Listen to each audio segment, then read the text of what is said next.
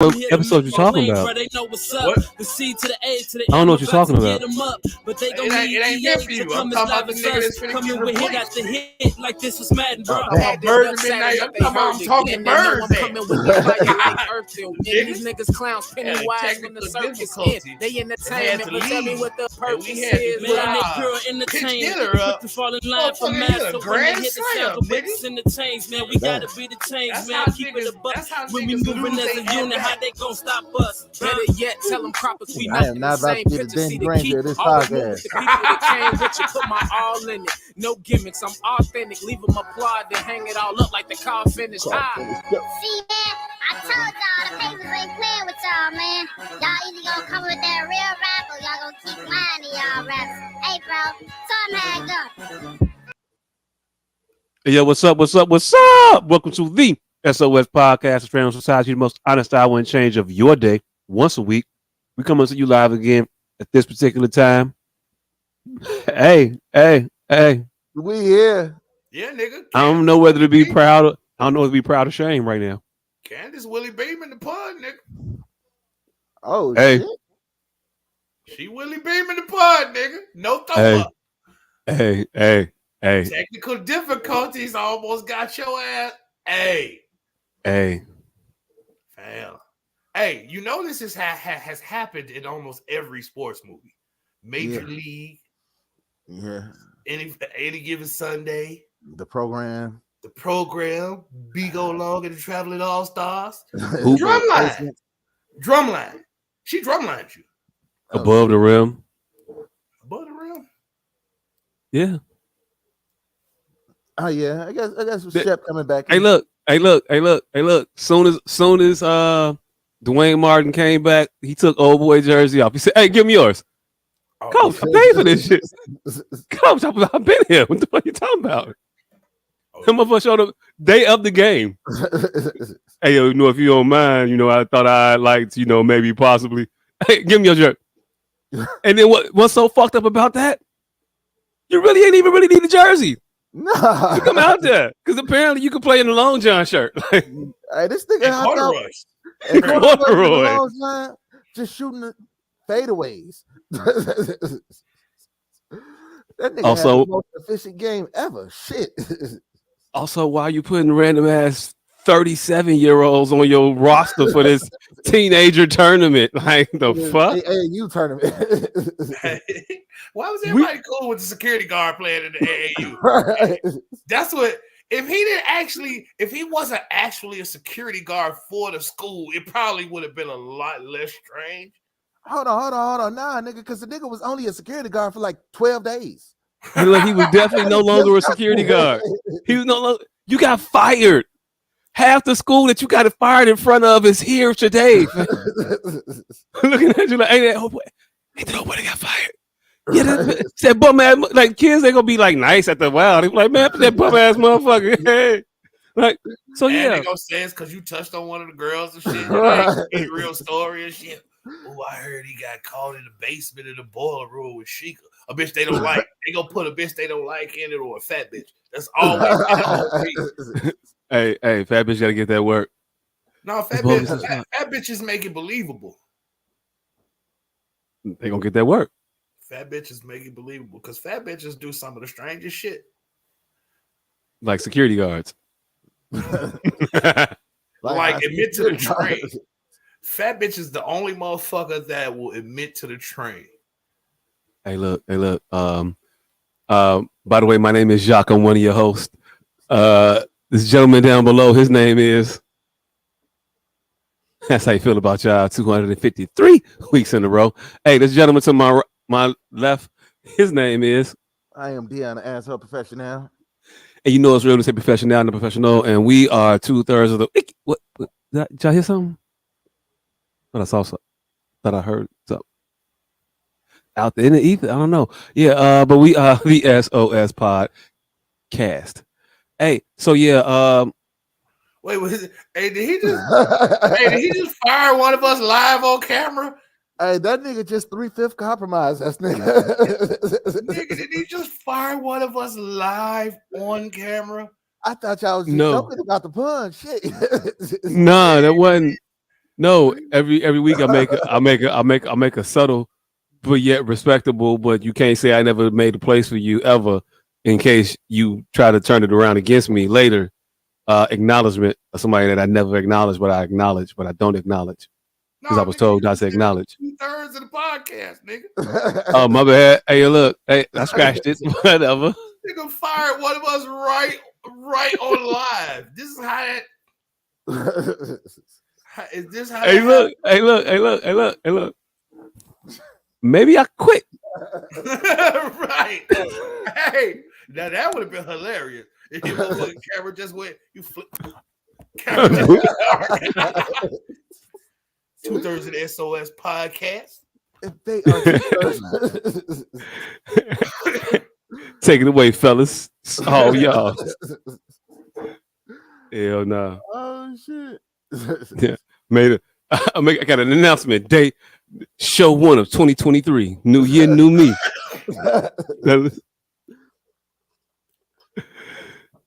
Oh shit. Hey guys. We've been doing this shit for 6 years. Has it been 6 years? 6 years. We were trying to figure it out. I couldn't figure out how long we've been doing this show. I couldn't figure it out either. I just thought it was October 18th, 2018. Turns out it was October 18th, 2017. I just seen a video from January of 2018 where we was in full swing. I'm like, God damn, we've been doing this shit for 6 years. Hey, but it's been an idea for like 10. We talked about that shit for a long ass time. Hey, you want to hear something that's fucked up? My 9-year-old asked how long we've been doing the show. And he wasn't doing it from a place of admiration. Damn. It finally caught on to him. Motherfucker saw the subscriber count. Saw a viewer count. And he was like, he saw the subscriber count, was like, man, how long you been doing this show? Hey, you know what would have been even funnier? That nigga probably wasn't even looking at your subscriber count. He probably looking at his subscriber count. Oh yeah, he was. He was like, well, I got. Oh, y'all said y'all been doing this shit. I mean, sure. Oh fuck. I mean, how long y'all? Hold on, wait, Mom. Mom, you sure about this? This is my real daddy. My daddy. My real daddy. Hey, is this my real daddy? You sure it's my real daddy? How the fuck long? I mean, hey, we finna have to start paying him to put ads on his page. Yeah, we finna have to start doing team ups with that nigga cross page content and shit. You gonna have us all on this motherfucker with dinosaurs and shit. We gonna have that nigga on his dinosaur page cussing. Hey, motherfucking Tyrannosaurus, nigga. Hey, nah, motherfucking Tyrannosaurus. No, what he gonna tell us is that we do too much cussing.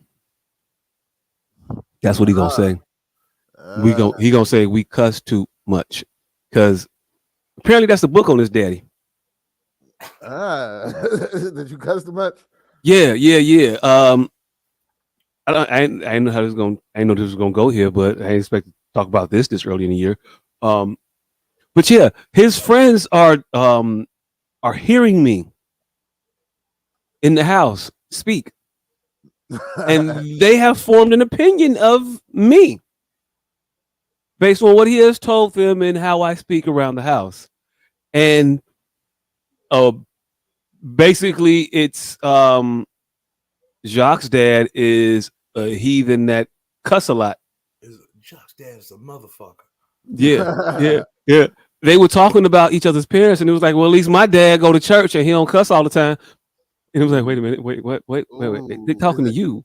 They're talking to you. Is that about me? It's about they talking about me.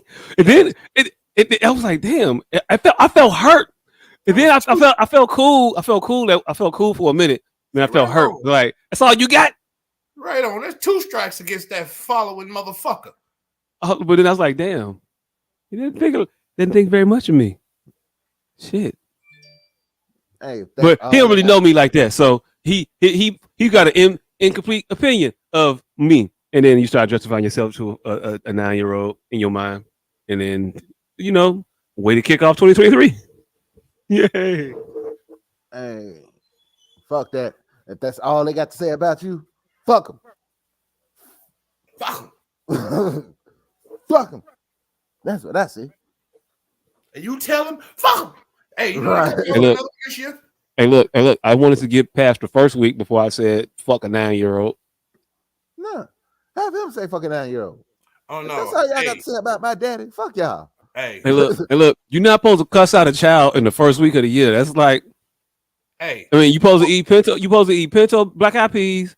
You supposed to have money in your pocket when you come in. Supposed to not have no dirty clothes, shit like that. But nowhere in the list of shit you're supposed to do, you're supposed to check off is cuss out a 9-year-old. Hey, when you quote Bernie Mac lines from House Party, it isn't cussing, it's a table reading. Right. You ain't cussing them out, you just monologuing, nigga. Speaking of monologuing, god damn, why didn't we get our weeks out? We always have the greatest fucking segues. Like when there's before it's the time to do it. Before shit is segueable. Hey, look. During that above the rim talking the intro, nigga, that was gonna be my segue because that's on my list. Hey, look. Is it a good segue if it happens at the wrong time? Like, you can do the smoothest turn, but if you do it to somebody's front yard, as long as you win the race, nigga. Like, that shit was amazing, but you supposed to go down racing. Racing? Nigga, this is host. I made that light on hosted. You see what I did there? Yeah, I see what you did there, but you light on hosted. Yeah. I should get extra points. Nobody ever makes that light on hosted. Hey, you know what I just found out? A lot of people think that light on fucking 79th and Stony Island is treacherous. Hey, look, y'all. Everybody caught that, right, though? Because I be doing that shit fast. Hey. I be doing that shit fast. No. Hey. I be doing that shit fast, man. This is 2020. This is 2023. Tell her to take her bucket hat off, nigga. No. She finna go outside.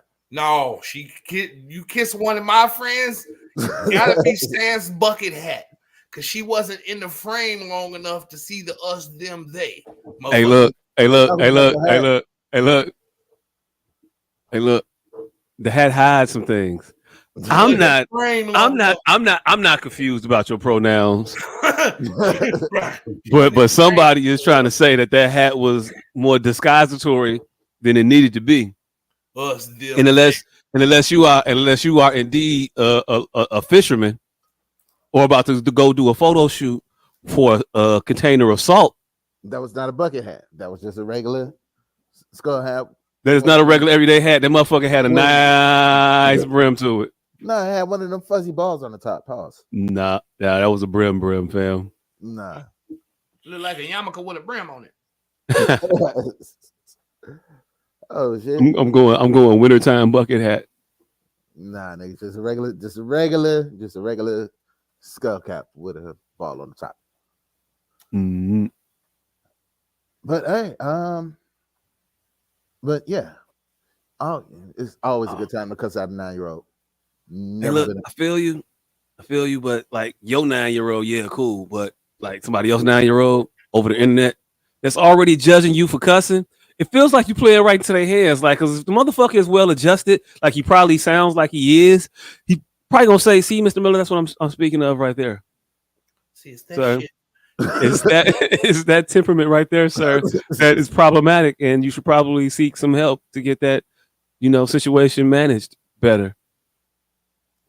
And I don't think I want to be psycho-evaluated by a 9-year-old. And I think I fear that. I do. Motherfucker gonna reverse Chris Hansen your ass. Come here, sir. I don't know what the reverse Chris Hansen is. Come take a seat. When a child come out. Take a seat. Come take a seat. See, this is why your son behind me in all his classes. You're cussing this shit. I mean, stuff. Like, nigga, you just motherfucking cuss. You see how easy it is? You see how easy a slip of the tongue, wasn't it? Yeah, that shit just roll off. It just fits perfectly. Hey, look, there's a set of motherfuckers in the world that think I have a stutter, like a severe stutter. I stutter. I do have a little bit of a speech impediment at times, but Not to the degree that you think I do. Josh Burns. I'm editing. I be editing. I'm trying not to cuss you people at the time. Those are the pauses. That's me saying these words and just. This is the radio version. This is the radio edit. You know how the song be skipping out. You be thinking like, yeah. But I'm just saying. But I'm just saying for future reference, maybe. Yeah, I can get it out better then. But yeah, I'm a stutterer. Yeah, you said perfect. We was doing a perfect segue to the topic we weren't gonna get to. How are you guys' weeks, sirs?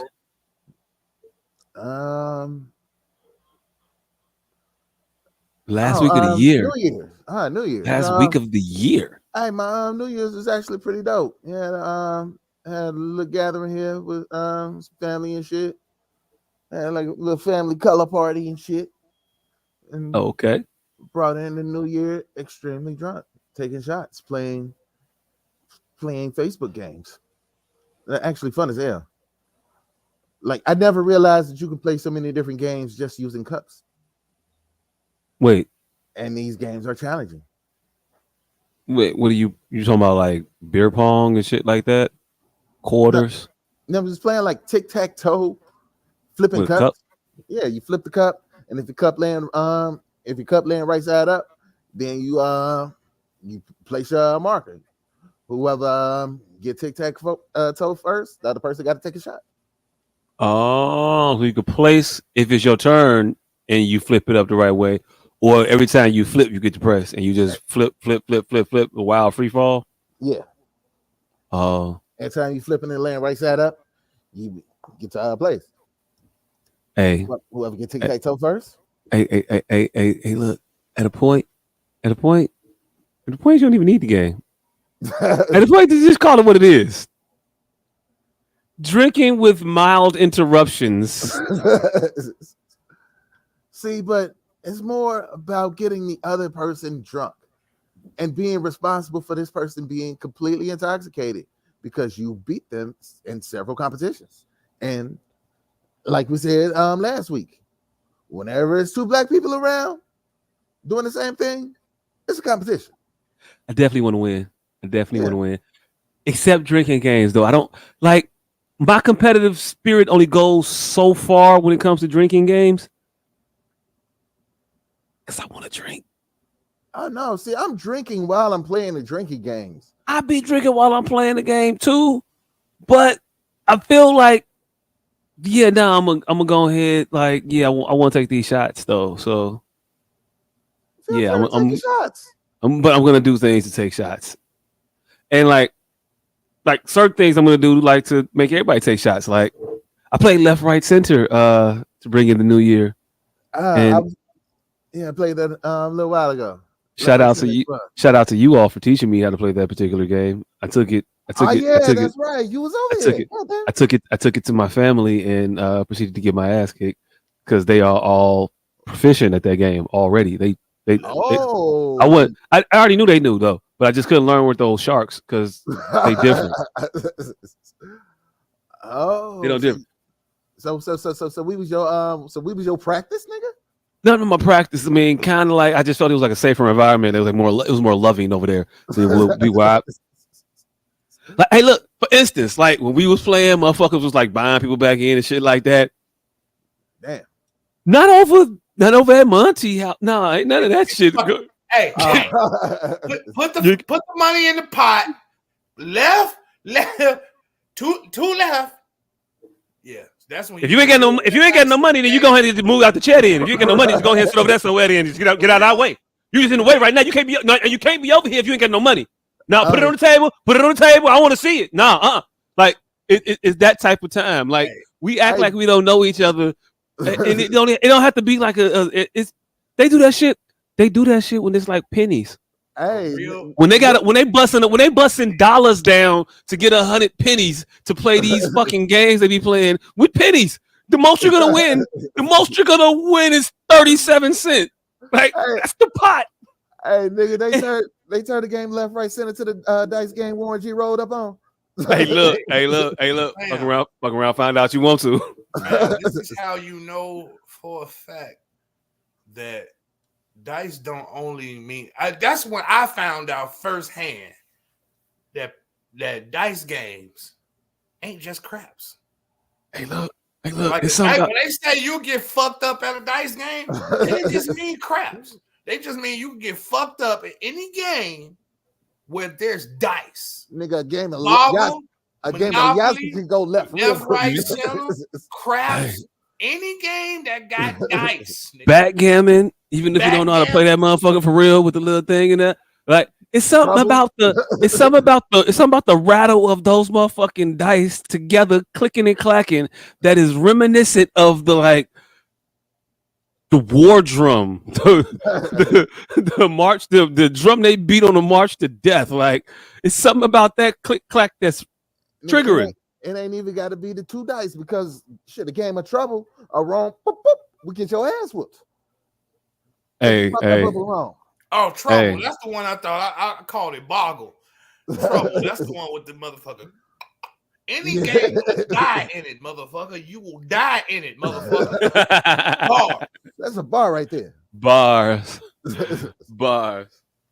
Hell no. Yep. But so yeah, you was out there hustling your family members or whatever you called it. Yeah, actually I lost most of the time. And so ended up extremely drunk. Oh. So I made it to 12. I didn't make it to 1. You was out of there. They got some pictures of you somewhere circulating. No, ain't no pictures. Ain't no pictures. I was at home. I was in a safe environment. Unlike these other motherfuckers that I kept slipping in my crib. Hey, look. I'm like at home in a safe environment because I've been in your home and I don't think it was a safe environment when I was there. When did it become a safe environment? I mean, it's a safe environment for me. Oh, okay. This motherfucker. Bruce Wayne in his crib. He's straight. Oh, shit. Yeah. Hey, speaking of Bruce Wayne, hey, at the end, I was watching another part of my week. I was watching Dark Knight Rises. So they at the end they turned Wayne Manor into an orphanage. What's gonna happen when one of them little motherfuckers stumble into the Batcave? Because I'm pretty sure he didn't pay to get that shit demolished. Hey, look, they got that taken care of, right? So they got the door, they put a lock on it, and a bunch of ill-attended little boys are not going to wander around a big-ass, dumb-ass mansion that was once owned by this famous-ass billionaire.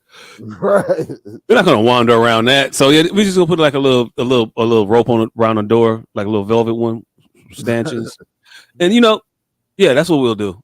Yes, because a 12-year-old will find Batman's lair. Hey, look. Yeah. Didn't Robin do that shit? Robin did do that shit. I'm just saying. And it wasn't hard for him. Like, it didn't take him to a second movie. That nigga did it 27 minutes into the first one. He did that shit when Batman was around. Batman ain't even around no more. You don't even have the expertise of Alfred ain't in this motherfucker no more. Alfred didn't quit and walked away. Like, you don't have none of the staff. Nobody that was there that ran Wayne Manor the way Wayne Manor supposed to be run is there no more. You think that shit supposed to just be like hunky dory? Oh, it'll be fucked up. Y'all just compared a 30-year-old detective that's supposed to replace Batman with a random orphaned 12-year-old. Nah, we compare. Nah, and Batman and Robin movie, Robin was a fucking 14-year-old orphaned trapeze artist. That nigga in the comic books, Robin ain't been 14 ever in none of these movies. In the comic books, he's been 14. In the one movie where he found a Batcave, he was 17 or something like that with Christian O'Connor, Slater. I don't know the fuck. One of them motherfuckers. One of them. Interchangeable white dudes.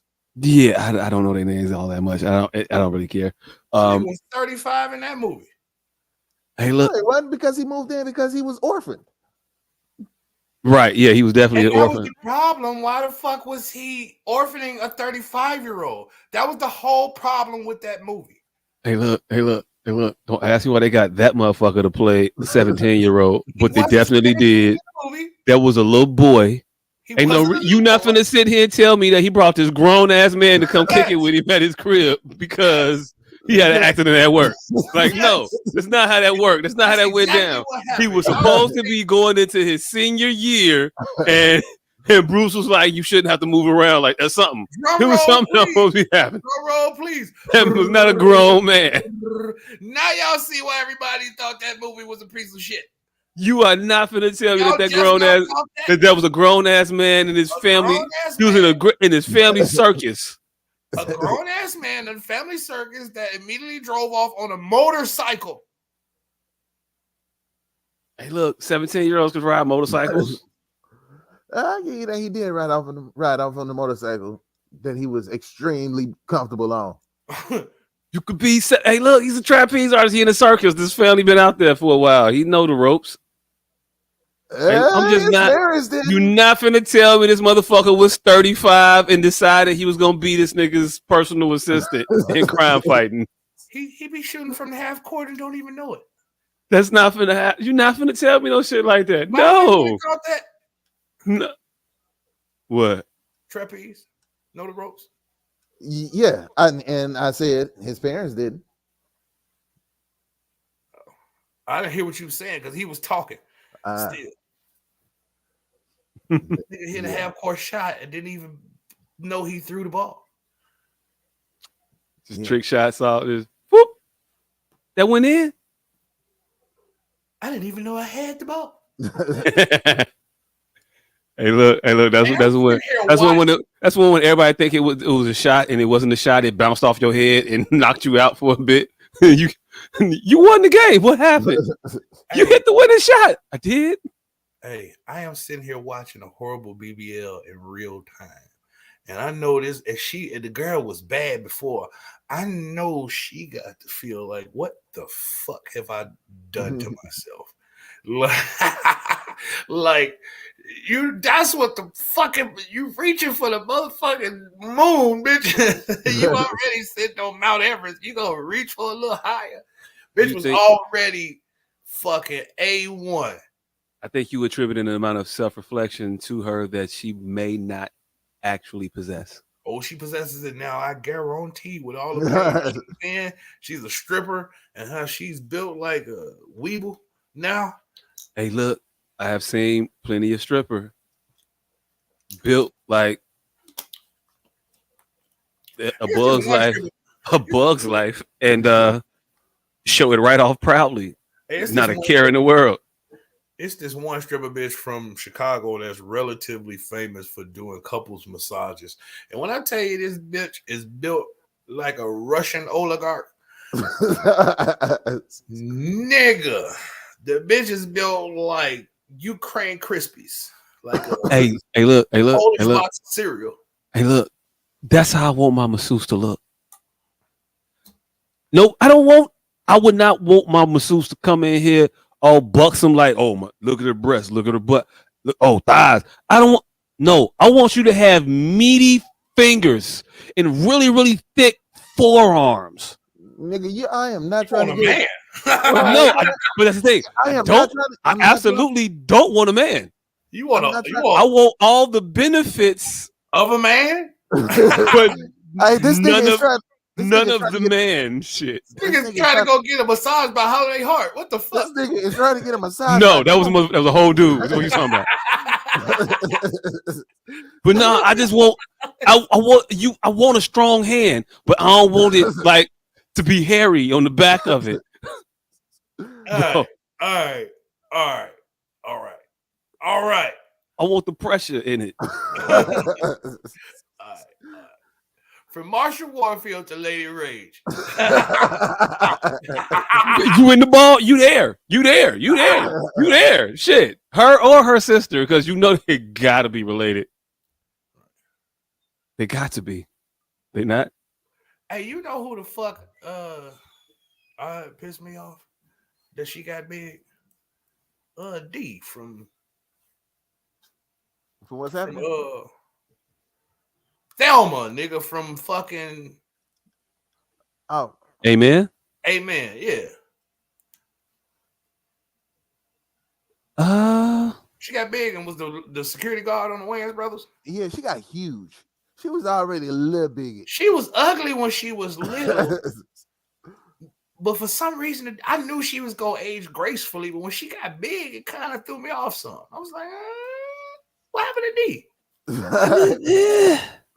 I mean, she went. You didn't see Loretta Devine in her future? I didn't. I honestly didn't. Hey, look, it's fucked up because I see a lot of Loretta Devines out here. And for everybody that's talking shit, Loretta Devine was different. Loretta Devine is what I want my bitches to age into. But I don't want them to look like they finna age into Loretta Devine. Hey, but Loretta Devine been looking like that for quite some time now. Like, the woman that you like, you in the woman you're gonna get now is gonna be at the Loretta Devine looking age of this age.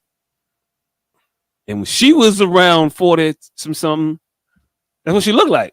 You know what? And when she was around 22, Loretta Devine was nice. You know what? So, it got different. Let's be real. Since we here fucking, I'm finna put it all out. I've always wanted to be the type of nigga that finds Esther Roll attractive. Like, I've always wait. You wanted to be that? You finna talk about me for wanting Olga to be, but you want somebody with a. I want to be well-rounded enough to see the beauty in Shirley Hemphill. Yes. Why you keep naming all these women with afros?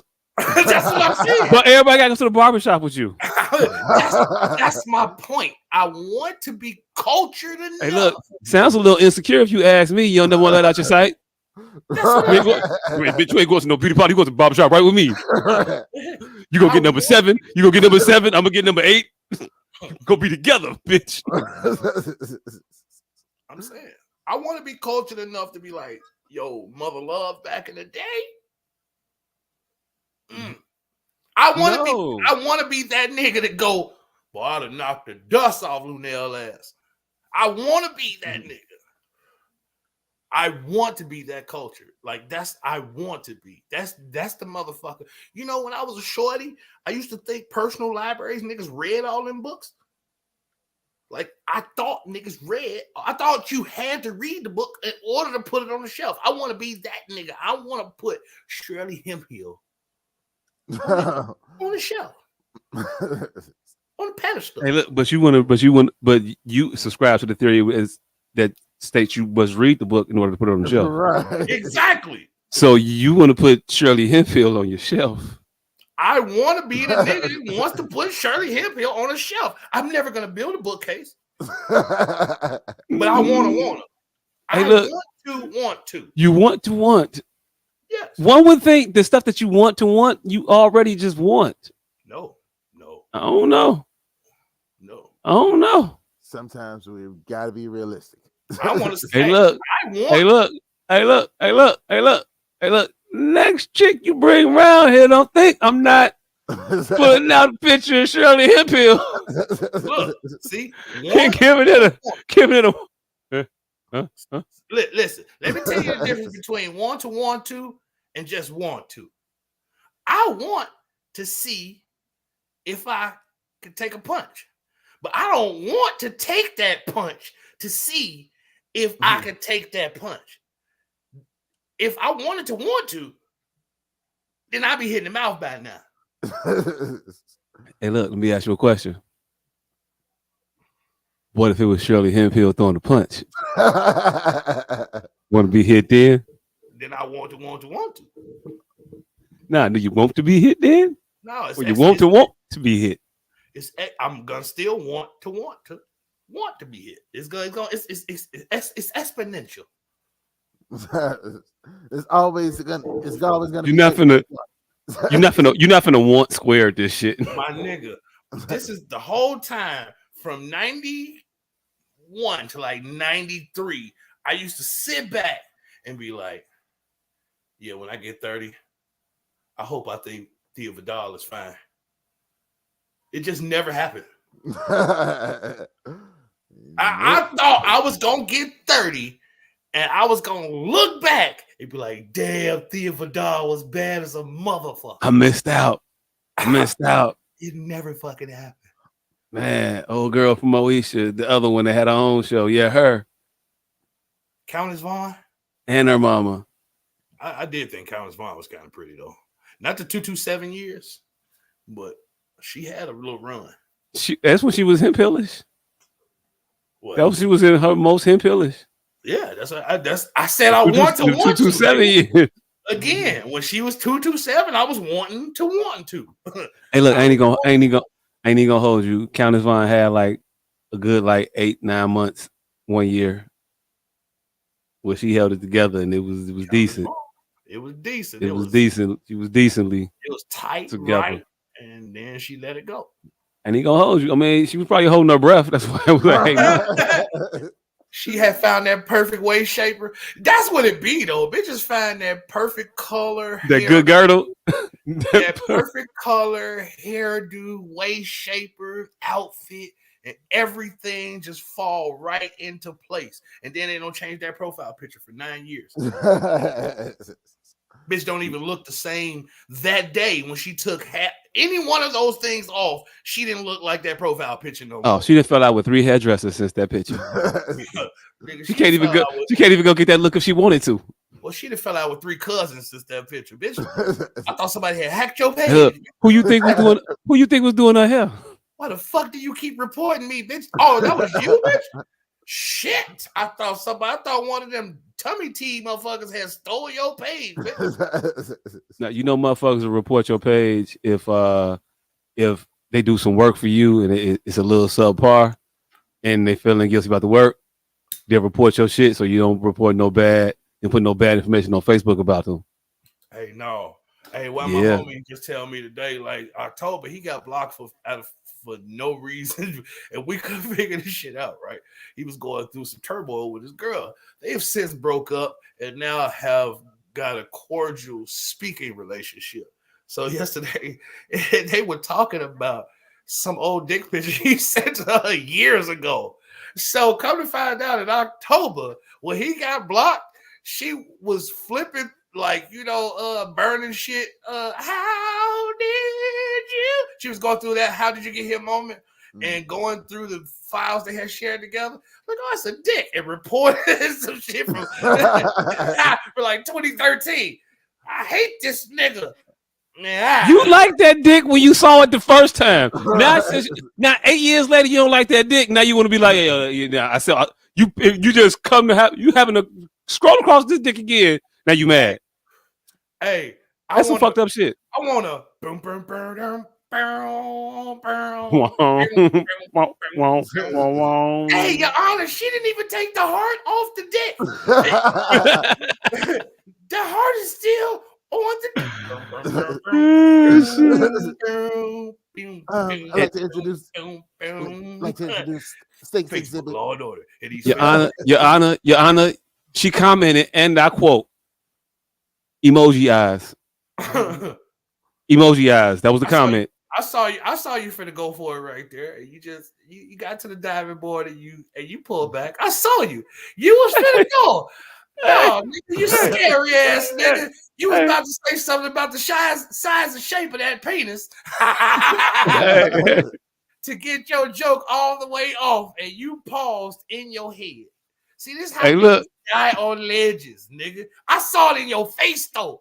See, they don't know you like I know you. I saw it in your face. That one split second, it was like, no, that's too far. Hey, nigga, you didn't say you edit yourself. Hey, look. That was a real quick edit because to get the joke off, I was gonna have to describe my joke was her description of the penis in the comment. And then I realized in order to tell her description of the penis in the comment, I would have to give her description of the penis, and I would have to say stuff about a dick that I wasn't comfortable saying. I saw it on your face, nigga. I saw it on your face. Look, you looked so embarrassed at the shit that you was finna have to say in that instance. You went, yeah, I saw the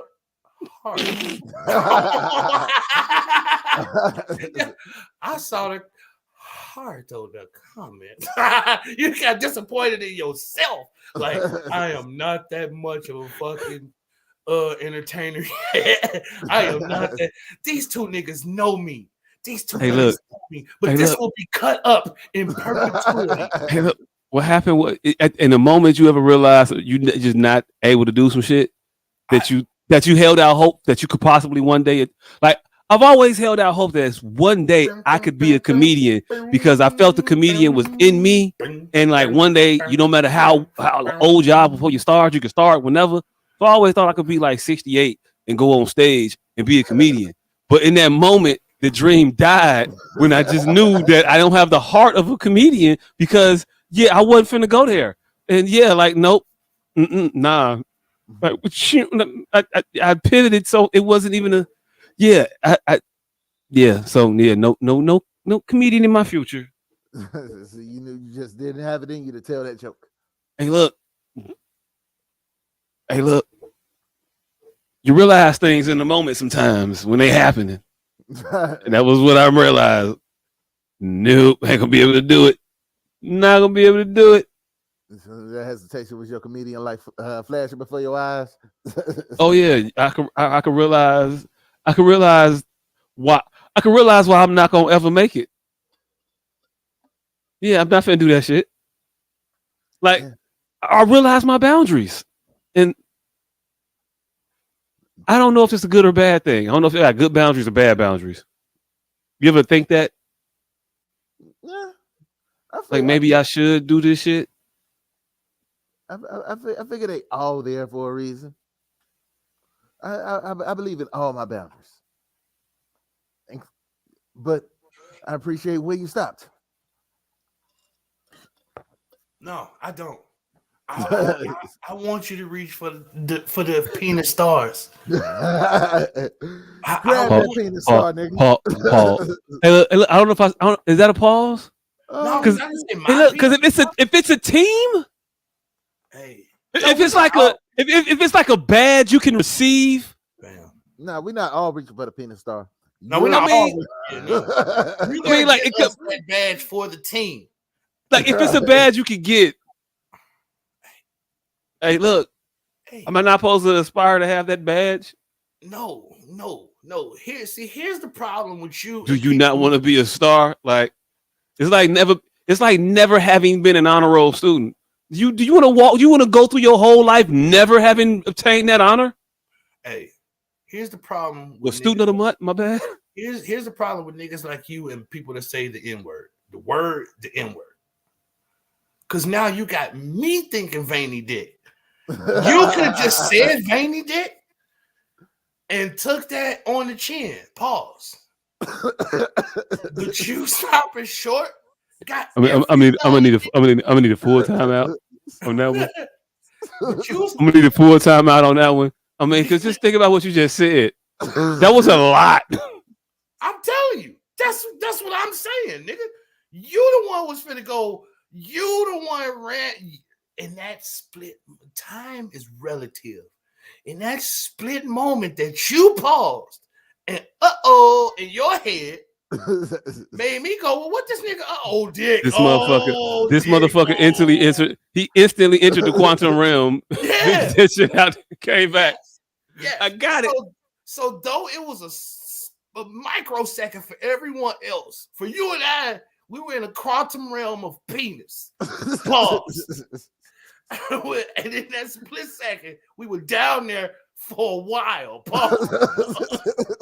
A lot of shit went on. So you got your joke out and not. Hey, look. First of all, I was not in the dick dimension. I don't know where he was at. That was not where I was. Hey, you could have kept us out of the penis parallel universe. This nigga is America Chavez. I'm just trying to get back to the vagina vortex. I'm just trying to find my way back over there. If y'all can just give me some direction, I'll be on my way. So my week. Oh shit! My week was rather slow. Fam, New Year's, right? Hey, look, how we didn't have one for Titty though? How we what? We ain't had one for Titty. Cause Titty's pretty cut and dry. But we had one for every other part of the anatomy. Never mind. Anyway, your week. My bad. I just felt disappointed in us as a group. No, because here's how. Here's why. Because when we all say titty, we all think of a specific titty. Each one of us thinks of one specific titty. We all got our paramount titty in our head. None of us have dick experience. So dick is a wonderland to us. Pause.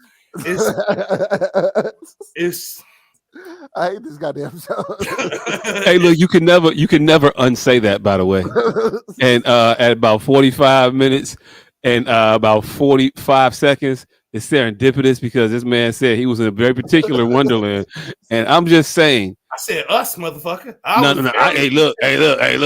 No, don't put me in. No, my brother. So you were alone on that journey. Okay, y'all imagine. Look down. All right. One set of footprints right there, my brother. Okay, I'll be alone on this hill. Y'all have specific dicks y'all think of. Me? I do. Just one. Right. This one specifically. This one.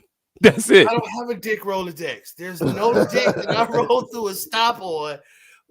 No, I would have to imagine dick. If someone puts dick in the air, I have to imagine dick. I don't have any proof of concept for dick. There's no. Wait, hold on. You got no proof of concept for outside dick? No. You just said dick. Because we're talking about an outside entity, titty, dick. We're clearly talking about outside dick. No, we're just talking about body parts. I don't have titties or vagina. Yeah, I got titties and dick. But I got dick. Titties and dick. So you clearly wasn't talking about my titties. Hey, look. Hold on. First of all, you do not have titties. Hey, we would not let that linger in there. You would not sully the name of titties. You would not sully the great name of titties. They may be man boobs, but they're here. We won't deny my breasts because of your uncomfortability, sir. Hey, look. I ain't that comfortable. I ain't that comfortable at all. But I'm telling you right now, I've never not nan time noticed how chilly you were, sir. Ever. This nigga just sounded like a 1980s feminist. You will not acknowledge my We will not. We will fucking not skirt past my boobs. No. Hey, look, that's a weird way to go about equal rights, but hey, look, fuck it up. Yes. So we are in fact not talking about our own tits and penile region. We were talking about a third-party penis. Hey, look, I'm gonna just assume that they all look like mine and cut the imagination part of my mind off. See, I wouldn't do that. I wouldn't, because I ain't got no penis or forethought to even go there. This is just when that penis jumped on me, pause. It was new. I didn't know how I was gonna react. My mind just wandered. Like, what is this nigga talking about? Right into penis town. What is this nigga talking about? Vein? Right into the testicle tavern. Right. Is this nigga talking about veins, girth? Like, what was he finna say in that? What was the comment about? Yes. So my week. Barbara Walters died, and I didn't know this till today, and that fucked me up. Rip Barbara Walters. Barbara Walters, I think, was all our first white crush. No, not at all, sir. I don't know what groups you belong to, but I'm not part of that group at all. No, not all of ours. Barbara Walters lovers, nigga. That's what the fuck group. Okay, yeah, all right, cool. Yeah, I wasn't part of that group because I don't know what group you were saying as all our first. Yeah, because I'm not part of that group. Nah. I have a thing for Barbara Walters, not even a little bit. No. No. And look, you said Betty White. I'd have been right there with you. Like, man, yeah, it was one episode where she had this that good girdle. Fam. Motherfucking dog is barking in his sleep. But no, fucking Betty, Barbara Walters and that motherfucker list. Ooh. First of all, you ain't never seen this version of Barbara Walters in your life. Never. Nigga, that's the one that interviewed Richard Pryor, nigga. Nah, that is straight in the glamour shot. That's the one that said nigger on live TV. She said, I ain't never seen this woman. Harpo, who this woman? Harpo, who this woman? Why she here, Ike? She look a foot taller than the Barbara Walters I know. Baba Walters. Baba Walters, nigga. That's that one you just saw there. That was the one that said, I don't say niggers. And this, in fact, this nigger here is the second one of my life. Richard Pryor was like, damn, you went from 0 to 2 in record time. Right. By the way, 200% nigga in like 30 seconds, bitch. Yeah, I don't remember none of this. Was this before or after the burning? And what is $499 on the screen right now? Where the fuck are we at? What? Hey, look. Where are you that whatever the fuck this is $500? Hey, nigga. What the fuck do they expect somebody to do with this image for $5? I'm not paying $500 to get this bullshit ass image of Barbara Walters and Miami Vice Richard Pryor. They clearly don't know the power of the fucking pink motherfucking brush on pic art these days. I will paint brush right over the Getty images. $4.90. I will paintbrush right the fuck over that Getty images, nigga. It'll just be a blur on that wicker chair. You're like, what the fuck? What the fuck is wrong with this Adirondack? Never you mind, goddammit, ain't shit wrong with the two people you came here to see. I cropped the motherfucker off at the shoulders, you simple motherfucker. You supposed to put that Getty images over this bitch face and right over this. That's how it should have went sideways like this, motherfucker. I'll show you exactly how much that Getty images. Matter of fact, I'll crop that Getty images out and put that motherfucker for $4.99 back on the same goddamn website. So you ain't even gonna take the price down? And look, all I know is for $499, I better be able to dip this shit in water and it turn into cocaine. Nigga, for $500, it better be the real Barbara Walters and Richard Pryor. Bro, I better be able to scratch this sniff and get high. I bet. Ooh, I feel it. Yeah, it got to be a trick to it. The trick is Getty Images stole all that shit off people's MySpace. That's what the fucking trick is. Like, how do one company, Getty Images, have everybody shit? Hey. They just be taking pictures off the internet, putting their name on it. Like, here, pay they just be taking people's shit off the internet. They go that Loretta Devine, and I was talking about Loretta Define is what I call her. Hey, look, that's why I don't like y'all. Why? Because you dropping fucking 1910 puns, motherfucker. Right. I mean, I'm just saying though. I'm just saying. Head pointed. I'm just saying that was a good one. That's some fucked up shit. But you had said something that sparked something in my head real quick. We didn't really talk about it too much on this show, but the people that got murdered in Iowa a little while ago, the house full of people that were slaughtered. Was it Idaho or was it Iowa? It was Idaho. It was Idaho? Okay, my bad. Idaho. The college kids. Like 5 kids. Yeah. I didn't find out about it until like 2 days ago. Right. But it wouldn't take 2 days ago, but like a week ago. All right. But about 2 days ago or so, this shit happened like a few months ago. Mm-hmm. Like October maybe. I know you don't. But maybe October. But anyway, they fast forward to about 2 days ago, they found the killer. They were able to identify him through DNA evidence. Oh, that's that shit you just put in the chat. Yeah. They was able to link him, his DNA evidence, through a national database that they got from his DNA being registered on like a 23andMe type of ancestry type of site. Them shits ain't free. Yeah. That's something else. You read that motherfucker article again. That's why I didn't read that motherfucker, because it says screwball shit on the cover of it. I'm like, what? Free? Why did they put free in the motherfucking caption? I don't know. I don't know what you're talking about. But that's how he got caught, though. Is that not how he got caught? Yeah. Yeah. It's how they say he got caught, motherfucker. Oh, I don't know. Hey, look, all I know is what they tell me. I was just bringing it up as a matter of question about the all of your stuff being on record now and them taking everything. Oh, it wasn't free. It was public. That shit ain't public. Hey, look. But law enforcement can get access to those records, and you sign that away.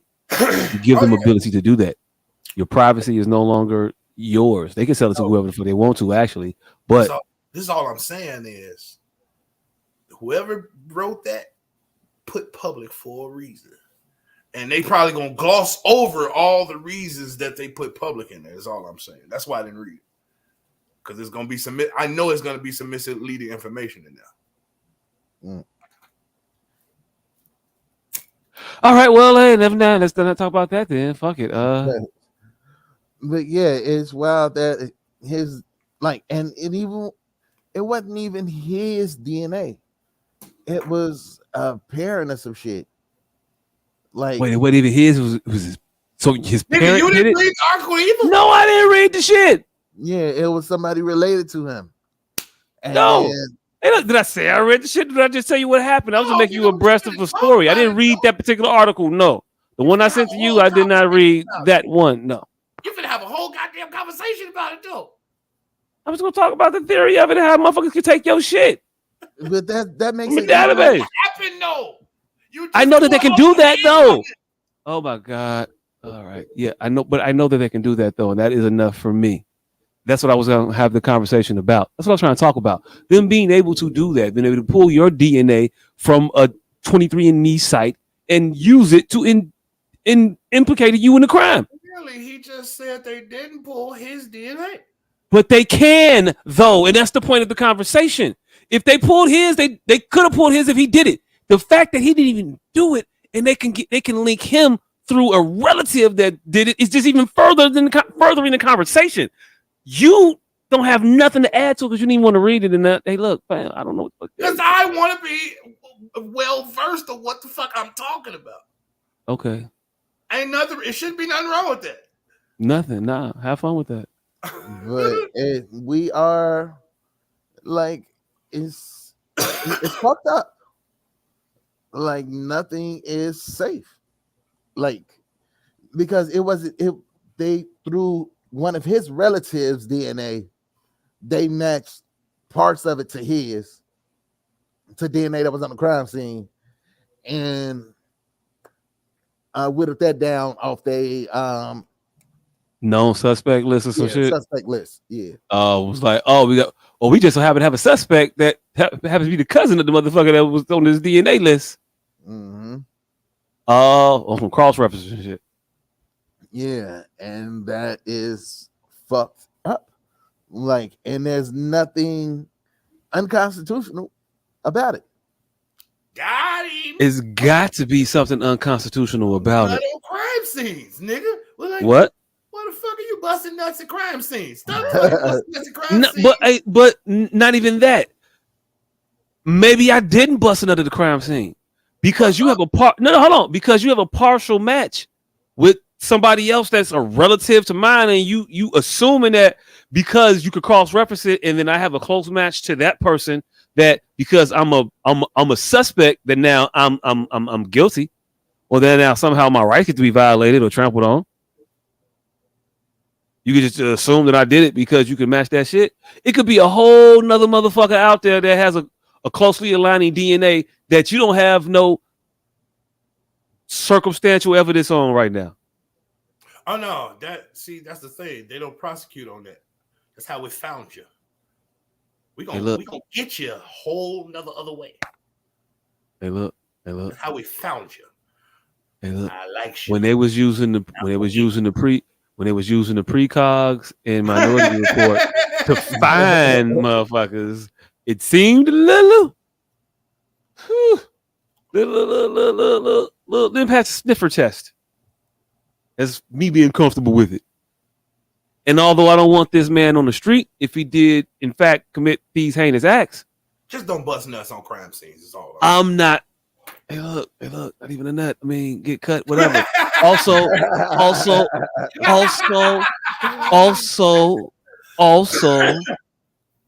doesn't necessarily have to even be you.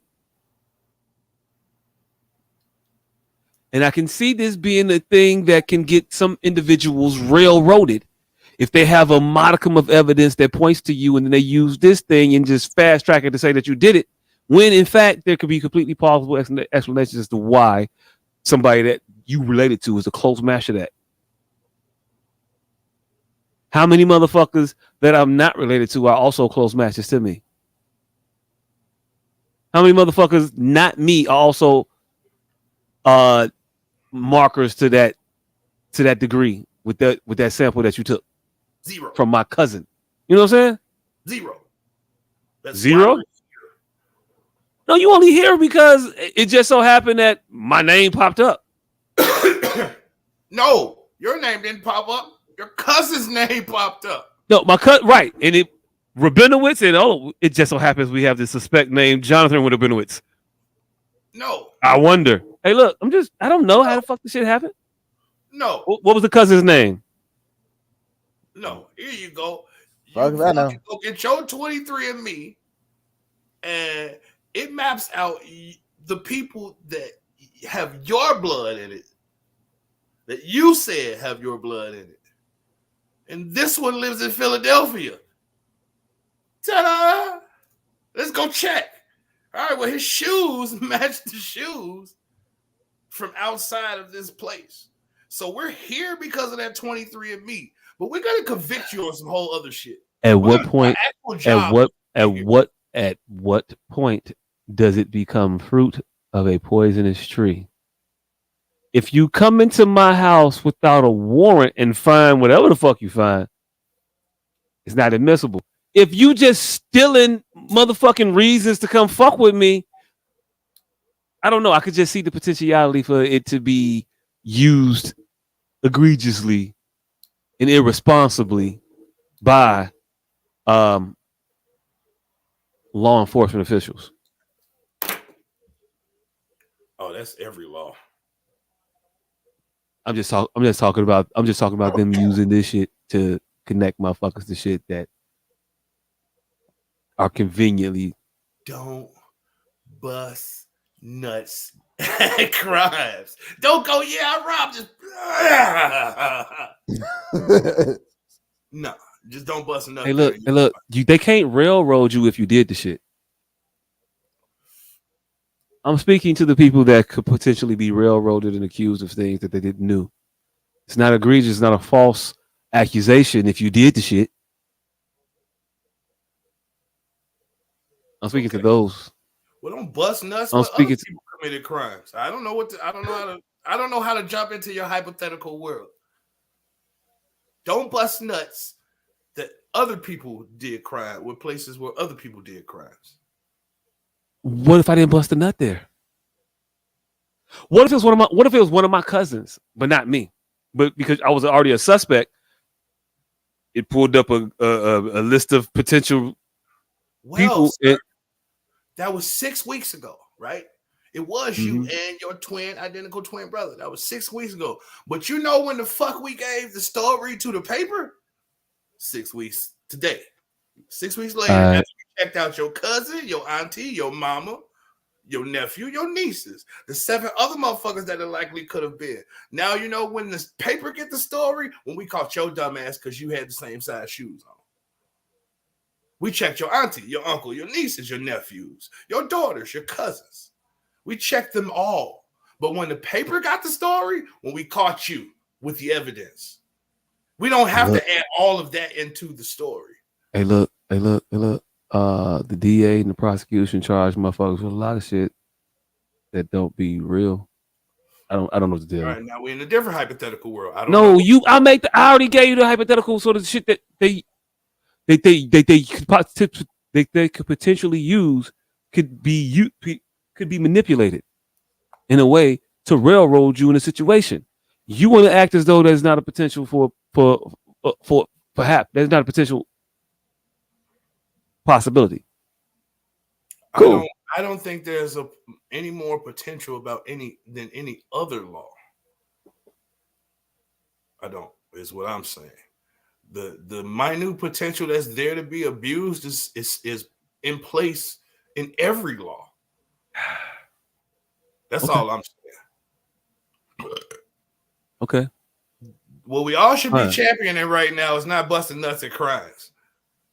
Like, that's really what we should be championing right now. Not busting nuts at crimes, not spitting, not getting cut, not whatever got your DNA at the crime for them to match it to. Yeah, but it's not my DNA. It's my idiot fucking cousin's DNA that's actually there. He's the one that spit at the crime scene, and my other idiot fucking cousin. And I wasn't there at all to begin with. Why is your whole family at this crime you committed? What you mean, whole family? Just that motherfucker. What are you talking about? Why is that family member at this crime you committed? See how you posing the question? How that don't make no sense, and how you just completely just trying to be oblivious to the argument. I'm not there. My cousin Elroy. My cousin Elroy is the one that committed the crime. Right. I wasn't nowhere around. Right. You thought because I had second period AP chemistry with this bitch and I shared notes with her that same day that it was something that I did that was wrong. Well, I was a potential suspect because I saw her that day, but I had nothing to do with none of the other shit. Unbeknownst to me, Larry bumped into this bitch ain't had no connection with me bumping into her at all. Saw one of her roommates, knew that motherfucker, followed them home, robbed them, murdered them, pissed on the crime scene, and then left. Yes, then my other cousin, Ernestine, she did a 23andMe 2 years ago to see if we was part Ugandan or whatever, and they used the partial match on the national database to connect that DNA sample to a possible to the sample that was at the crime scene. So they know that the person with this 23andMe relationship is related to this motherfucker at the crime scene. So they're gonna use that partial to come get me and say that because I'm related to this motherfucker, must be me.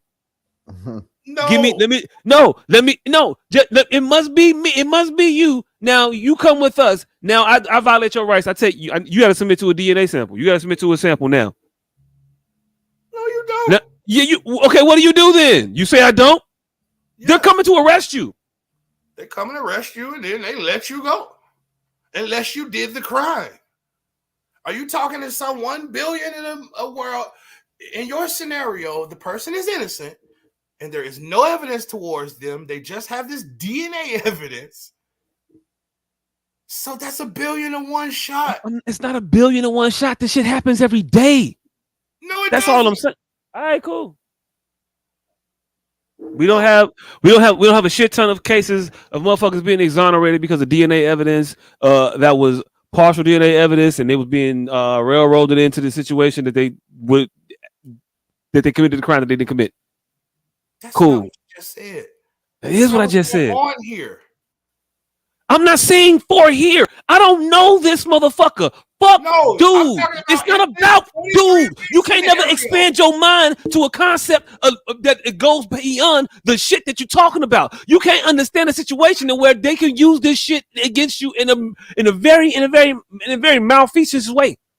Yes, flies can land on the moon, sir. Yes. Cool. And keep thinking it's just 101 odds that maybe some astronomical way to happen. No reason. This was up. Yes, I know. Cool. There's no reason to mention it. Cool. Yes. That's it. Yes.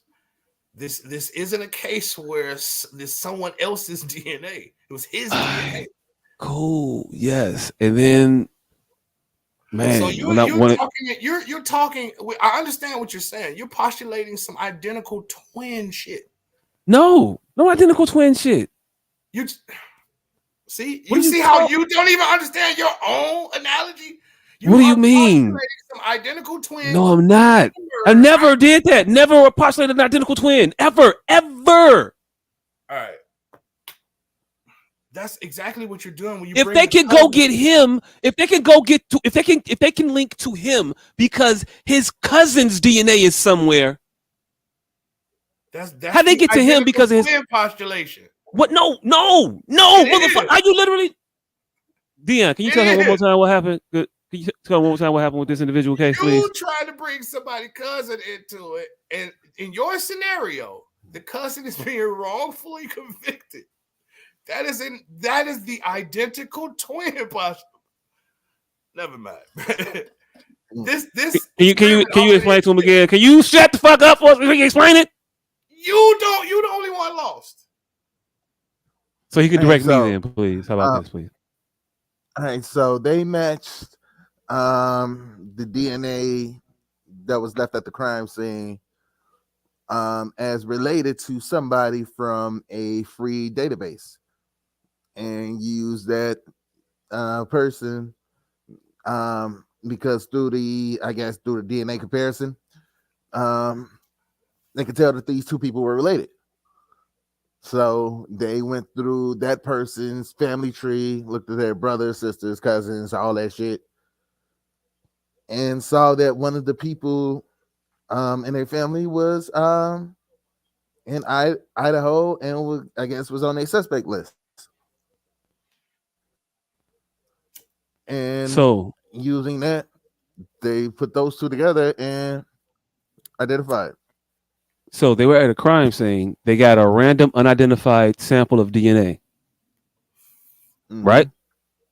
They took that DNA sample and matched it to a public free database, whatever, but matched it to a database.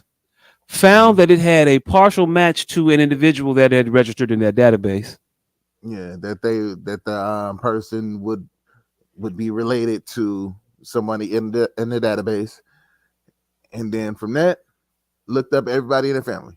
They looked up everyone in this person's family because they had that information on the database, and so they cross-referenced this individual's family with their list of suspects. So they cross-referenced families in the database versus a list of suspects and found a match. Am I getting that wrong about what they did? No, that's about it. Okay. And only because I was already a suspect is the reason that I'm caught now. If my family member never had done that free database thing, then they wouldn't have caught that person, correct?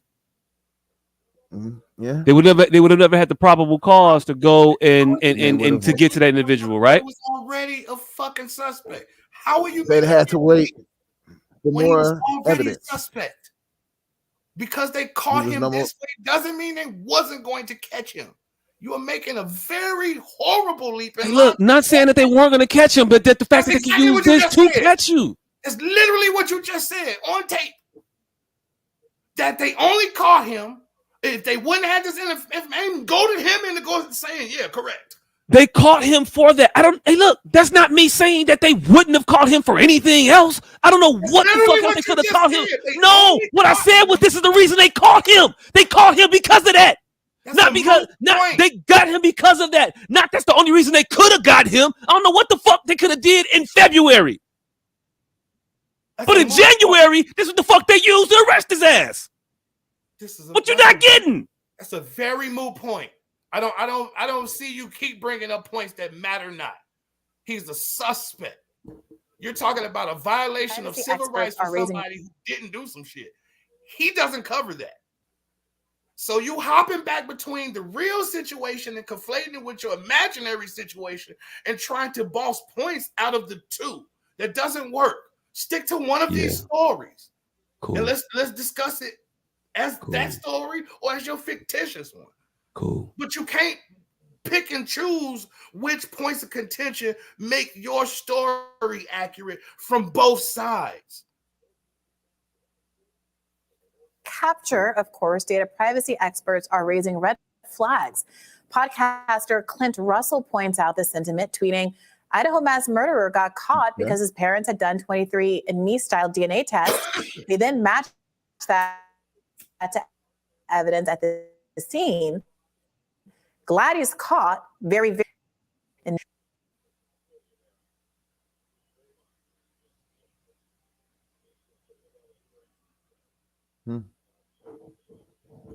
I too am disturbed. That's all I'm saying. It concerns me. That's all I'm saying. Yeah. You know, it also concerned us the last time they did this shit.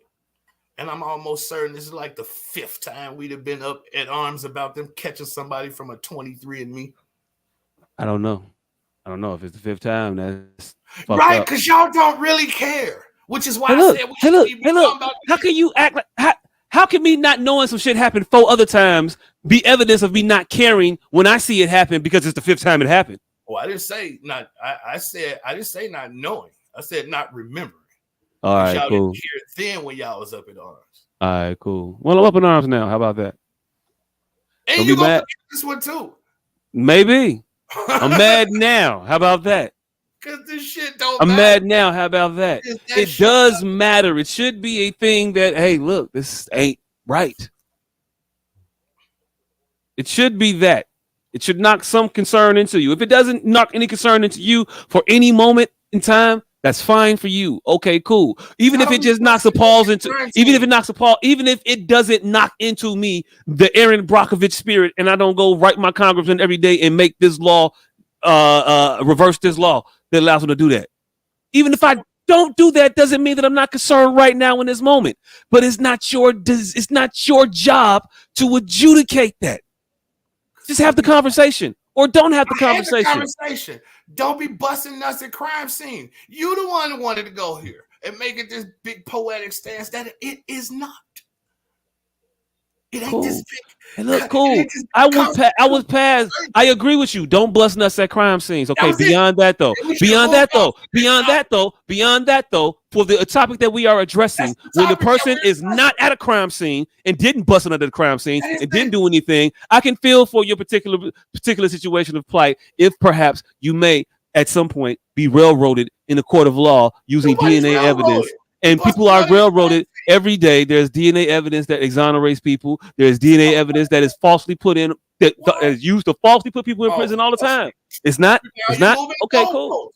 Now you're moving the goalpost. What goalpost am I talking? I'm talking about that potentiality for happening. That's been talking about the whole fucking time. You wanted to keep it on the motherfucker who may or may not be a murderous individual. I don't know that man. I don't know if he's a murderer or not. The conversation that I'm trying to have has very little to do with his situation specifically. It's not about him, because if he is an actual murderer, I want him to go to jail. But beyond him, aside from him, the way that motherfucker got caught, it's a little hanky. So if you're talking about planted information, why does this conveyance give you the most pause? They could just plant a picture there. They could plant a signed confession. Like, what the fuck are you really talking about? If now you're talking about a planted evidence, not some accidental. I got caught because my cousin busted a nut at the crime scene. You're never gonna get away from that point. The point ain't not being in the 23andMe database. The point is not being on a crime scene. That's the point. If you don't have your DNA there, fuck a 23andMe. And they got shit to do. Once you get into this fictional planting of evidence, they can plant it in any conveyance they want. Cocaine, your 23andMe. So why are we pushing all this angst on planted 23andMe evidence? Because they can plant it anywhere, since that's what you're talking about. So that's what you're insinuating you're talking about now. Planted fictitious information. But if you're talking about accidental, I'm not talking about planted 23andMe. No, I'm talking about the same shit I've been talking about. But whatever. Run with that. Run with your own purpose misunderstanding, because you got an argument to have. You won't go to jail for that, because you and your cousin are both being investigated blocks apart. And if you're talking about them, both of you and your cousin look alike and wear the same size shoes and wear the same size clothes, that has nothing to do with that but him busting another 23andMe or why you in jail. You see how far you have to go into this dumbass slope to even make it worth talking about? You're talking about planted information. No, you're not playing. You're talking about accidental. So you're talking about your cousin busting out of the crime scene, killed people, and you just so happen to stay 2 blocks away too, and you go to jail for that. Well, that's because y'all wore the same size shoes, the same hairdo. That's no longer about that busted nut. Once they investigate you and your cousin, because both of y'all have that information, both of y'all have their DNA. Once they investigate you and your cousin and they still get you, that is no longer about that busted nut. It's about something else. And you would have went down for that shit still. This is just a general location finder. This bitch is related to somebody near the crime scene. Ta-da! All right, well, who's in your family, bitch? That's it. It's just a general location finder. The actual police work happens once they find a general location. So if you're talking about planted information, why? Because they could plant it anywhere. But if you're talking about an accidental, your cousin bust a nut and you get caught up in this shit, the fuck why? Because it's still such a minuscule portion of what could actually fucking happen because of this 23andMe. Because we're talking about the 23andMe. We ain't talking about this nigga busting a nut and you accidentally getting arrested because both of y'all stay 2 blocks away from this bitch. But that ain't why. It's because y'all wear the same size shoes. Y'all the same color. Y'all the same height. Y'all both was at that party that night. It's a lot more than that busted nut. So again, why are we talking about 23andMe?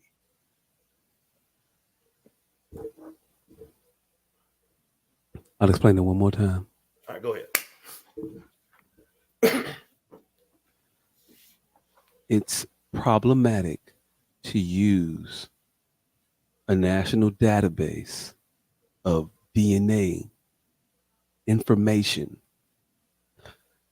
that you can somehow match a sample that you have at a crime scene to a sample that's in a national database and establish a relationship between those samples, not a match of this person is that person, which is a whole different thing. If you are matching, if you got to match that, hey, look, we was looking for 16357 and we found 16357. That's it. But we was looking for 13657 and we found 167. But we didn't get that 3 to 5. But it's close enough. So all the shit that goes around with that, then we just pull all those. That's fucked. And that's what they did. They matched an actual sample and found a relationship match on a national database. And then from that, they took that relationship, they took that person and they matched that person. And it was probably multiple people that hit with that partial match. That's what they're not going to tell you. Well, actually, they probably will tell you that because this is how it works. But they probably found a lot of different individuals that had some relation that had a partial match to it. Maybe, I don't know.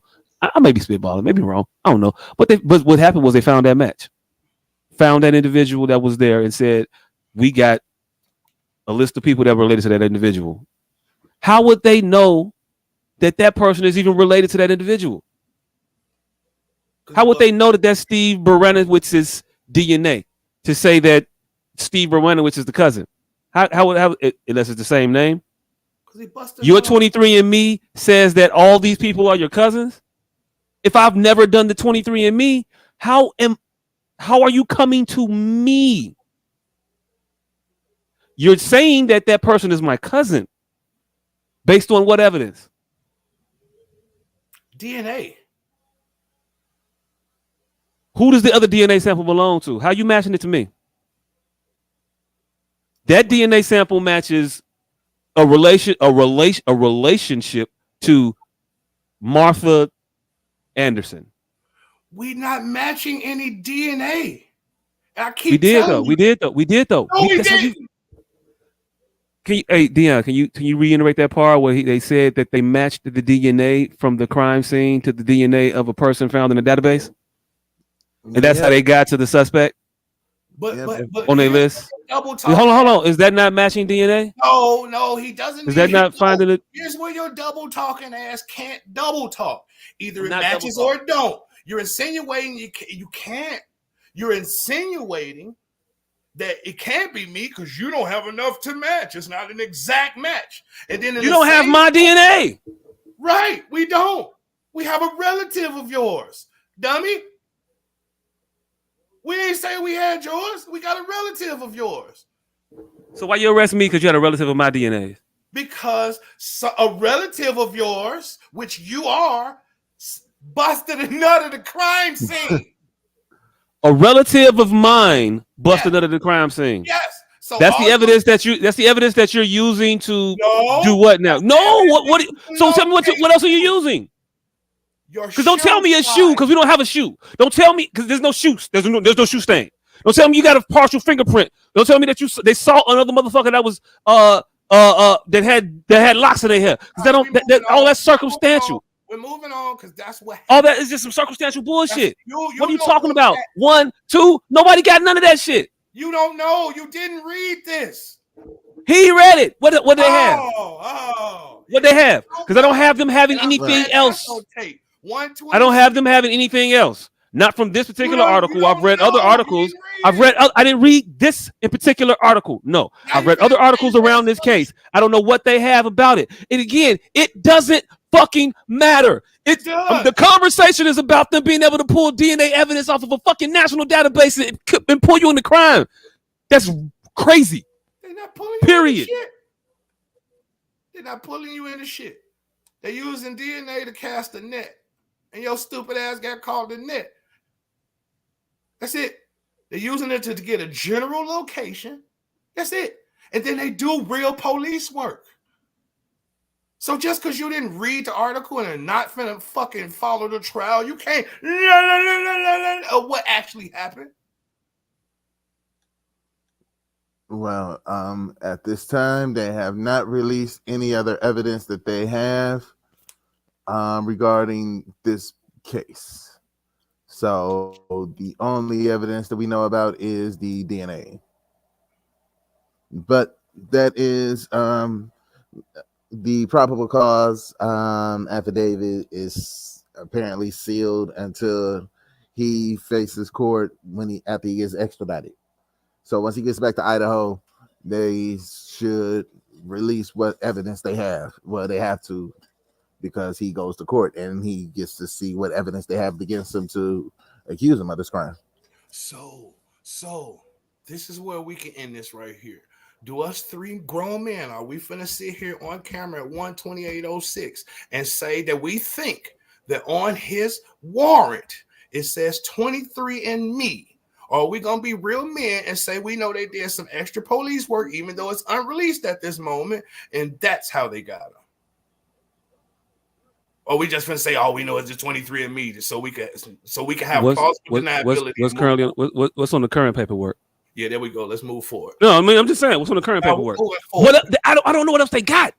You want me to assume they got some other shit? You want me to sit here and act like the police? I want you to be a man. The police. I'm gonna be a man. I'm being a man, and I'm not gonna sit here and act like the police do good police work all the motherfucking time. I don't know what the fuck they got going on, so I'm not gonna sit here and assume shit about the motherfuckers. Right, I'm gonna wait and see what the fuck they got. So then, right now they ain't telling you shit. Right now, all they telling you is all I got is 23andMe.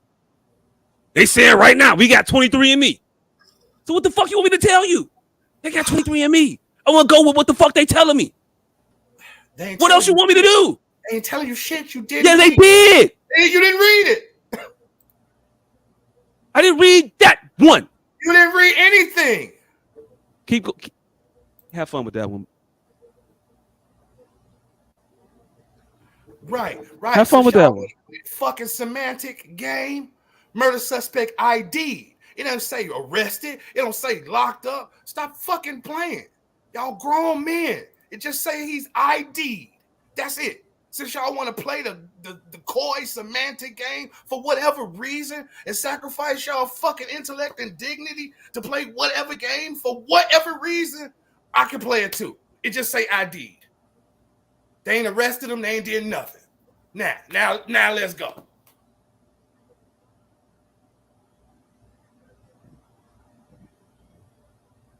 Next topic.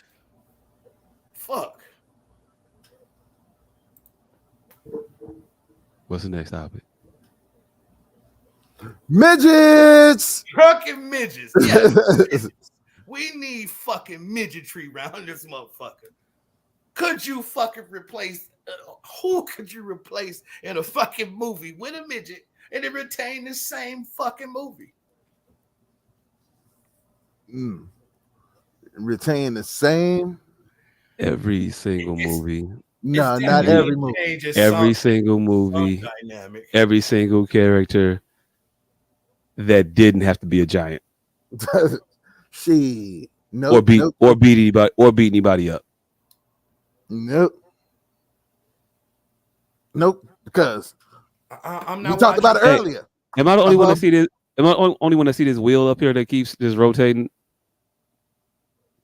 What wheel? Oh, it was the wheel on the screen. I didn't know what it was for. Man, I might have just been froze. Yeah, you might have been. I'm not watching Boys in the Hood with midget Lawrence Fishburne. But you did. He wasn't even that integral to the plot. Hey, look. So you tell me the father couldn't have been a little person and also respectable in the community? Couldn't have been midget Lawrence Fishburne. No, you kind of did. Don't be a menace. Huh? You kind of did. Don't be a menace. I said Boys in the Hood. I didn't say I couldn't watch a parody of Boys. I couldn't watch something that made it a parody. That's my fucking case. What made Furious respectable that was attached to his size or stature? Because ain't nobody coming across the goddamn streets to listen to some midget walk around this goddamn parking lot. It's all Hey, look. First of all, be real. If you saw a midget standing on the hill, talking, pointing, and he already had two attentive in the crowd, so it's already a gathering happening. You're not gonna gather to see what this guy got to talk about. You're not gonna be utterly captivated by what this man got to say. Okay, because he is 3'7". All right, maybe you survived that one. I know. Now, the haircut scene. You gonna let me up, Pop? That nigga cut my hair. Right. Hey, yo, look. You finna sit here for 55 minutes while this midget scoot around this goddamn step stool to lie this nigga up. Hey, look. First of all, you're not finna every time and then climb back up and then climb down and then climb back. Fuck no. You are not finna tell me. You are not finna tell me all of a sudden. Now you particular about your time in the chair at a shop, at a black barber shop. I've been to a black barber shop. I know my hair don't look like it right now, but I grew up in the black barber shop. I've been there getting the motherfucking haircut and the motherfucking phone ring, and the nigga go over to the phone and say, "Huh? Yeah, hell no, motherfucker." Say what? Oh shit, yeah, no, hold on, yeah. No, I'm sitting there cutting the motherfucking hair right now. Yeah, hold on, yeah. Now be what you mean. Hold on. Yeah, let me go outside real quick. Yeah, it's loud in here right now. And walk off on your ass for a 10, 15 minute conversation. And look, I ain't been to the barbershop in a very long time. Tell me that don't happen in the barbershop yesterday. Nah, barbers got headsets. No. All right, cool. So the motherfucker still ain't walk away though? Hold up, nigga. Hey, look, Barber got a headset, but that motherfucker don't talk and cut at the same time ever. You see this motherfucking divot right here? This divot behind my ear, goddamn it. It just happened. Who plugged you? Nigga drinking Hennessy in the middle of my haircut. But I couldn't trip because I walked past this motherfucking barbershop and he was closed. He was in that motherfucker with the fifth of Hennessy. Luckily, had the front window, it's all glass in that motherfucker. I'm like, please, brother, my brother just passed. I need to get clean. That motherfucker, come on, man. He got the Hennessy. I get in there, It's a motherfucker in the chair. He cutting hair. He cutting hair.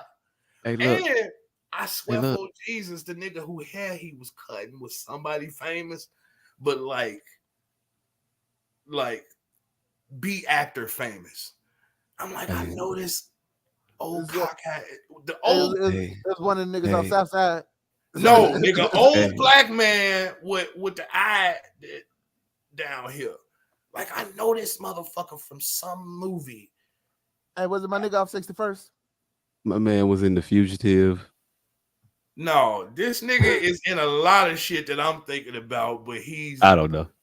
He's just always on the side. He's an ancillary character in everything for the last 30 years. All I know is this. You're trying to argue with me about not putting up with a little person cutting your hair because they got a scooter crate.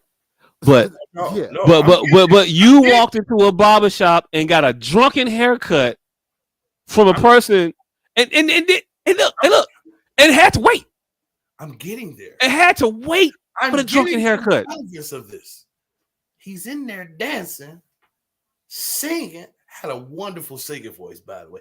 I mean, he got the whole thing riding. It's fucking Al Hudson in one. He's singing the whole wrong Al. Al Hudson in one way is playing on the radio. This nigga singing Al Green. Went to Hennessy, a nigga in a chair. He like, hey man. So what happened was I had walked in a place down the block. I walked in that motherfucker. They stopped and they was in there cutting hair and dancing like, man, we ain't taking nobody else go down the street. I'm like, hey, brother, I was recommended to you by Sarah and them, 71st. He like, oh, yeah, man. He made the nigga in the chair get up. So, yes, I agree. It's a lot going on in black barbershops. I'm getting to the point. He sits down, start cutting my goddamn hair. He two-stepping in between. He got a little haircut crackhead that's on the verge of being full-blown dope fiend, but she's still kind of cute a little bit. But you know she working for Dick and Donuts at this point. So it's like, yeah, she's sweeping up hair for Dick and Donuts. Right? She Dick and Donuts, Hennessy, Al Green, Al Hudson, relatively famous nigga he just made it out the chair. FIFA playing on the fucking TV. Right? So now the motherfucker, shim. Now another motherfucker barber come out the back. Even liver than the barber that's cutting my hair. He got a motherfucker in the fucking smock. They both come out the back live. Sit down. Now, everything, all this shit going on, he finally gets to lining me up and shit. They get to talking the conversation. He talking all this shit, motherfucker, look my age, less gray hair than me. Say, woo. He say, boy, I'm 52. I'm like, what? Get the fuck out of here. He say, yeah, that's my big brother.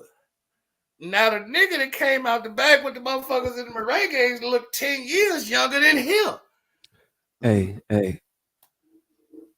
You gonna tell me why we couldn't watch Miniature Furious Styles cut Trey hair anytime soon? Yes.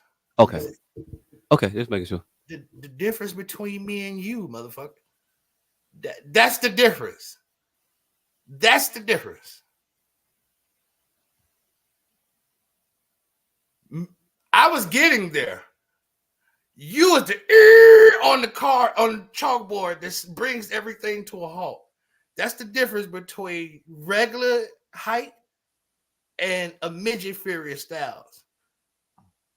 It's going to bring the pace to a halt. He can't. There you go. You following this? Professional asshole? Yeah, him getting off the chair is gonna bring I'm lost. To a halt. Hold on. You don't even know when you're being goaded anymore, sir.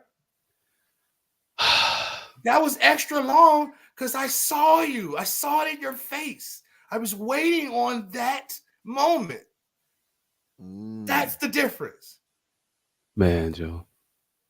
That's what's up. Yes, Midget Furious Styles is going to bring the story to a fucking halt every time, and you can count on it. All you have to do is look like it's going good, look like you're having fun. Here come Furious Styles, Midget Furious Styles with that goddamn crate.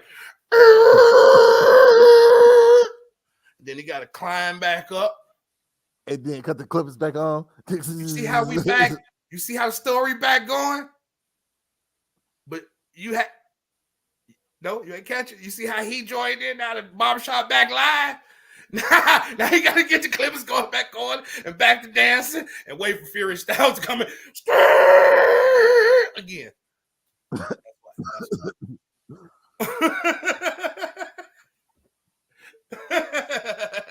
That's what Midget Furious is gonna do to boys in the hood. Midget AWACS. Hey, homie. No, nigga. Need some help? Nah, nigga. I was thinking Midget O-Dog. Because ain't no way this nigga is not coming back immediately after getting stomped out by a midget. And he's solving that problem that day. Hey, look. If you get stomped out by a midget, don't come back. You can't come back. You're not coming back around there. You gotta go kill that midget immediately before this story get around. This story is already over there, Phil. You gotta move. You gotta change cities immediately. You can't get that back. You can't walk up on him. He's a legend. He's David. In every fight, he's David. And he didn't have a slingshot, this motherfucker. If you walk up on David, say, yo, homie, I'm Sharice's cousin. And I'm like, who Sharice? Who that? I ain't fuck no midgets. Hey, bro. Hey, look. First of all, whole family ain't midgets, man. Hey, look, nah, the midget is turning around asking you who Sharice. You pressing the midget. Oh, wait, what? The midget's O-Dog. But nah, O-Dog didn't fuck with O-Dog. I'm talking about Kane. Yeah, shit. Oh, yeah, you'd have flipped the whole. Yeah, that's why I was lost. I did. Yeah. If it was Kane, if it was O-Dog. We already decided we're not watching no main character midgets. That's you why said, but you said O-Dog. So if it was O-Dog, ain't the main character. I can watch O-Dog. Cool. What? But you could definitely watch it still. Not a midget. If Kane was a midget. No. You could. No. You could. No. Telling you. You mean to tell me if you saw that man leaned over you mean to tell me if you saw him leaned over in that Mustang? Yeah. Oh, you balling? You a baller? Give me that too. And he reached his little arm over and he took it. First of all, what how's this nigga gonna climb up in the car? Hey, yo, look, first of all, I never seen Bushwick struggle that much to get in the vehicle. It was a 5.0 Mustang. That's not act like we was talking about a motherfucking F-150 or some shit. But why did Midget Kane duck from first car to the second car? See, like that was part of it. That was part of it. That whole little transition. He's gonna play it differently. He's not gonna duck to the car. He's just gonna walk over normal. No, he's gonna do this. No. Hey, look. You must have never saw Bump Man. Who? See, you never saw. He's a rapper who I envision if he were to do the role of Kane, I think he would do an adequate job.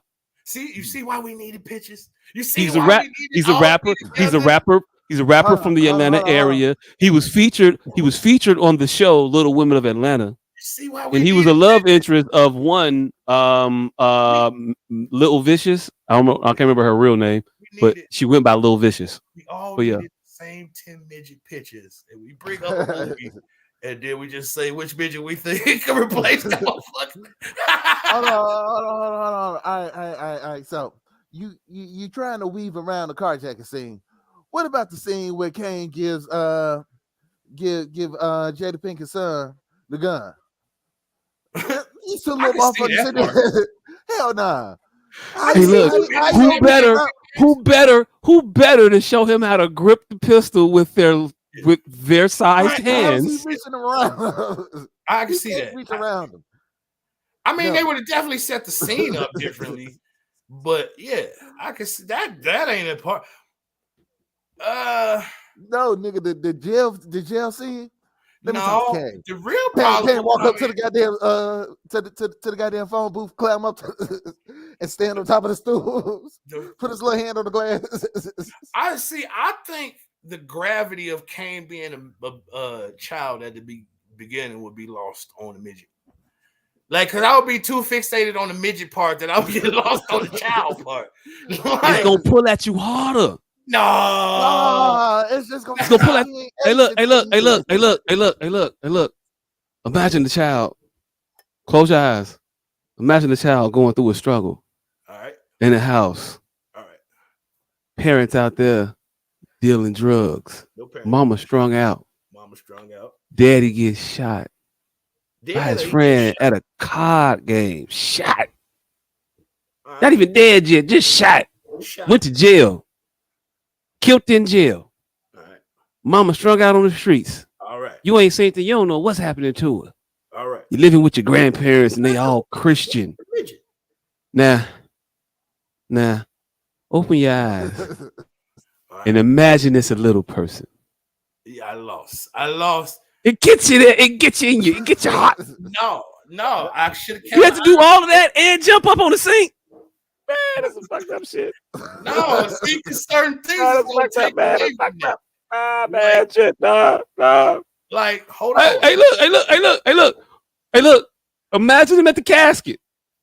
Looking at his jump up. And now imagine him being a little person. And it's a little young person though. A little person, young person. And somebody gotta give him under the shoulders and it. All right. Now let's go. Now how about let me counter that to first of all, how he gonna protect her shorty by covering those shorty still get shot up. That shorty still because he got that little ass midget on. I was trying to. Hey look. First of all. Hold on, I'll let you get yours off. No. Okay, go ahead. In a second, the beer scene, just a little midget. That's going. Come on, I'm gonna be too busy laughing at that to feel the gravity of that. A midget, like first of all, I can't see him over the chip rack. So they're gonna have to keep doing this weird camera shit where they're gonna have to keep flipping up here to show the midget down there, and then back to him taking the lady in the back to try to get the tape, and he drinking the motherfucker. Then the camera go back and the little midget down there behind the chip. No. Hey, then the nigga dropped a 40 ounce that don't even break. Hold on. I wasn't even gonna go. I'm not even going with slapstick. Well, I guess I kind of am for this next point. Right? When they whoop him and Sharif ass, right? Come on, they tossed a little midget out the backseat of the motherfucking police car, bro. And then him and how Sharif gonna lean on the little midget and walk down the alley to the essays? Like, is he gonna have his hand on his head walking down? Hey, Kane being a little person makes that scene actually believable. Because the only way the essays is not gonna finish motherfuckers off is if you get out the car with a brother that's 3'9". He come waddling down the block, fucked up by the police, and you mean to tell me that the essays is gonna be so heartless as to see this little motherfucker all battered and bruised and want to finish some more shit? And kill the little negrito. They're not gonna say that. They're not gonna say. First of all, you can't say negrito and be like mean with it. Negrito, your grandma, your abuela say negrito. Come on, fam. Like, still gonna ask him if he GD, midget or not. If they still gonna ask him, but hey, yo, look. If we being real, so no. How is Sharif gonna walk down the street leaning on the midget? You know what? Put his hand on his head and use him as a. Hey, look, I'm just telling you, you can make Kane a little person. Right. All right. Hold on. Cousin Harold, he gets shot. Right. Oh, actually, AWAC yelling at a motherfucking midget. Just killed your motherfucking cousin, nigga. That don't lose some gravity. This nigga cussing the midget out. Nope. Makes me hate him even more for doing it. It intensifies the anger that I have for that character in that moment. So that antagonist actually gets to be more impactful in that moment. Midget Kane just in the back seat swinging his legs, getting cussed out. That nigga smoked. All right, my last and final point, because we pissing the producer off. Motherfucker sitting there playing spades. And he see him hollering at your bitch. Hey, bro. Hey, let me see. Hey, let me see the hammer. He give him the gun. This nigga jumps down. He jumps down out the chair, goes over to Chauncey, and then climbs up and start pistol whipping. Gravity. And then they doing the goddamn the one camera scene, the one camera shot following around the wall into the living room. And Jada Pinkett picked this nigga up and carry him into the bedroom. Motherfucker cars big as a motherfucker. He's in there playing spade cards big as a motherfucker. Big Joker. What? This nigga got scared the shit out of me. I'm like, what the fuck is that? Man. In here with me? Sitting there with these big ass cars and this nigga. Hey. Fuck that king. Hey, you packing? The weak ass 7. Thought that shit was gonna walk. Hey, let me see the pistol. Oh, fuck you, man. Wait. Look like an AK-47. Man. We got a bitch. Oh, that motherfucker think it's a game. Oh, hell no, folks. Hey, hand me the motherfucking steel, partner. Motherfucker got me fucked up. Hey, come here. Hey, would Midget Cousin Harold party have been bumping? Oh yeah, I think the party's still gonna be cracking. I think you matter of fact, the party would have been cracking even harder for a goddamn. If Cousin Harold was a midget, so Cousin Harold, we can move on. Cousin Harold is the only person that we all agree probably could have been a midget, unencumbered.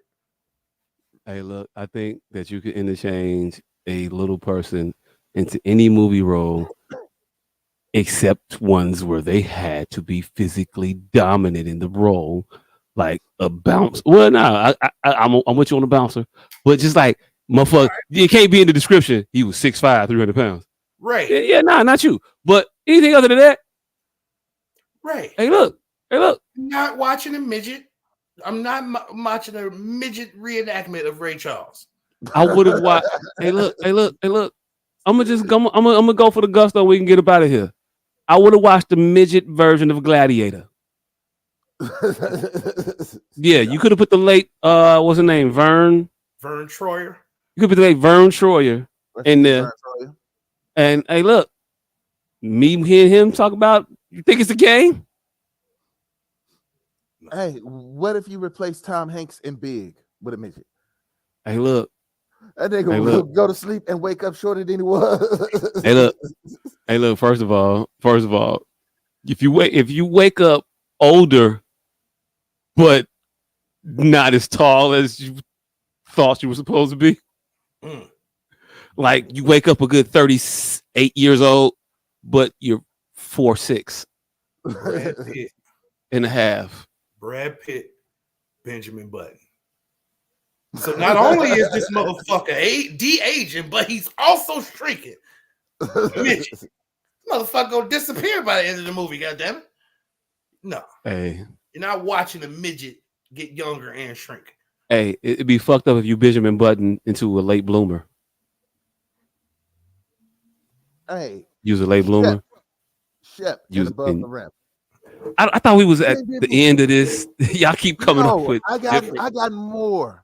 I've got many more. You the motherfucker said you can put a midget anywhere. Motherfuckers got to prove you wrong now because this is supposed to be the conversation. We had already agreed on the rules in this chat that none of us think that a midget could play the main role.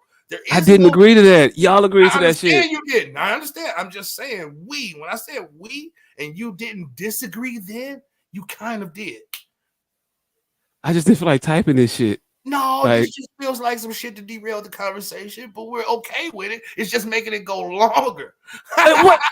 Because now we gotta find a movie where you fucking don't, where you gotta agree. Because that's how adamant we are that midgets can't play every role. You just made this conversation from ending to be like 9 hours long. So what was you gonna say? Oh, I wasn't gonna say nothing. He just said something. I was going Shep above the rim because every one of them jump shots gets swatted. This motherfucker's trying to spin around, fade away. Like, could you see? I made the disclaimer unless their size, they had to be physically dominating in size. So if the roll call for a motherfucker that was 6 feet, I'll allow a Shep. Or I mean, Shep might not call for 6 feet, but it definitely You're not watching above the rim. 4'8" ain't gonna work. But yeah, you would watch with a midget birdie though. No, you're not watching. You would. I'm not watching above the rim with a midget birdie. You see how you finna make this conversation go off? Riverside, motherfucker. Nobody fucking finna watch a midget. Riverside, motherfucker. I'm watching that. Hey, I'm not watching New Jack City with Washington is a midget. I'm not watching New Jack City with a midget Pookie, nigga. They calling me, man. They calling me. Fam, this bitch was in the movie for 7 seconds, and if she was a midget, it would derail that whole movie. I'm prom queen. Now, if it was a full-size person and a midget having that conversation, bitch, didn't I, bitch? No, it would derail that whole movie. That 7 seconds. No midget can go in. No, I'm not going. So what movie without a fucking size comparison midget? We don't have to try to find one. We could just I'm move on to the topic. In the same about this conversation. We could. You got us here. I don't have us here. Midget Mister. If the motherfucker smacking the shit out of Seeley sounded like this, also, you're definitely watching the movie. I'm definitely not. I'm laughing at that part. It's losing. Women in Brewster's Place with midget. You laughing right till Nettie don't show her ass up no more, and then you realize it's not a game. Oh, midget Rosewood with midget girl. You're not watching that, fam. You're not watching that with midget Ving Raves either. You're not watching midget Ghost Dog. You're not watching. Hold on. Hey, white man can't jump. Replace Kadeem Hardison with a midget. No. Hey, look. First of all, they lost, and second of all, we gonna Sizzler. We gonna sit. You're watching that. Perfect movie. And this is supposed to be funny. You're not watching Talking Dirty After Dark with a midget Martin. Definitely, first of all. Second of all, Martin is damn near a midget himself. That's what I just said. And you're not watching it. If Martin got a half an inch shorter, you're not watching Talking Dirty After Dark. Second of all, what are like 3 midgets in that motherfucker? Yeah, I just said that we're trying to find a movie that we didn't say it works. We didn't say it couldn't be no midgets in that motherfucker naturally. Yeah, but no. It works with Martin as a midget. Like, yeah, definitely. Midget Moesha. Again. I'm not watching Midget Moesha. You are. Hold on. Jason Lyric. Replace Bokeem Woodbine with a midget. Now why? Oh, definitely. If there was one motherfucker that had a Napoleon complex. See, I'm not opposed to any side characters. That was supposed to be the conversation before this nigga derailed it was saying was saying our conversation was uncouth because anybody could be a midget. That was his way of derailing the conversation. Because if anybody could be a midget, why are we even talking about it? But no, we both knew ancillary characters could be midgets. The conversation was main characters make us uncomfortable as midgets. We know the whole conversation was supposed to be about fucking side characters. But now we talking strictly about main characters because I'm actually interested where he's going to fold this argument at. Leonardo DiCaprio in Titanic definitely couldn't have been a midget. Definitely could have been a midget. You mean to tell me he couldn't have got through small spaces and tight quarters to get through some shit? Right. And then drown? And then drown at the end? Whole movie would have been fucking different. Because he'd have fit on that door. Nigga. Hey, look. All that ass was going to fit on the door, fam. It was going to be bad for buoyancy. Man, look, midget's heavy, but they center of gravity is low. Goddamn it! They got shit to do. They got shit to do with water. They got shit to do with water. I don't think it's gonna be a buoy on top of her. I think it's gonna be a buoy. He could have balanced on top of her like a fucking weeble.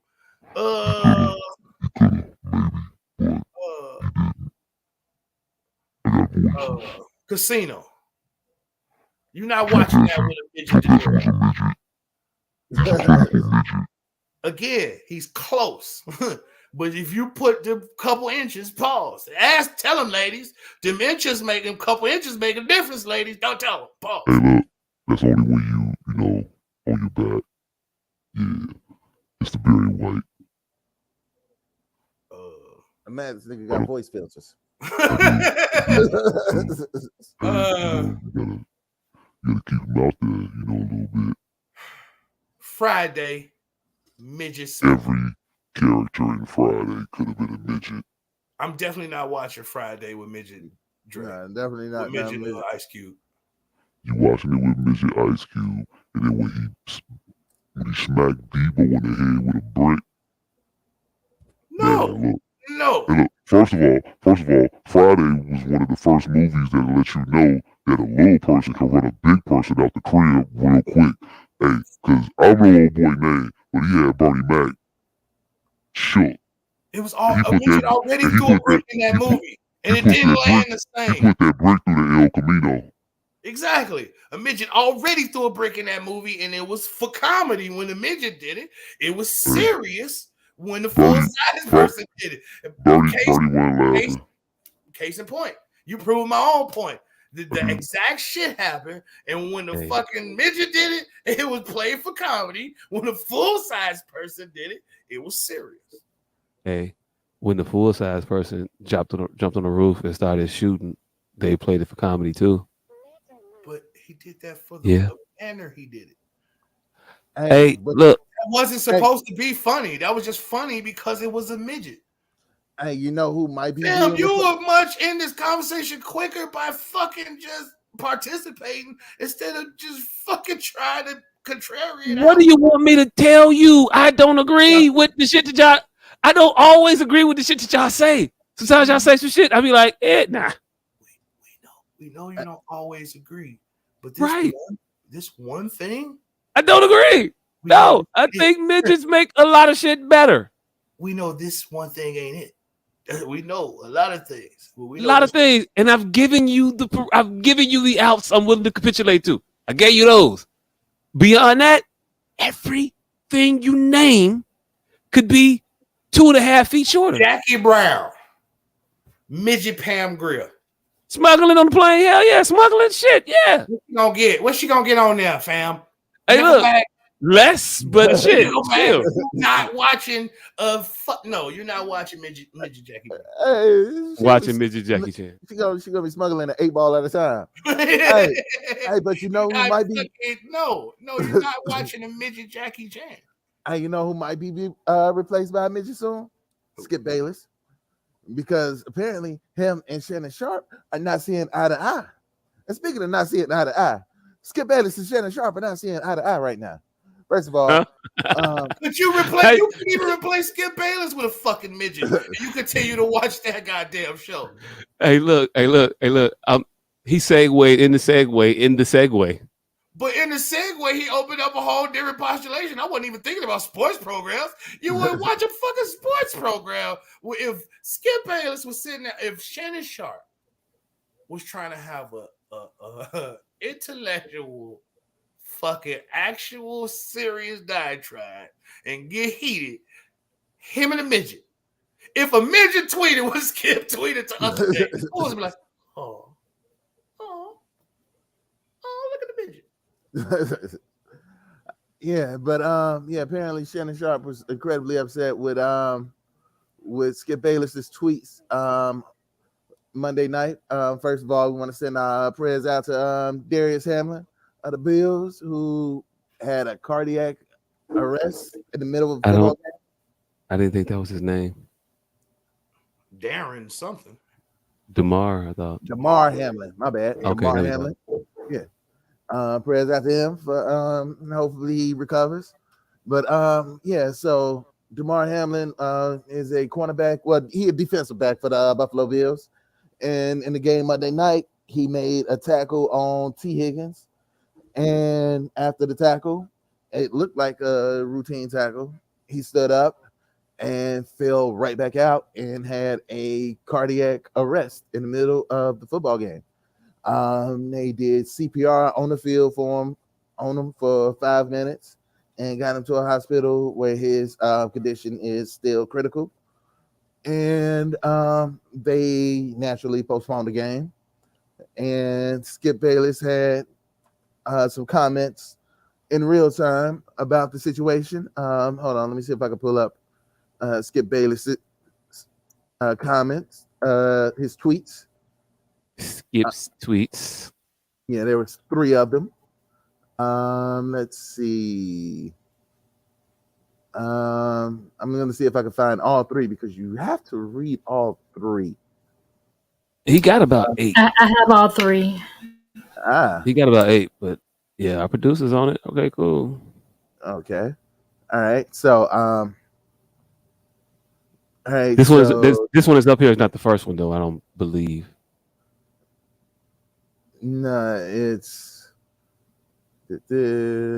nope. Apparently. All right. So yeah, I think you're right. I think the one that go up. Yeah, this you got to start right here and then go up. Oh yeah, sorry there. So that one, that one was the first one. Yeah, this one. All right. Okay, so cool.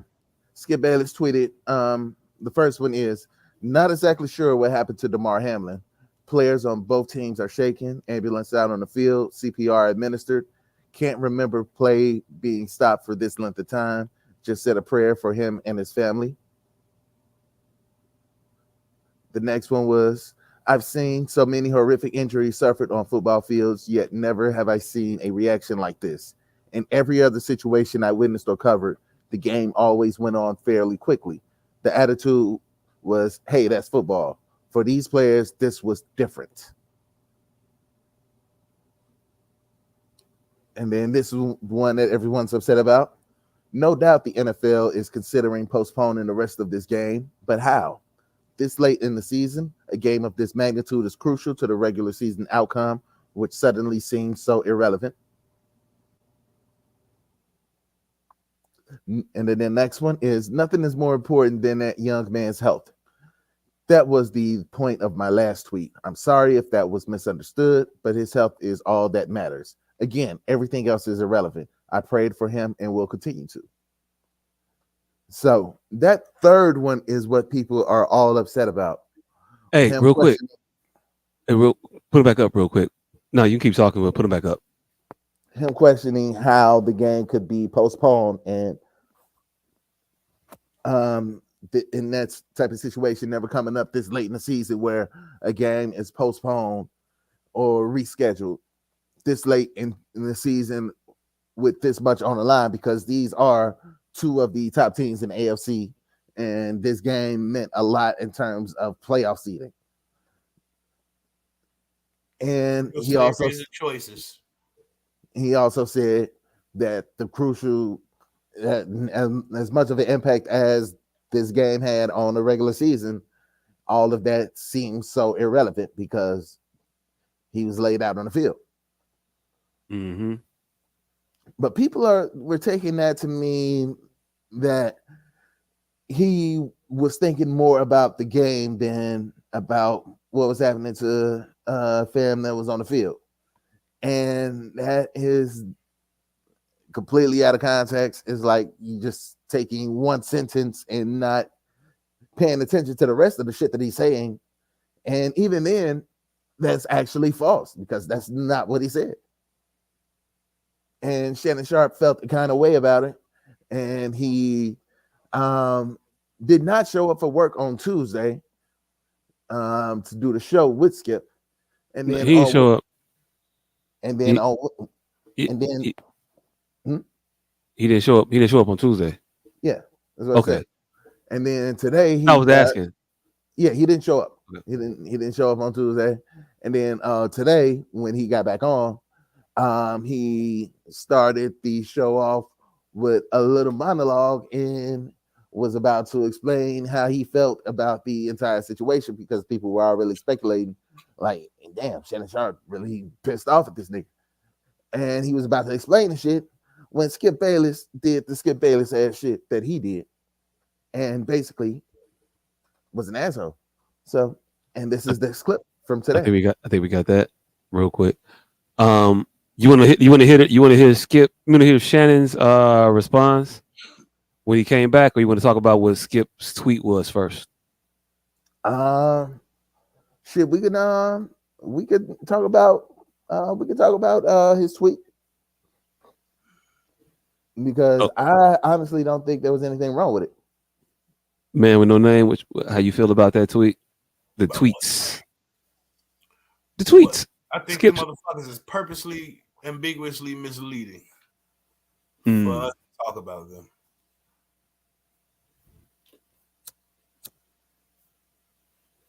But you don't gather anything from them at all?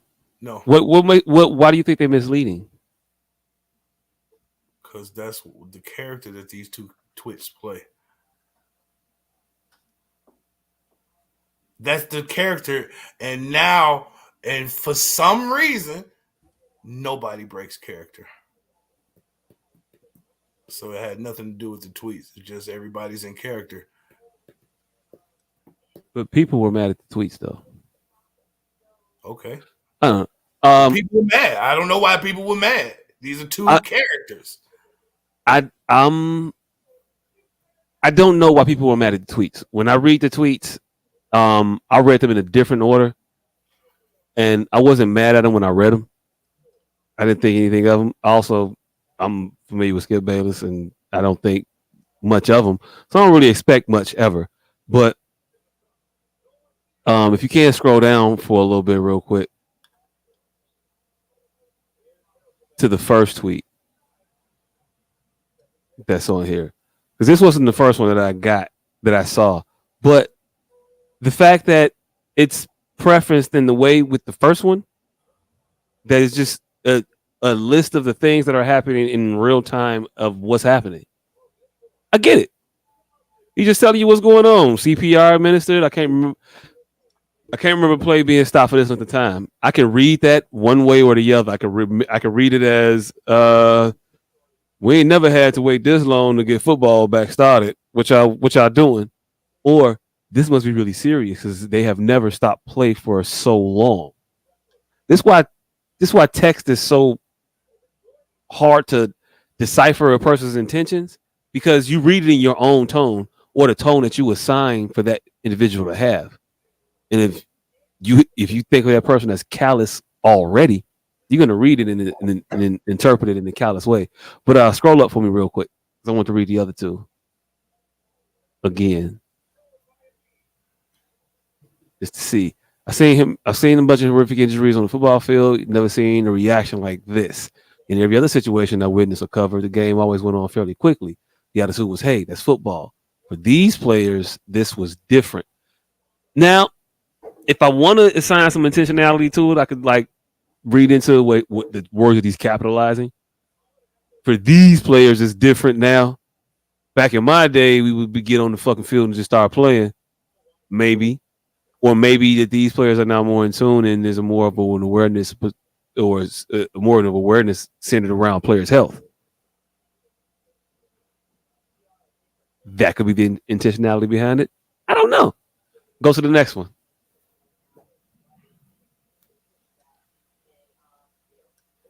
No doubt the NFL is considering postponing the rest of the game, but how?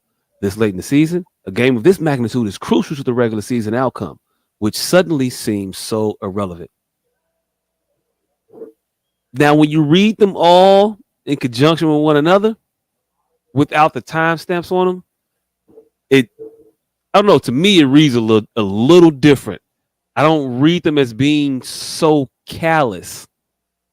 Now how I read them initially, this last one I read, there's no doubt game of this magnitude, being postponed. I read that one first. When I read it that way first, I thought it was a little bit callous. I thought he, said what you supposed to say, man. I hope he all right, but what about the game though? Because it's kind of like if your waiter falls out at the restaurant. Like, of course, is he all right? But what about? But also, I've been waiting a long time for my food, and that's what it feels like he might have done there when you read that first, personally. But when I read them all in the context, and especially in the way that y'all said that he wrote them the other way, makes it a lot less callous, personally. But I don't know this man, and I don't know how to read him. I think he an asshole,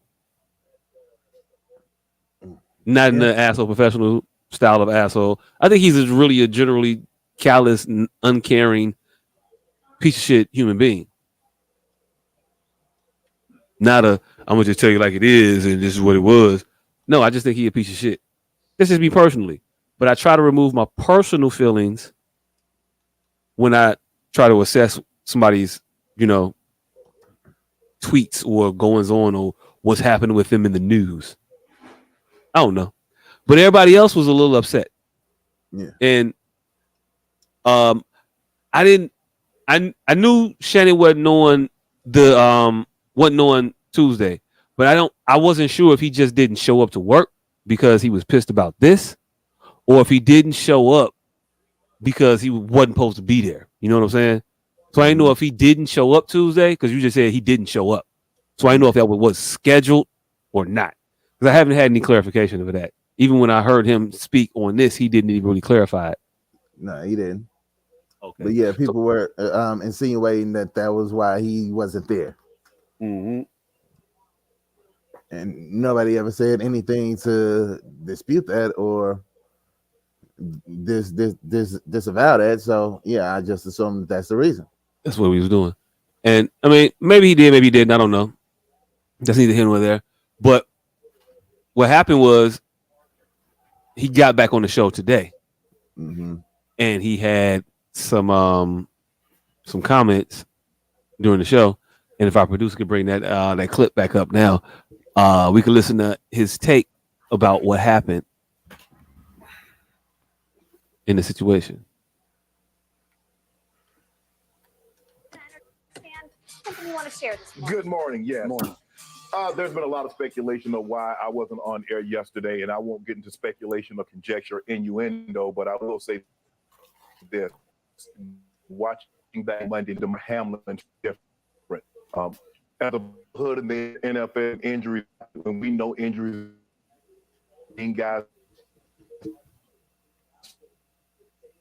suffer ACLs and Achilles. Is that skipping for y'all? Mm-hmm. Okay. Regain focus. Yeah, it's skipping for me too. Hey, pause it. I think it's just skipping. And hopefully Skip would take it down. But I didn't want it. Hey, Candace, can you pause it? I'm not going to take it down because I stand by what I tweeted. Candace, can you pause it? Let me finish. All right. Okay. Go ahead. No, you go.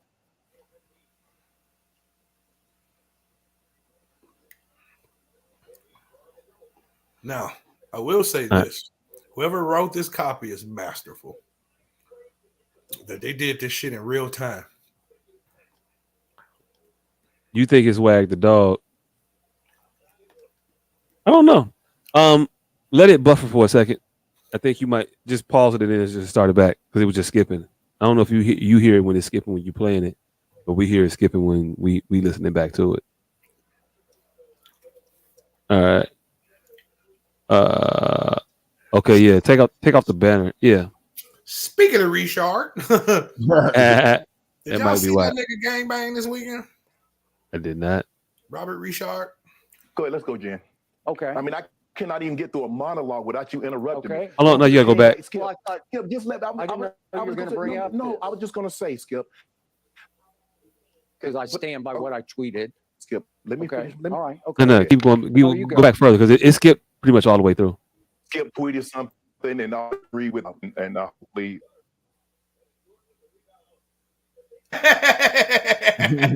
Skipped even harder that time. Hey, fuck Man. that. Hey, look, go all the way back to it, pause it, let it load some.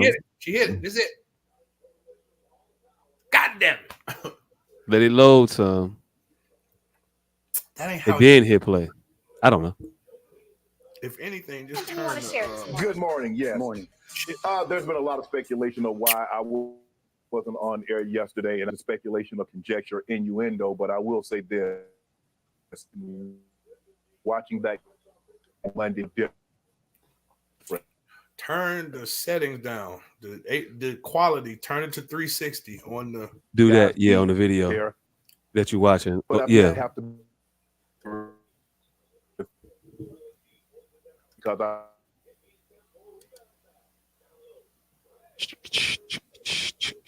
Oh yeah, Robert Richard, the motherfucker from the one. Not the speed, not the speed, not the speed. Not the speed. No. The quality. The Robert Richard from. Oh, it's already on 360. Damn. Nah, it's on. It's on auto. It'd be trying to like. No, it was on. No, but it's on auto 360, meaning it's trying to skip up and go scale up. No. If you select it, auto, so it went down to 360, which is the first place it could play. Right, and then it just starts to try to ramp up the. Never mind. Let's see what happens. We'll figure it out.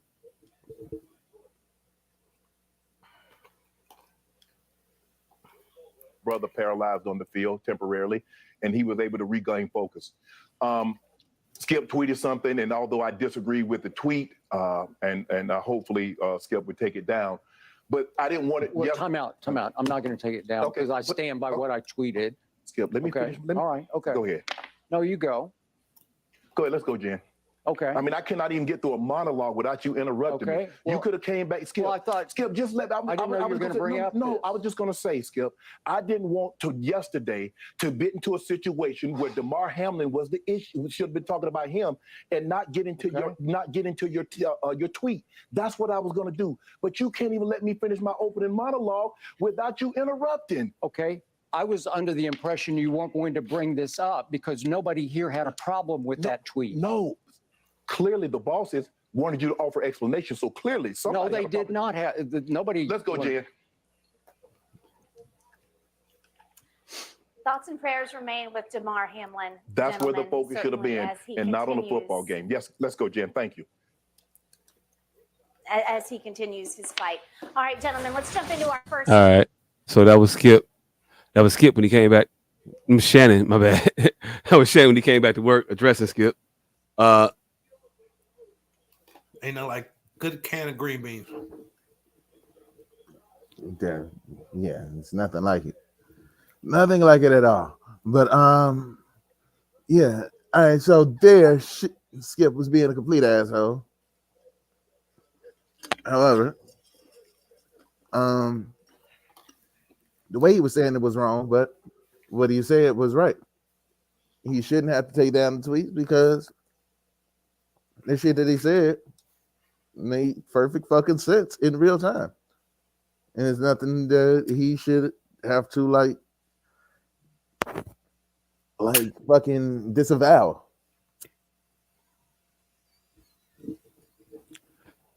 It wasn't, in my opinion, but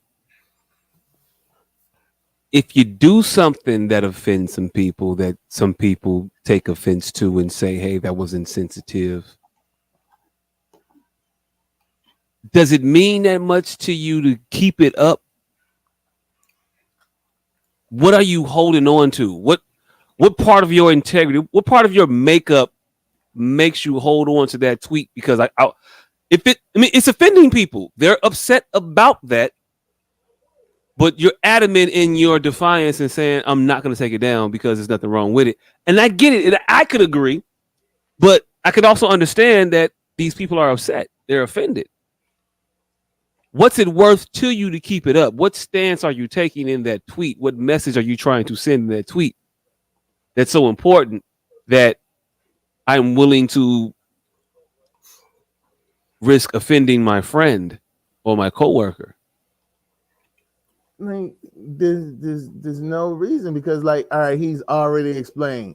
If you think that's what I'm saying, I'm sorry that that it wasn't expressed that clearly. Well, I'm sorry that's what you got from that, but that's not what I meant. Mm-hmm. After I've done that, why do I have to remove what I said? Because it's upsetting to some people, and it's kind of incendiary a little bit. So if you could just take it down, partner, I'd appreciate it. No, Yeah. That's unreasonable. That's something that a grown man can't process, can internalize. Like, hey, look, maybe I should. Ever? Yeah. I mean, if you do, I get why, but if you don't, and you because you feel like the shit you saying ain't offensive, and you've explained that it's not offensive, and you've apologized for people who took it offensively, then no, you shouldn't have to take your shit down. Okay. Like, especially as a journalist, because at the end of the day, that is what he is. He's a fucking journalist. So you said, and his report and his commentary isn't what people are taking it as, and he apologized for people who may have took it that way. I thought that was more than enough. I think that was more than what was necessary. I ain't got no argument for that. Is there ever a reason to take a tweet down? Slavery was a choice. Take it down? Nah, if you stand on what you say, no, there's no reason to ever take your shit down. Okay, I just want to be clear on that. I feel like, if you stand by what you say and willing to stand up to what comes from it, no reason to take your shit down. I just want to be clear on that. So okay, cool. So you stand on what you say and stand on it, and that's cool. So what position does DeMar play? He's a DB. A defensive back. So he was making a fucking tackle. Yeah, it was a special teams tackle too. So it was. No, I don't think it was. It was routine. This month, a midget come off the fucking wing, and he chop block, get a nigga off his feet, and he collapsed right on the field. Are you concerned or are you laughing? Y'all fucking laughing. I'm not trying to hear it. You're not fucking a midget. He come off the wing. No doubt. First thought, I probably laugh. Exactly. Until you find out that midget is irreparably hurt, you're laughing off top. When DeMar went down, you was already like, oh. But a midget, after trying to make a glorious tackle, get trucked. You trying to tell me you're not going to chuckle a little bit? You try not to laugh now, nigga. I'm not struggling to hold back a laugh now. I don't know what to say to these things that you say. I don't know what to tell you. I don't know. Let it go. Let it go.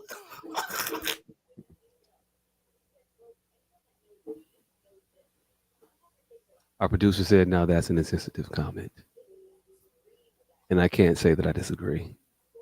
But hey, why the fuck is you smiling? we've said some fucked up things on this show. Hey, look. I smile a lot. I smile a lot. I smile often. You know, it is what it is. It's not insensitive. I don't know. This is a fictional midget. I get there it. There is no insensitive there. There is nobody. The midget. I don't think it's insensitive to midgets. I don't even think coming off the wing is the right fucking thing to say about a fucking. Yeah, there was nothing insensitive about this fake midget. I don't think it was the midget part that was the fake. That was the insensitive part. I think it was because the guy. What she just put the comment. Midget there is no midget. No, but it's the but.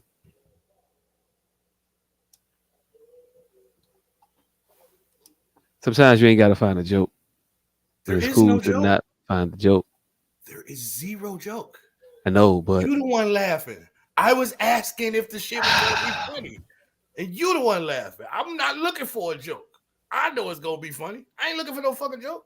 A midget coming off the wing getting fucking truck stick. Yeah. I'm looking for the fucking joke. The joke wrote itself. All right, producer. You're insinuating that it's going to be just as. What's the next topic, producer? I don't know what else to talk about at this point. I don't know where we going. I don't know, but midgets are gonna come. I don't know. Spin the wheel. Midgets are coming back. So it's hey, look, whatever piece you put up. Since we already talking about sports, Dana White was out here slapping his wife. If Dana White was a fucking midget. And two pieces bitch in Club Shiva. The peanuts in LA. Bubbling and doubling.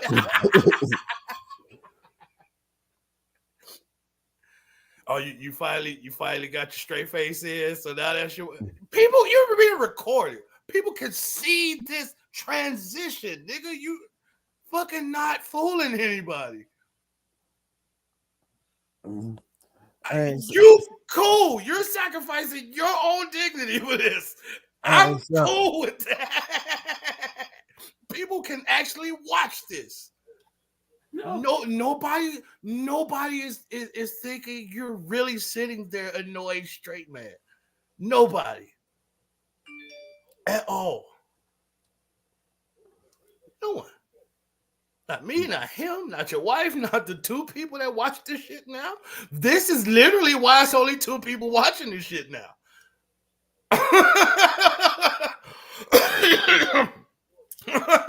Because won't nobody come off it. I'm the exact same person. Nobody else will come off the shit.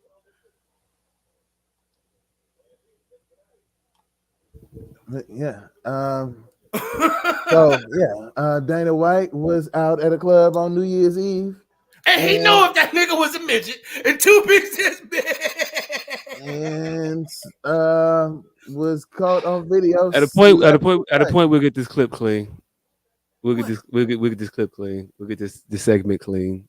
She can post it. Clean what? We talk about Hitler and this motherfucker most of the time. I know, but I mean,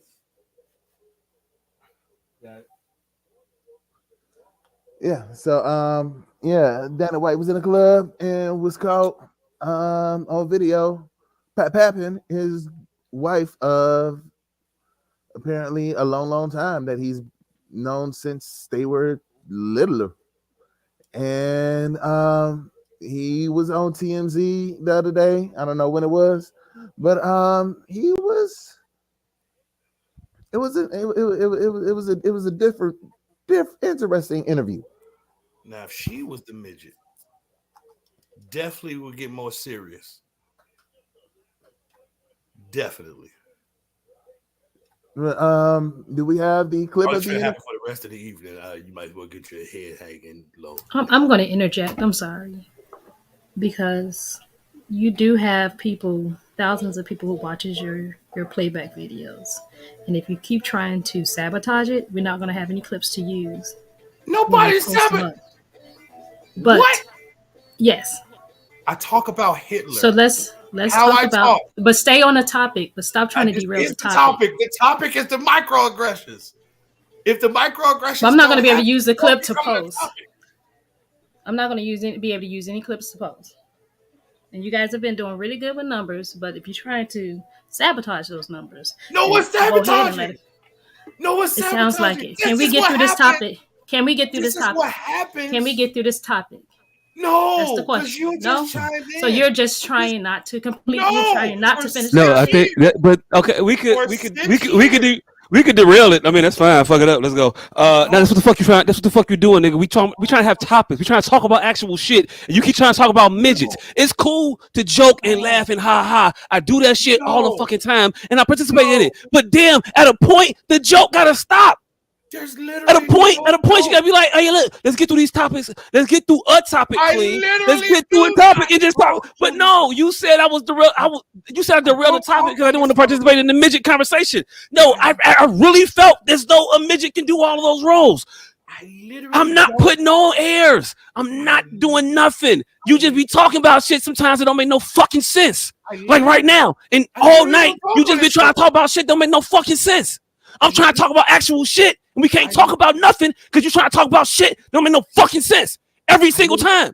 We can't get a serious conversation out because you're trying to talk about shit that don't make no fucking sense. And we got a let's take 5 seconds. Conversations, and you ain't trying to talk about none of them. So if you want to have a midget, you have midget madness hour for 3 hours, fine, fuck it. But we 3 hours in this motherfucker, we talk about shit yet, and it's cool. That's how it happened every week for 6 years.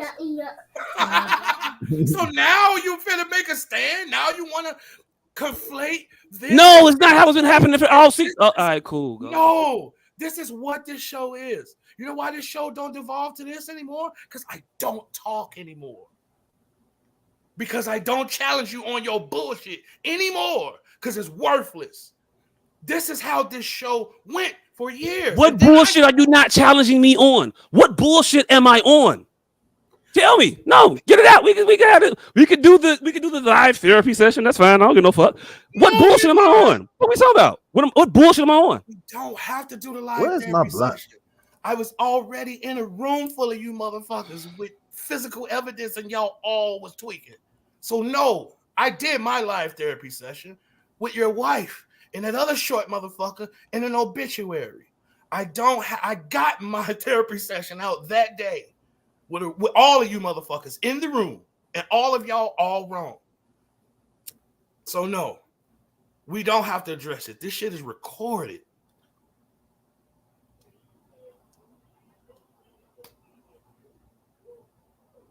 No, y'all can't. You can't start some shit and then just get quiet like it was me. Your wife interjected. So now because I'm addressing this shit got interjected, now everybody's silent to fucking gaslight more. Like it was me that derailed. Nobody's silent. Nobody's silent to gaslight you more. That's exactly what nobody's trying to gaslight you. When you feel like somebody's always trying to gaslight you, niggas can disagree with you just to disagree with you, just because they have a different point of view. And hey, look, they could be wrong, and it not be personal. They could be wrong because they're wrong. And you think that every time somebody's wrong when they disagree with you, that is personal because you said it. I got to disagree with it. No. That's not what it is. Well, what is it? When there is no counter, that's what makes it that. What? When there is no accident, there is no by accident a motherfucker agree with me. That's what makes it that. When I'm showing you actual evidence and all of you motherfuckers are still blind. That's what makes it that, just because it's me standing there. We literally physical evidence we showed it. Your ass jumped away from it so quick because you saw what was happening. You and to this day you tried, I wasn't doing it for that much longer. No, they all were doing it for like an hour. I was only doing it for like. Hey, look, you see how you can't move off of some shit. You see how. No, but look. And for the people that don't understand the conversation, there was a height challenge in the room. This is how dumb the arguments be and how dumb the shit is. There were two individuals in the room that are short. Hold on. That are short. What? For saying I wasn't even fucking in the argument. I was talking about my brother that was paralyzed on the field, and I can't get it out. Hey, look, Katie, go to the next. Go to the next. Go to the next. Go to the next clip. No, you got to make that very known. That was y'all dumbass argument. I walked up on it. Hey, look. No, because the way you just framed that, you made it seem unintentionally, mind you. I walked two up people. We were talking about the height of two individuals. Man, Joe, I can get the story out. We were talking about the height of two individuals. You don't never stop when I'm talking any other time. So how is this interruptive now? You see what I be talking about? So that means you can be hearing me and you know to shut the fuck up and you don't on purpose. There we go. This motherfucker gonna turn everything into a conspiracy theory to answer all. So now he's at the point where he thinks that we overtalk him because we don't fuck with him on the show or some shit. I don't know what the fuck you angling for. We just ignore you because we mad at you. We just overtalk. We act like we don't hear you for a reason. Yes. Okay. Yes. I don't know what that reason is. But I don't act like I don't hear you. I've never act like I don't hear you. Matter of fact, when I hear the shit you say and I disagree with it, I tell you. Why would I ever act like I don't hear you? When I think you saying some dumbass shit out your mouth, I say you saying some dumbass shit out your mouth. Am I ever the type of motherfucker to be like, well, I don't want to say it around that motherfucker. No. Mediums. You can see me slowly but surely shutting the fuck up. Slowly but surely. And me constantly asking you, motherfucker, can y'all hear me? How y'all having a smooth conversation and I can't never get in? Hey, look. How about when we were doing that, we couldn't hear you. Right. And now we can hear you because you have done something different to your sound and you're a little different right now. And it's not like your shit be crystal and pristine every fucking week. It don't. It be different. Sometimes it be that. Sometimes it be an 8. Sometimes it be a 4. Sometimes it be a 6. Sometimes it be a 7. Sometimes it be a 10. Same background, same back time, same back channel. Hey, look. What do you want me to tell you? Hey, look. How many times you cut in and out today? On purpose? No, I mean like your signal just got weak and you just chopped up and stuttered and shit like that. Is it more or less or the same? The same. Huh? It's the same. Okay. All right, cool. Anyway, what were we talking about? Next topic. All right, so so Dana White was in somewhere out of town, out the country, and on New Year's Eve he was caught on video papping his wife that he's been with for some 30 years, that he says. And he had an interview on TMZ and he seemed rather, I don't want to say coy about the situation, but he didn't in his element. He smacking a bitch twice. He putting his hands on his wife. Now you freezing. You're freezing. I feel like you should. Dana White, please stand up. I feel like he's still trying to talk. But yeah, if you all, no, you still stuttering.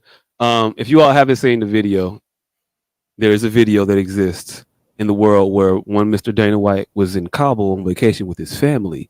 Was it a New Year's Eve, New Year's Day? Could have been a Thursday before. I don't know when the fuck he did this shit, but he was in a club. He was playing music. Something happened. Him and his wife had words. She gave him a tap on the chin, and he said, "Did you just do that shit?" And he looked at her and he grabbed her and he popped her ass once on the face, about the head and about the chin and the skull area, around about that area. And then he looked at her, said some more shit, and then popped her ass again. Yeah. No, he swung twice. When you know you ain't catch a motherfucker good with that first one, it's a double swing. So he popped her. Let me find this shit. Hold on. He popped her talk to that bitch in no uncertain terms if you don't realize what the fuck is about to happen to you tonight. And then she said, I don't care. And he was like,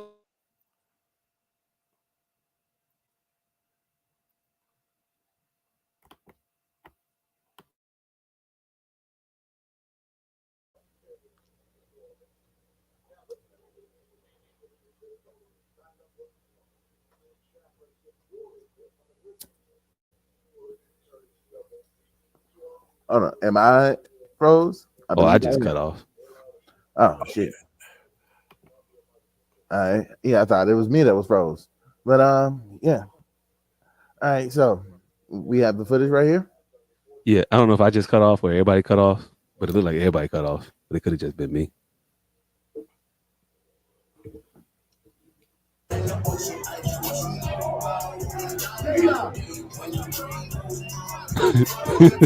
Yeah, it was a one hit, and then it was a hesitate, and then go back. That motherfucker dead to rights, smacking the shit out of his wife in the middle of a club. Like dead to rights. There's no. Hey, look. Hey, you go ahead and pause it. You go ahead and pause it. I don't know if we've ever had a spousal abuse video with background music. Right. Like, did he smack her on beat a couple times? Like, yeah, I think that was what the hesitation was for. So you can catch them, because people of a certain race have more trouble than others. Ray Rice. I don't think Ray Rice ran for another yard. I don't know. He might have. I don't know. Did he? Met the girl from Ipanema playing in the Solange video. Hey, look, that was elevator music. Elevator music. I guess that would have been in the Ray Rice one too. Hey, look. That was abuse. See, it's okay to joke about Solange kicking Jay-Z, but a 270-pound running back, hitting a 110-pound Dominican woman. See, that's where the joke draws the line. It's just about lines. You go to the line and then you look around like, nah. All right. No, I still want to joke. Ain't gonna go over that motherfucker. I know you was just talking. Yeah, he beat the shit out that woman in the club, and I don't know if y'all noticed certain things about what was happening there, but it was a 13-second video, but it was very, very slow. 2, nobody stopped that shit. Like, you are worth a lot of money, not just to yourself, but to certain entities. Like, UFC is $1 billion entity, right? Yeah. That you are basically, you single-handedly run. I know it's people, you don't own it anymore, but you single-handedly run it. You don't own UFC no more? No, he sold it. He sold it and then kept the shit in the contract where I own part. I own it, and not own it. I still the figurehead of it. You're gonna pay me to be the figurehead and to run it, but it's y'all money. I just play with it. Sweet ass deal if you can get it. Yeah, it's a motherfucking lick. Yeah, no liability, all the fun, all the fucking finance. Yeah, he basically get paid to do what he wanted to do anyway. Pretty much. I'm gonna get paid to run this motherfucker into the ground, or I'll make it wildly successful. Either way, I'm gonna be okay. Right. But anyway, so he's in charge of a multi-billion. I don't even multi-billion. I'm putting shit on it, maybe, but at least $1 billion industry. Single-handedly in charge of it. There's no commissioner of any sports league that yields more power than Dana White. And I'm just saying that because I ain't looked none of that shit up. But Roger Goodell got to deal with all the owners of the team. Yeah. You got to answer to a motherfucker. And he's cut out. But yeah, his interview after the fact was a whole lot of, well, I mean, that's between me and her. But I've been with her since we were like 12 years old. I don't know if he's saying that as in this is the first time that this has ever happened, or this is the first time I've ever been caught doing this, or I've been with her so long that I might have earned this. It seemed a little bit in that way. Like what? Like she like he was kind of insinuating that she might have had it coming. Oh, he insinuated she had it coming by fucking hitting her back. I think there was no insinuation there. It was implied. It was no guessing. Pow, pow. I had left. I don't know what y'all talking about. Same shit. Yeah. We're saying that well, I was saying that his interview afterwards was a lot of non-committal towards the motherfucker said he basically said, hey, have you ever talked to her? Like, I mean, he said, I mean, this motherfucker, he spoke about his domestic violence incident as if it were inevitable based on how long he's known her. He said, I've been knowing her since I was 12. And we was drinking in the club. Of course I'm a smacker. Yeah. That's what he said. That's what I heard in his TMZ interview. And I don't know if you can play TMZ interviews. I don't know how TMZ play. We've been fast and loose with the rules today. We didn't Fox. They don't be popping nobody but our ass all the time. I don't even see how the fuck that shit is possible. Hey, look, man, when you say real shit, they come at your ass. They come at you. But yeah, that motherfucker, he literally said out his mouth, like, she's been we've been married for 30 years. As though that's an excuse to be able to pat a bitch. Like, I'm not understanding that. And then he said it to two motherfuckers and nobody was like, hey, Dana, that's not an excuse. Like, Dana, that don't make no sense. Just because you known her for a long time. I mean, yeah, I get frustrated with a bitch every now and again, but that don't mean you pop a bitch in the giblets.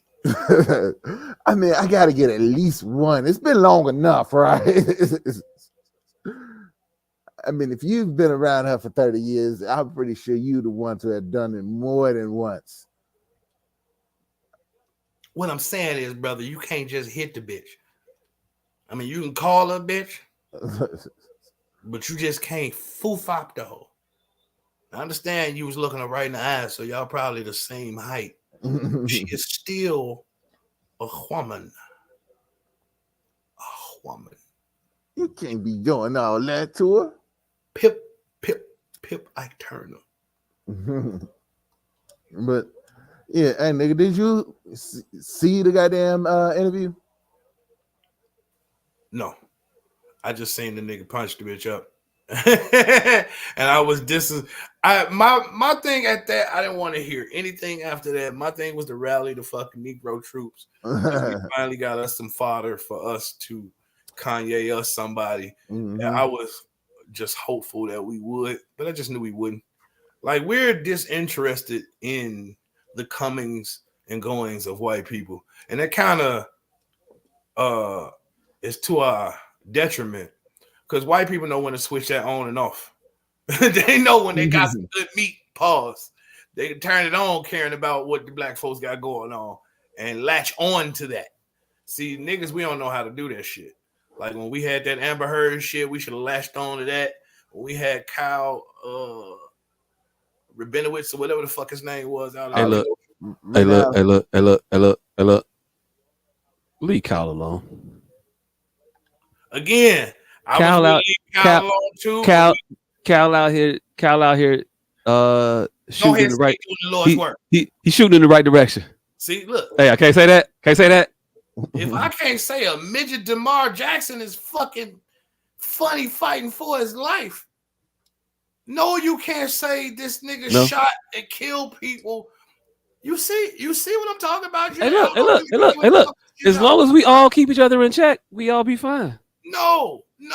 Now we all keep each other. No. See, you take correction as somebody coming from a point of perfection, and that ain't what it mean. A motherfucker trying to tell you some shit don't mean that they perfect. Mean to try to tell you they point out your shit. You can point out somebody else's shit. That's perfectly fine. Point out my shit all the time. I'm not saying I'm not finna do it. Point it out. You need to. I need a motherfucker to help me out. Why would I want a motherfucker that's on my squad, on my side, not helping me out when I'm finna go out of bounds and fuck up some shit? Pull me back. You're going out of bounds. You don't mean that. I do mean that though. I really do. That's why it's pointless. No, I absolutely mean that. What the fuck you talking about? Definitely no. You mean the sentiment? It doesn't fit here. You didn't give a fuck then. I did. Give a fuck about that couch. I did give a fuck. I did give a fuck. This shit. Hey, look. All right, whatever it is you want to say, fam. You want to say? Go ahead. Cool. Rock it out. Yeah, just like your wife don't give a fuck about me going off on a tangent like she cuts up every single solitary topic we talk. Oh, no, it's unusable. Well, use something else. You don't use every single fucking topic. But no, we're gonna make this the flag right here because it's you. Nah. If we don't say nothing, it feels like you're gonna do that shit all night. Yeah, I know. Hey, look, we don't know when you gonna stop. We don't know when you gonna kick on and be like, "Hey, yo, look, no, I'm gonna take you serious now about that." I stopped 2 years ago. 2 years ago, I just put my head down. Now, I stopped 2 whole years ago. All this right. was just a rare occurrence where it was just blatant again. Hey, all right, Mister, I'm looking for the offense. That's what's up, though. Find it somewhere. You do be looking. You always looking. No, I don't. I hang my head now. This is a recorded medium. All right, cool. Hang my head. This is recorded medium. I don't even engage anymore. I don't. All right. What's the next topic? We gonna run through all these motherfuckers tonight. Goddamn, it's a lot of shit that had happened. Let's see. Something happened with Angela Bassett. I don't know. That shit was crazy. If y'all ain't say it, I don't know if our producer got it. I don't know if I sent it to her. I don't think I had it. I did have one part of it. Did I send that to you? That Candace? felt like Christian reach. That's what it felt like. It felt like a Christian reach. Like, what do you mean? I want to be salacious in some regard, but I'm not finna go overboard.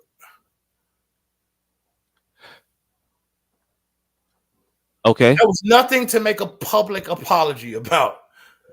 Nothing. Okay, you may have said some untrue shit towards your mother on TikTok as a TikTok joke that is currently trending, that everybody except your mother apparently knows is happening. No, you don't make a public apology like that. You are not a big enough social entity. She is, maybe, but you ain't. So for those who are not aware, I was just rambling until I thought she was pulling it up. I'm not. I don't know if she's pulling it up or not. That good, nigga. By the time I got, she didn't say nothing. I know, but you running out. So I was just gonna. You want me to do? That you sit out there in trouble? Give me the jack. So those who you are not in the know, Angela Bassett's son recently participated in the TikTok trend where you film the reaction of individuals as you tell them a celebrity died. And her son decided to participate in this challenge. And he said that, hey, Ma, did you hear? As his parents were leaving, his mom and his dad were leaving, says, you hear actor Michael B. Jordan dead, age of 35. And as he's saying this, he's taping a reaction. She's hearing it, and she's reacting as a person who actually knows this individual personally. Would react like, no, you kidding me? No, stop. No, what? That. And he's like, nah, it's a joke, man. It's a TikTok trend. Just playing with you. It's kind of fucked up when you think about it in this full context. He's doing this to his mother, who knows an individual who died unexpectedly a few years ago, who I didn't think about that part. He was definitely connected with, and then you put that joke out right out. You put that joke out there. The camera, not the microphone. You say what? You cut off the camera, not the microphone. Yeah, I did cut off the camera and not the microphone. My bad. Yeah. I don't even know what happened.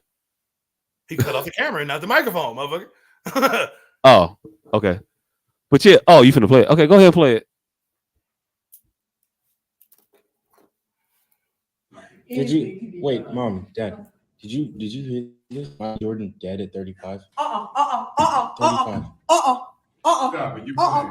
You're 35. You're playing. What? Hey, y'all gonna put some respect on Courtney Van's name too, by the way. Y'all not gonna keep saying her husband. Hey, look. I don't think I said her name, did I? Yes, Angela. I did? Okay, my bad. Hey, look, Courtney B. Vance. That's you the man. My bad. I ain't mean to do that to you, big dog. Cause the second video lets you know that he's there. Definitely. 100%. You 100% absolutely know that man there. He's in he does his job. Go ahead and put that one up. You don't have it up. You're not sharing it though. I wonder, is that his son? Because they just said Angela Bassett's son. Oh, because she the bigger star. Story, really. I just know they've been married for a long ass time. I don't know. Hey, look. If them ain't his kids, because this boy don't look like he what's love got to do with it. And I know they've been together since at least round about what's love got to do with it, right? I don't know. I wasn't into celebrities then. I mean, nobody was at that age, really. But I mean, as far back as I can remember. When did I realize Courtney? Well, whatever. We could discuss that later. But I don't remember them being together when I was 15. I don't remember caring about Courtney B. Vance until I was at least 25. That part. He wasn't a recognizable person, even though I knew him and everything. It wasn't worth knowing his name till I was at least a quarter. Mm-hmm. She said they surrogated their kids. Oh shit! I guess I don't know. Anyway, what's that? Shit, I'm about to say. See what happened when you just shut the fuck up? Go ahead and play his video. I would sincerely like to apologize for the Michael B. for taking part in such a harmful trend. I apologize to Michael B. Jordan's entire family, his extended family, and him directly, as he is an idol of mine, and taking part in a trend like this is completely disrespectful. I don't wish any bad ramifications of my actions upon his family, nor my parents, as they deserve none of the backlash. And I own this was a mistake, and I hope this can be a teaching lesson to anyone else who uses social media as a tool and a source of entertainment to truly understand that your actions can have consequences that extend beyond you. I apologize for any hurt that my actions may have caused Mr. Jordan or my parents or anyone else who could have been involved in this. And I am truly and sincerely sorry, and I apologize. Thank you so much for your time. This nigga apologizing like he got Michael B. Jordan killed. Fam. Hey, look. You know a hostage video when you see a hostage video. Right. Yeah. Here's the thing. Not for nothing, but Angela Bassett feels like one of those old black ladies that'll put that type of fear in your heart, though. So if this is a traditional Negroid relationship, I understand, but I don't understand at the same time. Like, no, it wasn't. No, come on, Angela. You scare him like that. But for all parties involved, it ain't worth the video. And she's media trained enough to know that. You got a problem with that video? I got a problem with the whole shit. Everything, and this is how they get away with these goddamn conspiracies. If you make everything a fucking conspiracy, and you make everything a fucking conspiracy, then shit. everybody looked crazy. Anybody who's paying attention to any particular scenario at any one time looks fucking crazy. Master P. Romeo, conspiracy. Angela Bassett and her son. Who the fuck? All right, nitwit conspiracy. Not a conspiracy, a fucking fraudulent, disingenuous video. So if you want to call that conspiracy, then by all means, that's your terminology. Me, disingenuous. I don't believe he was that hurt. I don't believe she was that distraught. I don't believe any party involved required a video of that caliber. Okay. Yeah. Would you think as a professional? I can agree with that. Yeah, like I don't think it was that serious. It sounded like there was like that shit just caused some type of huge ass fucking Final Destination ass set of events, and he's trying to apologize for his part in it. Like, nah, it was just a stupid TikTok video. Distasteful, probably, but like you said, it wasn't worth all that. Okay. How do you feel? I'm gonna get on my soapbox. Oh shit! Position it. No, I ain't gonna get on it. I don't know. I get on it from here. Hey, look. I was on the stretch, but I ain't finna get on it. I don't care that much. I disagree with both of y'all. I don't think it was disingenuous. I think it was a very real reaction. I thought that I think from what I can glean from the relationship, not knowing any of these individuals, I think she liked that motherfucker. I think she cared about him. I think she looks at that motherfucker like a son, like an auntie, like some shit like that. I don't know, but I would assume so. Angela Bassett was a midget. Well, I'll just say I know every job I be on, I get a woman. Well, not every job, but a lot of jobs I be on, I get a woman on there that be thinking that she my mama or my auntie and cares a lot and just invested or whatever. And if I were a better motherfucker, that might be the reaction. I'm not saying that wasn't a true reaction. I just thought it was real. I thought that the apology was real. I've gotten my ass whooped before. What the fuck is the difference between true and real in your mind? What do you mean? Like we all think he meant to apologize. Right.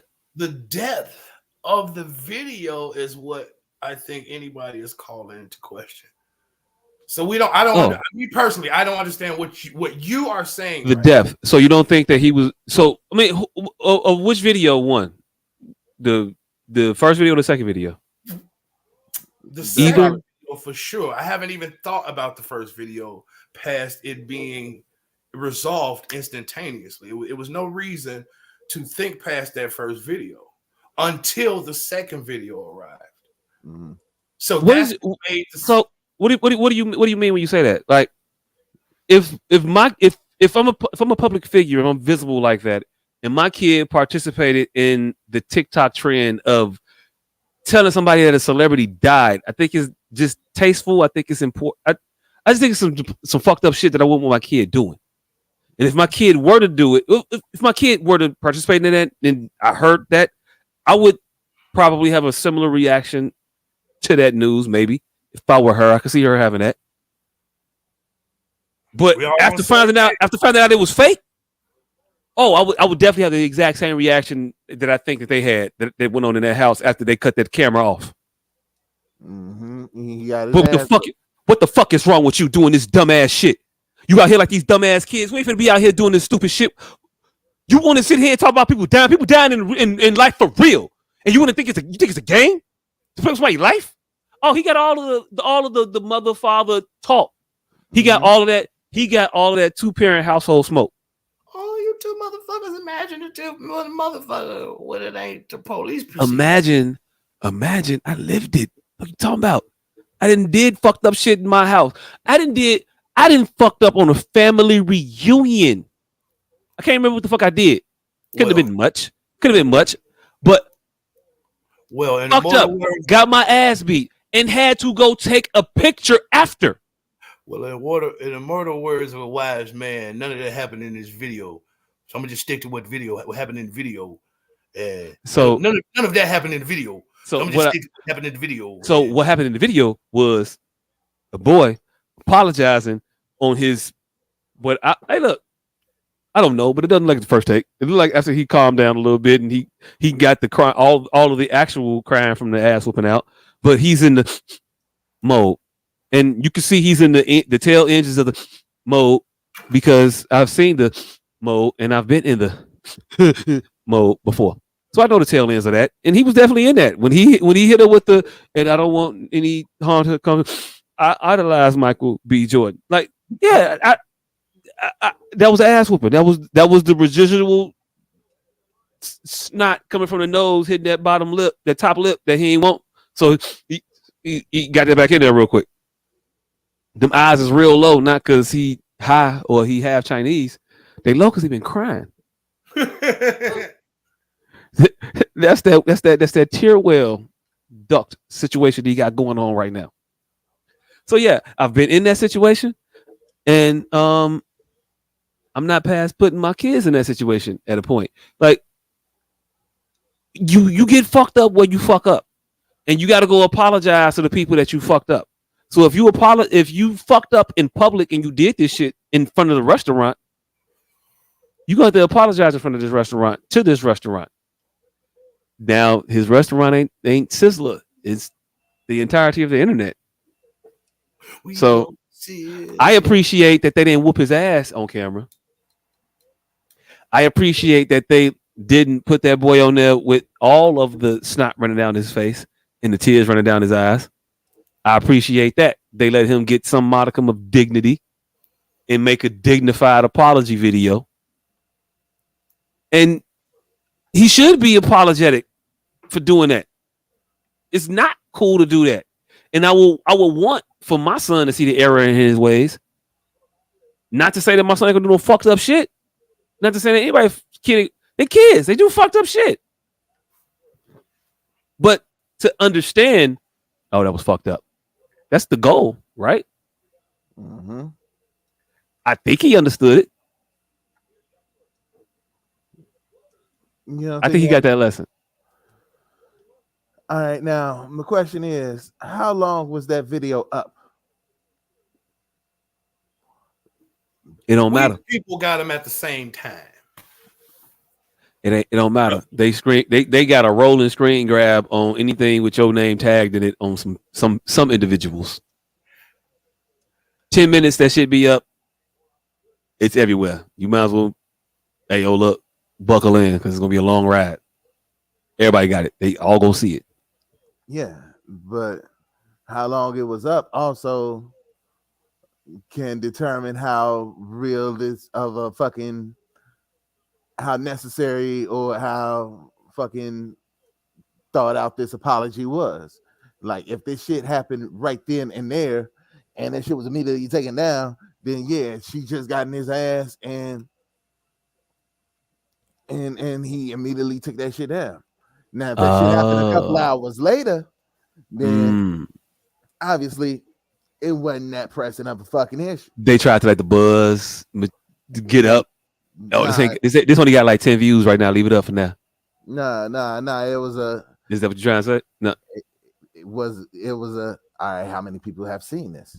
Right, that's what I'm saying. Yeah, it's only got 10 views right now. Go ahead and leave it up for a little bit longer. It ain't caught the traction that we needed yet. I don't even think that they wanted the traction. If anything, the traction is what made the apology happen. Wait, I'm not understanding what angle you're going with this. Like if nobody noticed and paid attention to it or anything like that, then he wouldn't have had to make this hostage video. He would have just taken that ass whooping in private. And so you thinking the apology video was to respond to the backlash? Yeah. From the original video. Yeah. Oh, okay. And maybe backlash, it probably would have just been just at the ass whooping that he got. She said an article said it was up hours before he posted his apology. So was the video up for hours, or did the apology come hours after the video? Those are two different things. Yeah. Yeah, and those two things mean something different. They make it very different. They turn a it says hours after the video was posted and deleted. Okay, all right. So I'm cool with saying that it was on some good parenting shit. Solid 2-parent household activity there. So I'm back to not being mad at it. I'm back to them doing what they were supposed to have done. More feasible, but yeah, personally, I don't think it was that necessary. I think the ass whooping alone would have sufficed, and that be that. Yeah, but you gonna go back to that school tomorrow and apologize to that motherfucking teacher too. But now your teacher ain't just at the school; it's everybody because you fucked up here. I don't know. I'm definitely big on making amends to what you did and going and making that shit right. Now take your ass in there and go in and tell your grandmother that you're sorry for knocking the vase over. Wait, am I mistaken? Did this not happen on TikTok? Yeah, I guess. Am I also not mistaken? Did they not clarify that it was a joke in the video? Mm-hmm. Okay. I mean, I'm not leaving it at that. You're gonna apologize for this shit. No, he said it's a joke. Like it's a joke, and the video cut off. Exactly. Yeah, we all knew that Michael B. Jordan wasn't dead. He wasn't apologizing for making you think that Michael B. Jordan was dead. There is no rolling screen capture on someone's phone, sir. What do you mean? After they had that whole altercation, he still had to have posted it. He still had to hashtag it, click next 4 or 5 times with his mama sitting right there. Oh, that's not a thing. Like there wasn't they don't have a live thing on there. No, you still have to click, hashtag it. Hey, next 4 or 5 times, add a few people. Do you want to go add a filter to it? Do you want to put a song on it? Do you want to duet it? Do you want to cut it up? Do you want to so it doesn't automatically just you can't just be on it posting as in real time. No. That's not how that works. Nope. Oh, hey, didn't know that. I don't use TikTok. I've never. I want to say never, but I might have done it once. I don't know what my TikTok login is. I haven't updated the app, and they said I can't use it till I update it, and I'm not finna go in it. But I don't think I have a TikTok, and I definitely didn't know that you couldn't just be live with that shit and just do it. I thought it was like a live thing. It's like Snapchat. Yeah. You go live on Snapchat? I don't use Snapchat neither. Shit, I don't know. Shit, Instagram just got the Facebook live shit. So they all Instagram been being able to go live. We watching Versus on live, Instagram live for a long time. I mean, but I'm talking about as opposed to Facebook. In the history of live. I guess. I guess that's some new shit though. That's interesting. If it was on TikTok and you got to do all that extra shit to post some shit to TikTok. Hey, look, I wanted to believe they was good parents. That's what was in my heart. This still may be a concoction all of his. These are 70-year-old people. They don't give a fuck. Hey, look. They 70, he's 16. He wanted some followers. Hey, look. His mother and his father for it. So I'm not saying this shit was fake. I can't. It was faked.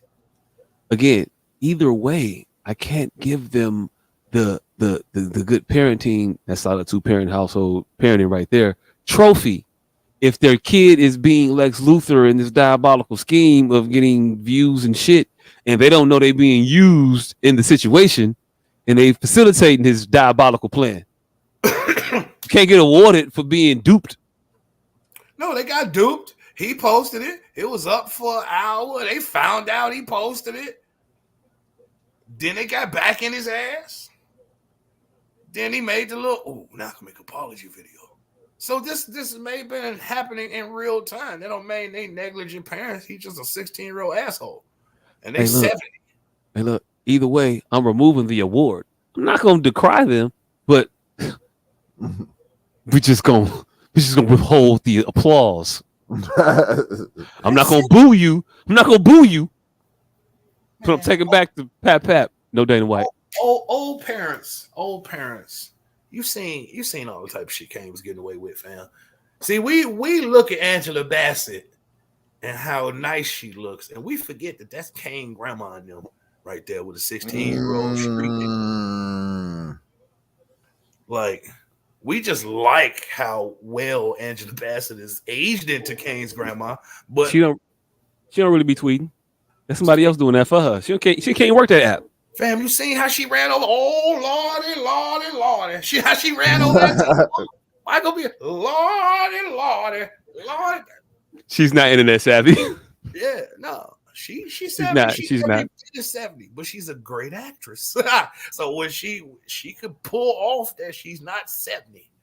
She like 65, 66, somewhere up in there. 64, if I'm not mistaken. She might be. All right. Hey, speaking of Wag the Dog, though, Master P and his son Romeo recently reconciled on Instagram via an Instagram post, hugging, doing praying hands and shit. Right before Snoopy O's drop. Hey, look. I'm not necessarily one for the conspiratorial theories. Me either. It's not a conspiracy at this point when this is the way of life.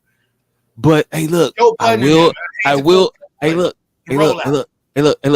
Some shit is like Netflix, and some shit is like Tubi. Again, I hate. Hey, the production value of the Bassett family. Why call them the Bassett family? That's fucked up. The Vance family, the Vances. Let's get that right. My bad. Let's get it right. Night you disrespect Courtney fucking V Vance. Hey, look. Bassett family. See, my bad. Until Courtney Vance turned into Lawrence Fishburne, then all of a sudden we remember this nigga name. Hey, look, I don't want no smoke. Hey, look, and Courtney like them type of motherfucker that address some shit. Courtney the type of motherfucker that you done seen him in everything. You don't remember nary a character name. Hey, look, I'm not necessarily shook of motherfuckers, and I'm not saying that I'm shook of this motherfucker. But if you're gonna pick a celebrity to be shook of, I'm gonna tell you who not to be shook of. Any motherfucker whose name you know that been on the cover of a magazine. You gotta be scared of them ever. They ain't finna do shit.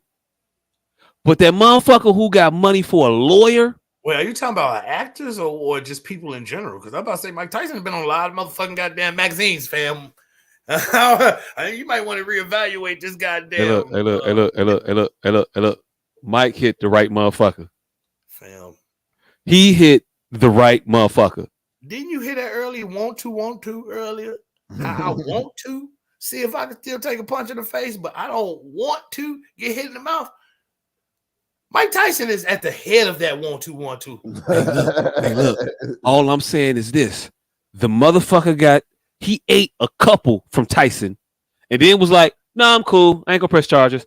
I don't know what the punches did to him, but I know to me, I would have been leaving LaGuardia on a stretcher. All right, where my suit at? I need a suit and tie for this. I ain't got time to change into it because it's finna get real legal in this motherfucker. So, why do they say most people survive head-on collisions? Anybody? Why?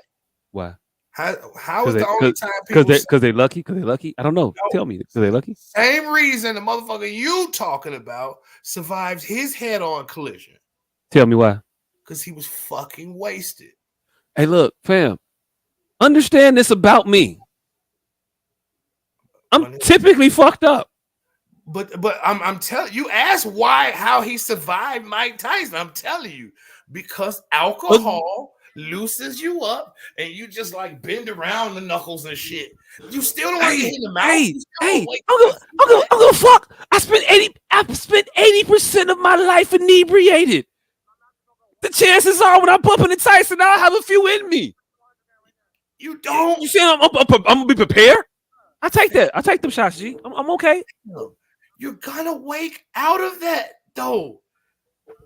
It's not gonna be worth it once that shit wear off. Hey, look, dude didn't look all that fucked up in the interview after. That's all I'm saying. Because he was probably back inebriated by then. Again. These are not things that you're saying that are a problem for me. That's a willful and woeful way to get. Hey, look. I drink a lot of alcohol every week to get pushed in the face by you two motherfuckers. For no money. You think I'm not finna drink a lot of alcohol to get pushed in the face by Tyson? For free, just because you want to stand on. Not for free. Fam.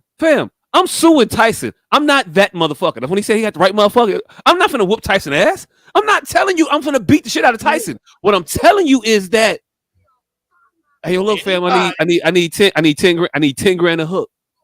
No. And I'll get it.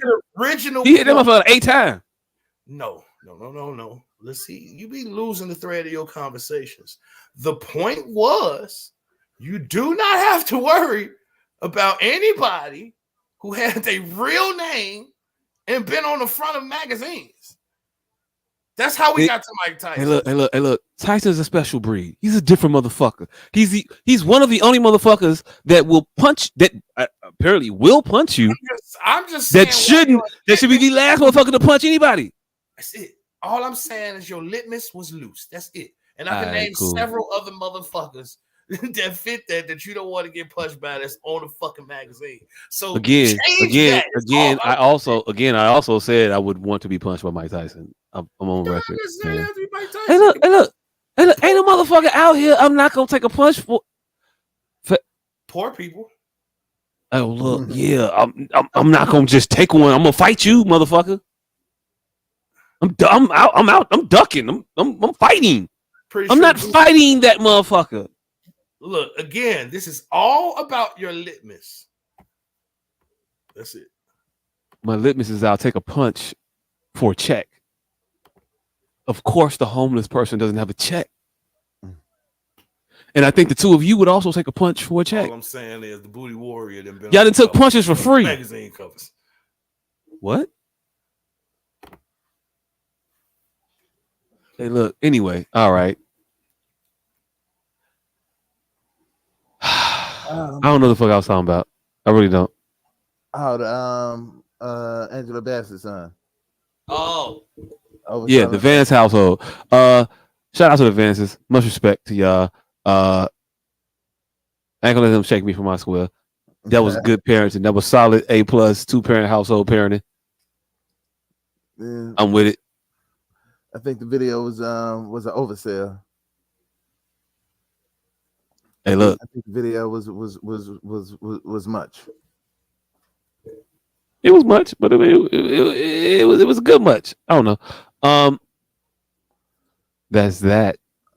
This is that one. I don't know what else on the list. R.I.P. to Gangsta Boo. Oh shit. Yeah, we didn't even. Yeah, man, Joe. R.I.P. to Gangsta Boo. Member 3 6 Mafia. Rapper, entertainer, indelible mark on our childhood. Yeah, and definitely. That inside book of that Inquiring Minds album with her topless holding the titties. Hey, look. Art. Hey, look. If you wouldn't have looked, I thought she was finna put the picture up. I thought it was finna be the inside album art of. Hey, when I put that album on my MP3 on my jump drive, for the album art, I use that inside cover and not the actual cover of the album because because you was smart and had a lot of time on your hands. Yeah, I am technology savvy enough to be able to do that. Damn, I need to fucking the one motherfucker perspective I haven't gotten on this shit is Star. Troy Teray. No, Starbuck Wild. Yes, Star Buck Wild, yes. Okay. You know, he used to date her for most of her career. All right. Gangsta Boo. Did not know that. Didn't know that. Troy Teray. old Troy. Mm-hmm. Used to date Gangsta Boo for most of her career. Like from 2001 till now. They still fuck around now. So I'm interested. Mr. No Holds Barred. I'm really interested. I've never seen him get emotional in any type of situation. And the way he talk about her like she's some bitch off the block, I would love to hear if the infamous Troy Teray is all in act. Does Pinocchio have a heart? Yeah, you got to see it. You got to see if Tin Man got a motherfucking heart up in there. That was the person I was thinking of. I got you back. But you knew what I was talking about. You don't believe it, but I got you back, nigga. Oh no, I definitely believe it. I got you back. Oh yeah, Troy Teray. Hey, look, if it's any motherfucker in real life that I know got my back. Yeah, you hear that, nigga? Fuck you. Yeah, shut the fuck up. Man, you ain't shit. Yeah, motherfucker. You, nigga, you heard nigga. Wait, hold on, I'm kind of pointing at you. Yeah, fuck you, nigga. Fuck you. Yeah, he's pointing at the nigga. That's it. Point at me. I know he got my back. Hey, fuck this nigga. You gonna take that shit from this nigga? You gonna take this shit from this nigga? Hey, look, you know we cutting this video and just putting you in the box by yourself, pointing to the angel and the demon on your shoulder. Right, I'll get my Brady Bunch moment off in this motherfucker. Here's a story. It definitely like you nuts talking to yourself. Here's a story of three motherfuckers who be cussing at the other people's kids. You better have your kids in control in the public before I punch them shits. And then one day, the two niggas joined this fellow, and it was three niggas walking down the street punching kids. And they knew that it was much more than a punch, so they kicked, they choked, and they strangled. That's the way that they became. Yeah, that went nowhere. The beat 'em bunch. I don't know. Beat 'em bunch. I wasn't trying to stick. See, here's where you motherfuckers go wrong. I'll be trying to stick the landing. Here's where y'all go wrong in your freestyles. You try to stick to the staccato and the scheme. Pick one, motherfucker. Pick one. People will be familiar with both of them. You don't have to get bunch. And we gonna pick them. We gonna get one of them over. You gonna make it harder for yourself, brother. I'm telling you how these rappers is getting millions now. See, this is why we never made it. Because all of our lives, we tried to get the staccato and the fucking lyrics, and we tried to make the conversation. Hey, look. Fuck striving. Yeah, we tried to make fuck striving. Move forward. Everything had to make sense. Everything had to have perfect sentence structure. Watch these niggas, motherfucker. Hey, look, let me find out the key to success is, man, fuck it. Man, I heard one of my 10-year fucking idols go, Ishi, blotitious, skeevy, delicious. Hey, look. I was like, oh shit, I was doing this all wrong. I quit. Hey, look, not only did he do that shit, he did that shit on a track with heavyweights. I had to throw my rap book away and realize that I was on the wrong path, and I spent too much time on the wrong path to turn back. Our whole lives we've been told that motherfuckers in the studio looking left and looking to their right, looking at themselves like, wait a minute, let me get this shit together. And this motherfucker was in the studio with Biggie Smalls and Busta Rhymes and was like, Skeevy. Delicious. Yeah, that'll work. That'll work. It's crazy how you left Craig Mack out of that. Hey, yo, look. Hey, yo, look. Hey, yo, look. I said, didn't feel. Like it wasn't Craig Mack's fucking song. Hey, look. Hey, look. I also left Rampage off. I mean, but there's a reason to leave Rampage off. It was same reason to leave Craig Mack off that motherfucker. Oh, come on. They said Biggie was the new Craig Mack, nigga. Yeah. Hey, look. That's before they realized what Biggie was and what Craig Mack was. Hey, we quoting Craig. Hey, look. I don't want to shit on Craig Mack. I really don't. You shitting on a bunch of dead motherfuckers while we supposed to be talking about a whole third of the dead motherfucker. Rest in peace, Gangsta Boo. Yeah, rest in peace, Gangsta Boo. Rest in peace, Craig Mack. Rest in peace, Biggie. Rest in peace, almost everybody in that song. Hold on. And speaking of not almost everybody, shit. Wait a minute, hold on. Rampage dead too, nigga. Damn, Rampage. Wait, what? Rest in peace, Rampage. Damn. Yeah, it happened a couple years ago. Yeah, just LL Cool J and fucking P Diddy. I didn't know that. It's Busta and LL. Oh, and Busta, yeah. I count this. Damn. I mean, he don't have a verse. That much. He got a check. His check was the same size as everybody else's. I wasn't counting the checks. I was counting the verses. This was more about lyrical prowess and being in the room with motherfuckers who are giants lyrically. Motherfucker said, "Who give a fuck who write rhymes? I write checks." See, you weren't paying attention. He did say that. Hold on. What? Hey, and speaking of people who use ridiculous words on posse tracks, hey, I don't know if y'all been noticing this, but Keith Murray is turning into our version of Quincy Jones.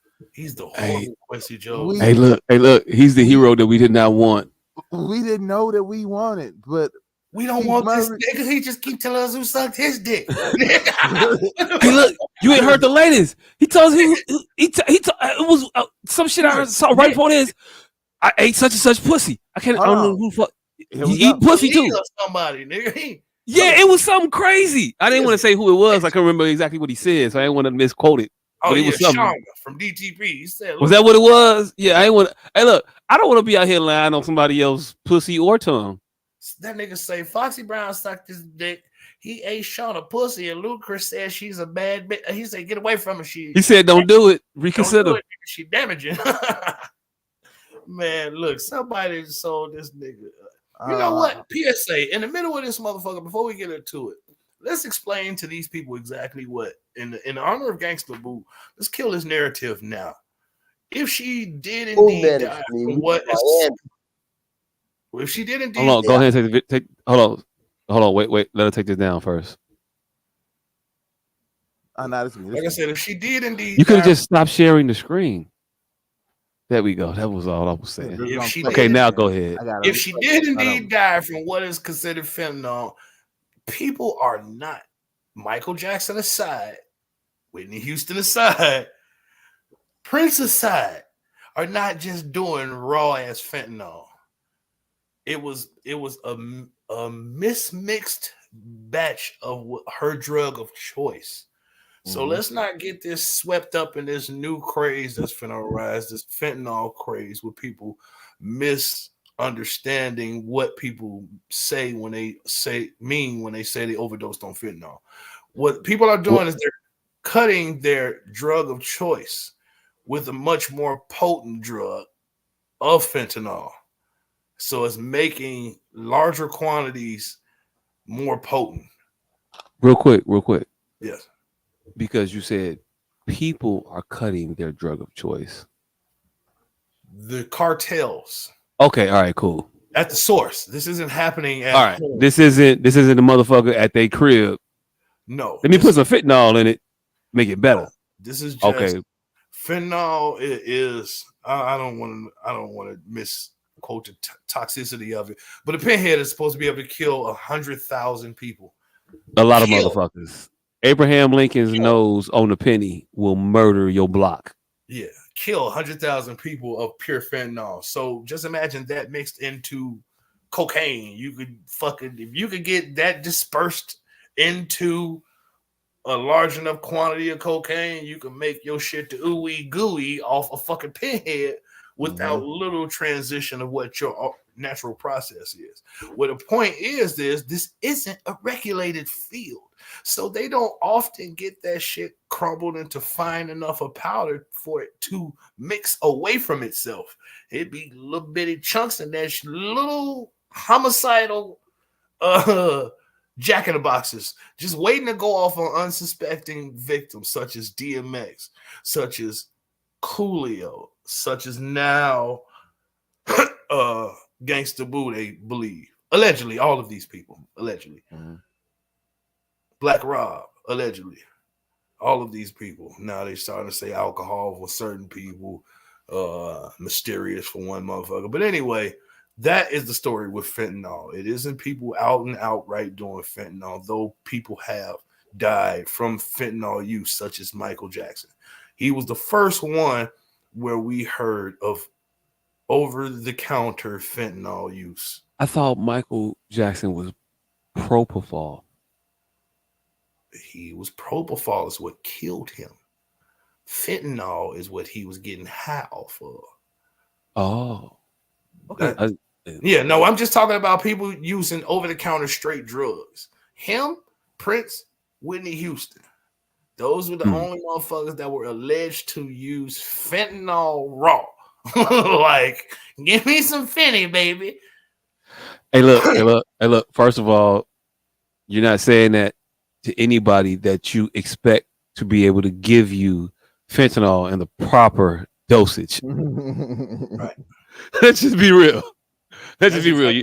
I want a bona fide, qualified, flunked out of school, but like got like mommy issues. So he's straight up and narrow, but he just fucked up one time. But to again, prescribe me my highly delicate drug of choice. You know what? And I be leaving this bitch off because I don't care, not because she's sanctified.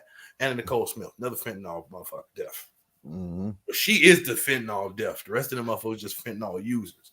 And I thought she died off of the hydroxyl clean. Fentanyl, nigga. But I don't even. You know what? I don't want to say that because it might be the actual name of the thing. But I thought she died off of like diet pills and shit like that. Hydroxycut. Hey, look, I don't know the actual thing because it might not be the actual thing. No, the bitch, she fentanyl overdose. They said it was cocaine, but it was fentanyl. She was the actual overdose. Oh shit! I definitely thought it was the weight loss pill shit. No, hell no. That bitch was a drug user. I'm not saying she wasn't. Just saying. Just saying that I thought it was the. I don't know what to say now, nigga. Buck breaking is a fucking colloquial dance. How the fuck is that? Look it up. Google it. Oh no, I'm not. Hey, look, some shit I don't want in my search history. Hey, it's a lot of shit. We're here now. Hey, look, hey, anything I mention just pops up in my shit. If I look it up, I'm gonna have to be dealing with it for like a month.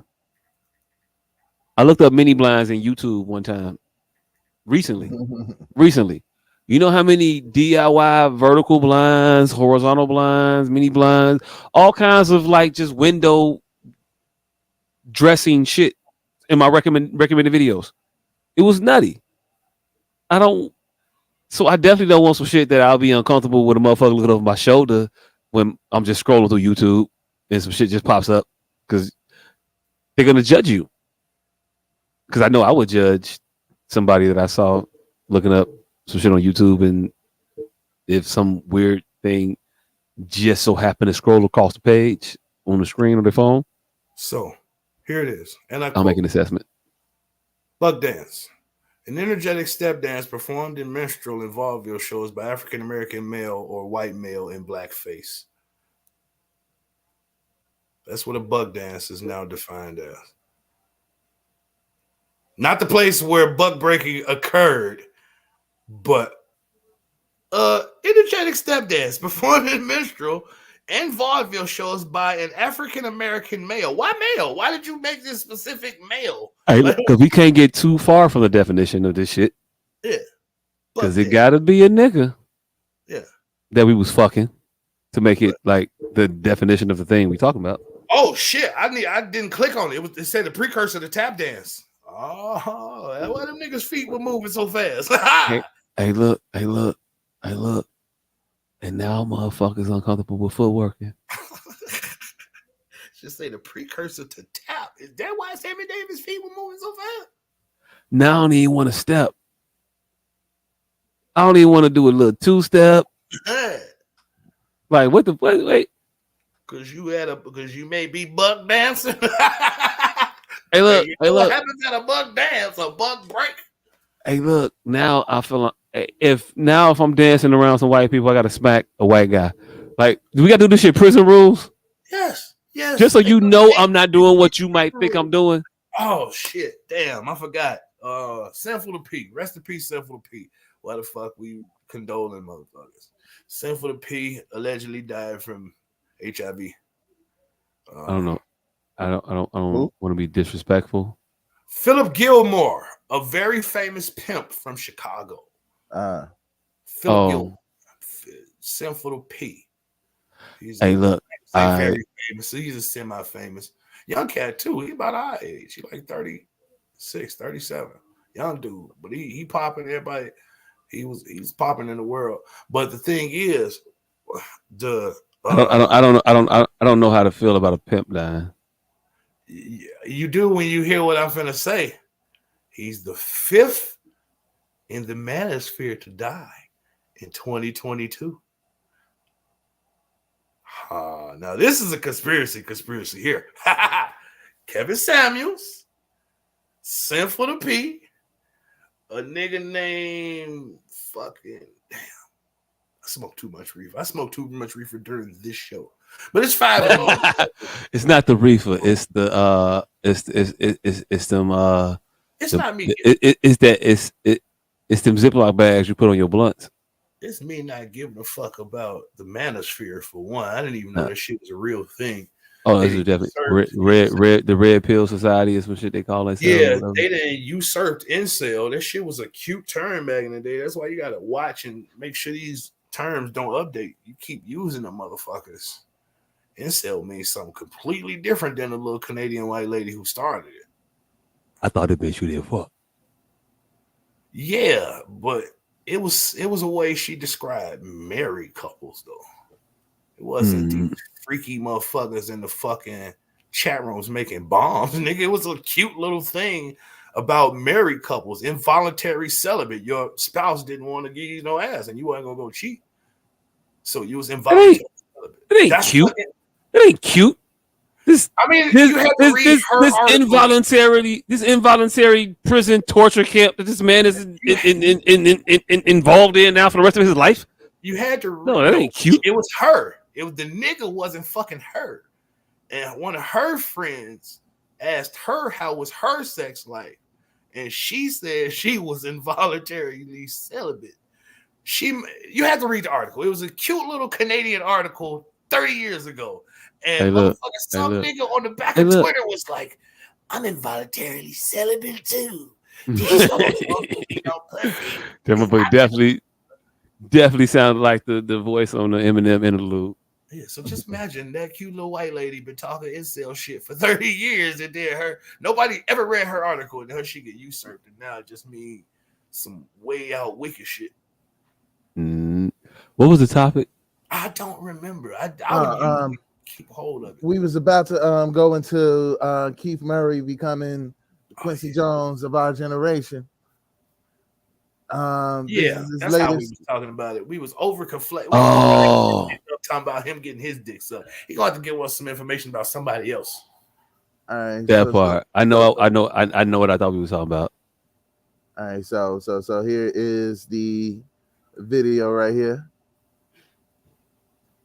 Man, Drew used to road manage me. We was in Miami. So Shauna was there. I connected with her. She said, yeah, I'm in Miami. I'm over here. I said, I'm going to come see you. So me and Drew, we walked, asked Drew. I kid you not. Asked Drew. Walked over to the hotel, and her friend was in the room. And Drew was there. And Shauna was in the bed like this. So the bed was there, and I walked up on the bed. And I was touching her feet. misogyna. You know, she voluptuous, and her father is a musician, right? Random side note. Group. How is this the thing that pops into your head when you're talking about? So then the legs, the nice legs inside the legs, then open the legs, then boom, bang, I start eating the getting the He is way too into this reenactment. This nigga is like fucking Shep and Nutso. Yeah, y'all wildin'. Nah, it's my girl. We don't know how that counts with her. Like, but before, mind you, then I was in this Benz CL600. And she was in the car with me. I had the Benz. Brett Bedell, God bless his dead. I bought the Benz. I bought it $160,000. And she was in the Benz. I had a nice shirt. And she's very volatile. That's why I could tell a story, because she ain't gonna mind. She knows it's true. So I don't understand. I had the shirt on, the polo shirt and everything. She's ripping the shirt, pulling the shirt. I'm like, yo, I'm out. What are you doing? Get off of me. I'm driving. Like, no, stop. Get off of me. Stop. No, stop. What are you doing? I'm driving. So, you know, I had this relationship with her. But yeah, I had the legs. All right, back out the band. Eating the boom, boom, boom. I don't know if she climaxed or not, but you know, I eat better than any butch. Oh, I would just want to say one thing. You can't say Fam. Hey, look. That is glorious and sad at the exact same time, because the Art of the Dialogue is one of my favorite up and coming podcast stations on YouTube, man. They offer insightful counterculture interviews of obscure figures and some that are important to hip hop that you may not know are important to hip hop. But this one here feels like they should have held it. Keith Murray means too much to us to them to be like, oh yeah, he on that shit. All right, I know y'all can hold it in the tuck, keep it in the tuck, monetize it in some way, but better than this, bro. Not just for not for no. Don't sacrifice Keith Murray for no fleeting viral shit. Like if there's some shit you gonna get him embroiled into his star rise, y'all star rise. Cool. If this leads to a Keith Murray one-man show tour. If this leads to a Keith Murray Shauna OnlyFans page, I'm fine with it. Not if we just lose respect for Keith Murray by the end of this. Hey, look, I'm confused. Y'all didn't see a crackhead standing there? That's what I just said. Okay, hey, look, I said y'all. We losing Keith Murray from that video. Losing? That nigga gone. No, he's gone in his own world. I'm not in his world. I only seen this one video, and that isn't enough for me to not like his songs. Hey, look, no, I don't have a problem. I'm not finna cancel Keith Murray songs. I'm not finna say we can't listen to Keith Murray. No, that's not what I'm finna say. What I'm finna tell you right now. After a while, I won't listen to an old cluck after a while. Hey, look, well, he's a cluck. That's obvious. He's obviously a cluck. No, he's obviously a drug user. Hey, look, fam. Try to pretty up all you want. He a cluck. I'm not pretty enough shit. He's obviously high. This could have been a one high. He ain't even high. No, he doing that shit so he can go get high. No, he's high then. No, he a cluck, fam. Again, he doing that shit so they can give him that bread so he go get that rock. See, this is why Chris Brown got canceled from the fucking Oscars. You beat up one bitch, and not everybody want to stigmatize you. This is one video, and we never see another video of him like that. It's an isolated incident. Hey, look. By definition. Hey, look. Tell me how far removed that statement was from the Foxy Brown comment. Because I'm compounding all this shit to form the niggas a cluck. Make your own judgment. Make your own judgment. Hey, look, whole coat. This is winter time. This is winter. I don't know if they was married or not. Now see. So after the show, this is regular Keith here. No, Because No, I've this is Cluck seen Keith. her in They Brooklyn too, are bringing this nigga and around, giving him sometimes, shit and I to was make him dealing do with her. these I was seeing, stories I was randomly, trying to, fam. date It her, ain't even be one interview. boyfriend, girlfriend, and then They when you sprinkling this bring shit her with crack. on the radio, was like This ain't the same celebrity setup, nigga. sightings. They seen us This is coming Keith out of the Right. Murray. hotel. Hey, look, you can And then stop it. Eric Turner You was gotta play like, the rest of this yo, shit. they got, Yep, they got that you gotta play the rest of this shit. We already know what the fuck he finna say. He finna tell us that Foxy Brown sucked his dick. We don't care. Yeah. Well, I don't give a fuck. I don't give a fuck. I don't You count look like a that. Cluck. You a Cluck, fam. He's a Cluck. He's a current Cluck. Clucks was a lot of Clucks used to be the man at a point. Hey, I get all my best information from Clucks. So that's not the point. I'm not gonna What's the point? lose a fucking hip hop legend. You already lost him. He gone. I haven't. What you mean you haven't? He gone, fam. Just like Chris Brown ain't a woman beater. He beat up He one bitch. definitely beat up one bitch. One bitch. So I'm not. Hey, look. I'm not finna call Chris Brown a woman beater. He beat up another bitch. He's just had a bad. I've been in Lamborghinis. Them motherfuckers is tight. They make you angry.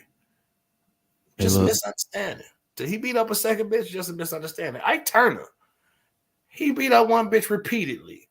It may have been that one bitch getting on his nerves. I'm not necessarily willing to label a man a woman beater. That was me. I froze. I ain't know what you said. No, that was me. I froze. No, we all froze. All right, well, it's the program probably telling us this is wrap this shit up turn.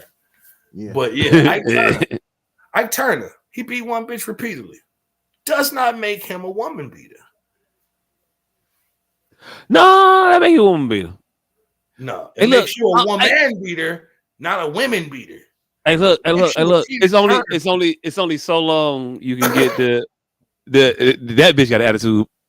No, fam. If Mike Tyson and Vander Holyfield just fought each other every day for 100 years, they not boxers, fam. I don't give a fuck what you're talking about. Hey, look. Two niggas ain't got shit else better to do. Chris Sean and fucking Blueface. They just two idiots ain't got shit else better to do. First time you hit her, man, or you might have been upset.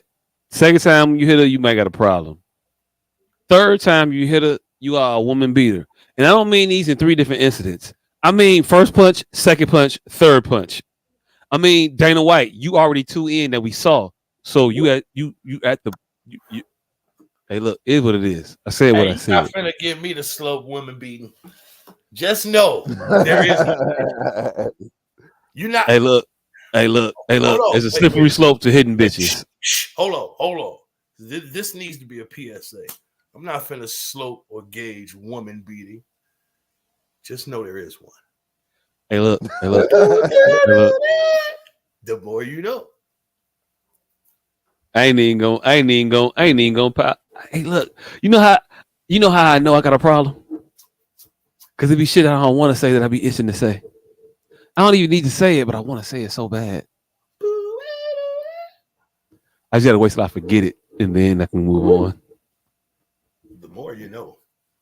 Stop trying to remind me, motherfucker. I'm trying to grow as a person.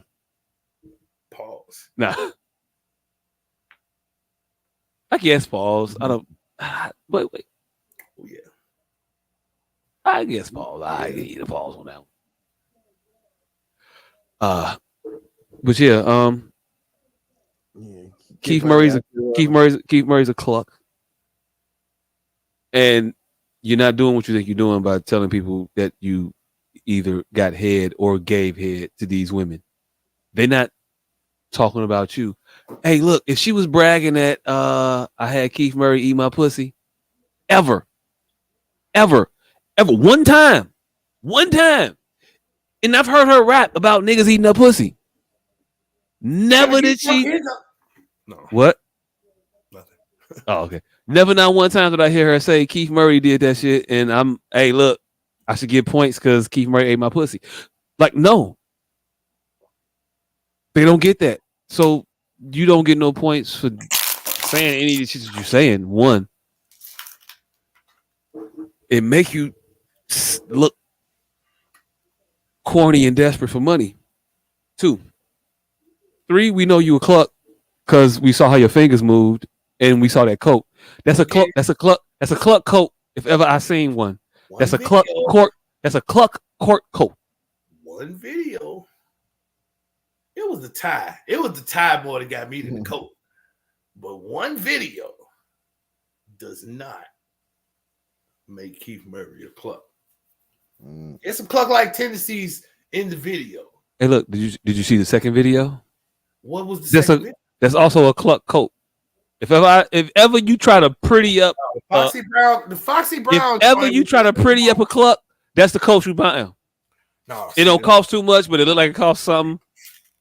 The Foxy Brown video was just a normal Keith Murray video. See, Keith Murray has always been a little on edge. He's always been a little cluckish.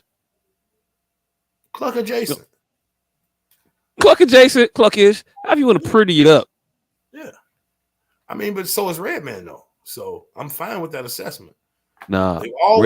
Redman is giving me more of a hippie vibe than a cluck vibe. No. See? It is a difference. That's semantics. They both been cluck adjacent, is all I'm saying. Hippie ain't cluck adjacent. Hippies are definitely cluck adjacent. Nah. Hippies don't do no strange shit for money. What? They stay in the forest and trade canned goods for fucking weed. That's a job, fam. That's a legitimate job. Straight? That sounds just like some cluck shit. No. Instead of the fucking weed is crack. Like what? No, because you could get a cluck to do a jig on a corner to no music. Do that with a hippie. Fam, the hippies are taking canned goods for weed. Like it's payment. What's wrong with that? They reverse clucks, nigga. It's just cluck adjacent. Is all I'm saying. They got the weed. They selling you weed for fruit cocktail. What's wrong with that? That's the barter system in its glory. What the fuck meaning? That's how it's supposed to be. I got something you want. You got something I want.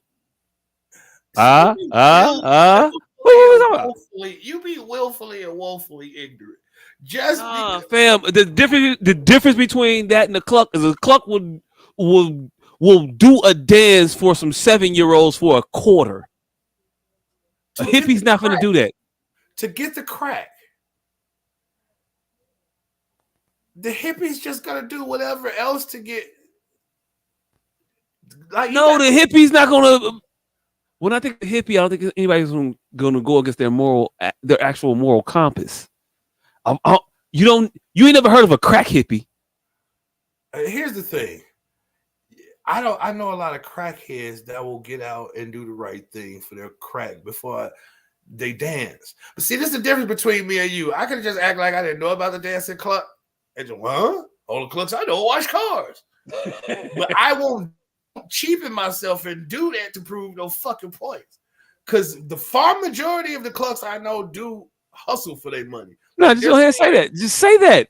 We can have the conversation. That's fine. No, because what gets done to me is acting like the other faction doesn't exist at all to prove a point. And I refuse to do that. Well, I don't operate that way. I don't do that. Pull the tape. Yeah. Pull the tape. Hey, look. It's been recorded. Pull the tape. Pull the tape.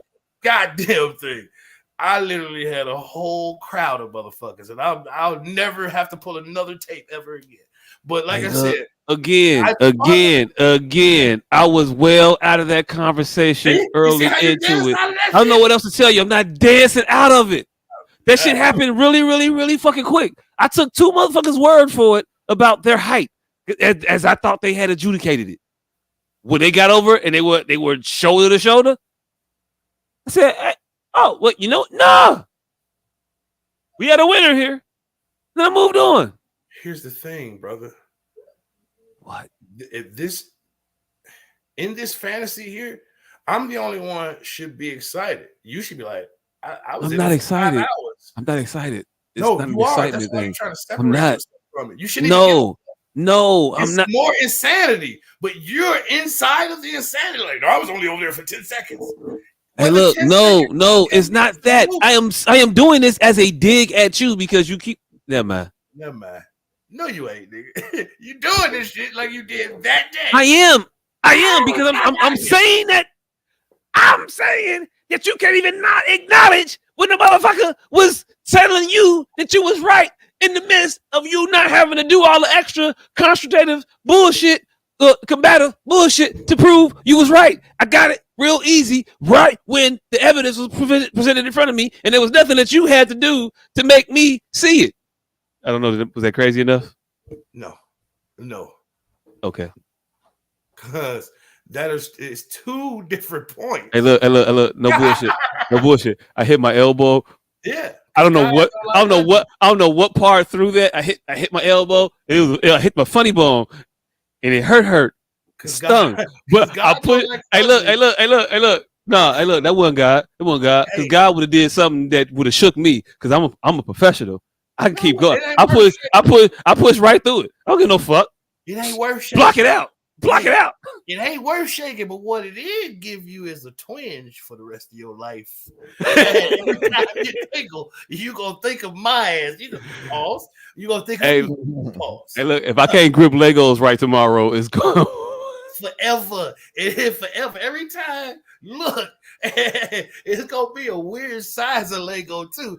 It's gonna be like it's gonna be that mini 2x3. That 2x3. It's gonna be. Oh shit! Hey, look, knock a pause into you, motherfucker. Had to say, wait a minute. Right hey, look. He looked at the phone. He looked at who it was on it. It was like, oh shit! Cut the camera. All right, accepting that one. Yeah. What you want, baby? How you doing? Yeah. You know what I'm saying? I just want to motherfucker with these niggas over here. Now I'm on my way. I'm on my way. I ain't gonna be late. Yeah. I'm around the corner. Hey, look, watch when you come back. Hey, yo, look, we need to wrap this motherfucker up. We've been on all night. I got shit to do. Right. In the morning. Now you gotta. Where the fuck is you at? Yeah. You said 12:15. It is currently 12:34. You supposed to be on your way. And no, you're not on your way because I see you right now. I know see you. And you see that the number of viewers done went up, so you see me seeing you. Oh, that's fucked up when the viewer kick up, and you know they looking at you. Oh shit! Oh, damn! They see me. Damn! They got me. They caught me red-handed. Hey, look! They caught us. I'm not a caught me motherfucker. They called us motherfucker. Oh yeah, you definitely not. Hey, look, I don't know how many jokes about being a snitch I can make before motherfuckers think I'm a snitch. I'm not currently aware. But I will say this. Hey, look, don't tell me about none of your illegal shit. I don't want to know. Hey, you can tell me about your illegal shit. I'm not gonna tell nobody about your illegal shit. However, don't involve me in your bullshit. Hey, look, it wasn't me. It all the way out. It may have been somebody here, but it wasn't me. I'm gonna tell you right now. You might think I'm squeaky clean and ain't got nothing on me, and you can involve me in your endeavors. But I cheated on my taxes. I ain't gonna tell you what year because I was gonna pull that motherfucker, but I did. But if ever they needed to get some dirt, hey yo, look. They come at me with that. Hey yo, I almost said the year, but almost said the year. They slide that manila envelope on the table. Hey, look, I'll give you the return amount though. It was like 2,900, somewhere around there. 29. Oh yeah. Hey, look. That's just letting you know. Hey, look, that's just letting you know the level of criminal I am not. Because that 29 from that year still got me nervous. This nigga's talking about a random earned income credit from 2007. Hey, look. It just came out of nowhere. I don't even know how I'm supposed to have qualified. Hey, not sure. It might have been a setup. So I don't know. Man, So I'm on the thinking- straight and narrow, I go because I know me, and I'm a fold. I can't do that time. This nigga is across on the green and not in between. Yeah, pretty much. Pretty much. Yeah. I can't do that time. How much time we talking about? 11 months? No, I can't do it. Can't do it. I ain't with it. Nah. I cannot go to jail for them officers. Fuck them. I cannot do it, officer. You know what? I ain't even going. I got to be a man about it. I got to think about my family. I'm a father. You know what I'm saying? I got kids out here. I can't be that. Nah. You said 6 months. You said 6 months. Oh Lord, I can't never do it. Oh shit, cute. Put me a pen and paper. Hold on. My kid's gonna forget what I look like. I can't. Hey, look. For the people who have not seen Kaleidoscope, I'm gonna spoil a little bit of it for you, so you might want to turn now. Episode 1. One of the characters says in one of his lines, that motherfucker says, "Hey, look, he got 6 months left before he got a parole hearing, right? But he's been served certain motivation to break out of jail because he can't do 6 months. 6 months is gonna be too much. Shit's gonna be the change in 6 months. Can't do it. That nigga say 6 months. So yeah, I spoiled it, but it's something in the series in the program that makes the motherfucker say, "No, I can't do 6 months. No, I gotta get the fuck out of here today. It's like this. I got to get out of here now." So this nigga really want to catch the beginning of this NBA season. I ain't even gonna say it, but yeah, I'm him. Kinda, because he was already in jail. Yeah, breaking out. They wouldn't have put me in. You wouldn't have made it that far? No. Tell you, don't do shit I can snitch on you for. So this nigga is gonna be at his bail here and sitting there talking about Your Honor, Chambers. Your Honor, I'd like to make a plea deal. Hey, look, I'm offering the cooperation. I'm telling you right now. I had got extra fries in my order one year, and I'm nervous about them coming back for that. Maybe I got cheese on it. I ain't pay for it one time, so they got a lot of shit to lean on me with. So don't confide. Don't cooperate. Don't collude. Don't collude. Nah, not with me. I'm not the one. Big. I don't. Is this a Dolphin protest too much moment? I don't know. I was trying to stall till that motherfucker got back, and I just realized I probably should have minimized my screen because he could have been in the waiting room this whole time. But I can't see the waiting room because. Oh, you're not? All right, cool. You're not. I got it. But shit. Oh, okay, cool. I ain't trying to stall no more. I'm trying to go my ass to sleep. It's tomorrow like a motherfucker. Hey, so, and I think we done covered all the topics that we needed to get to. I think we did. The Time magazine list, but people just acting like they found out that R. Kelly paid off a Aaliyah appearance. For some reason, everybody's in shock about that over the past couple of days. We didn't notice. Hey, how do you think they made the case go away all those many years? I mean, come on now. We're not just now finding out that he married that little girl. We're not. 95. It was the rumor then.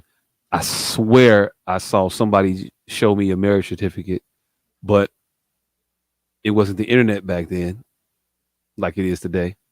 Mm-hmm. So shit just happened. But I swear it was a picture of the marriage certificate in the Right On or the Word Up magazine somewhere. Yeah, I feel like I've seen it in a source or something. It's right, something. That's how we used to get.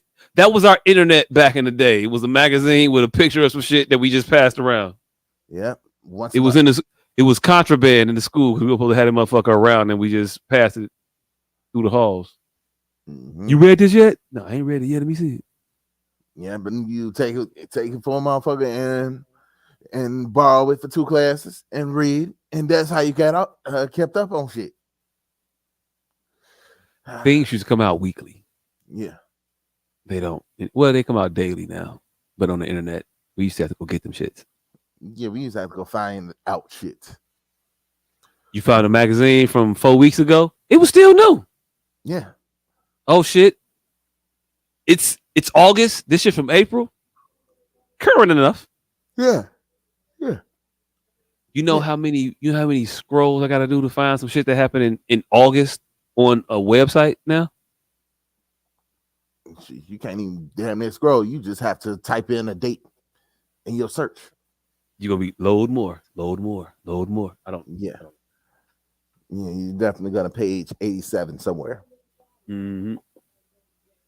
I don't know, but you can run that point any moment. I don't really have shit else to talk about. Yeah, I want to thank y'all for tuning in. We're doing this shit every goddamn Wednesday. This nigga does not have anything new. No, nothing new. I don't got nothing to promote right now. But some shit's coming out. I already told y'all first quarter.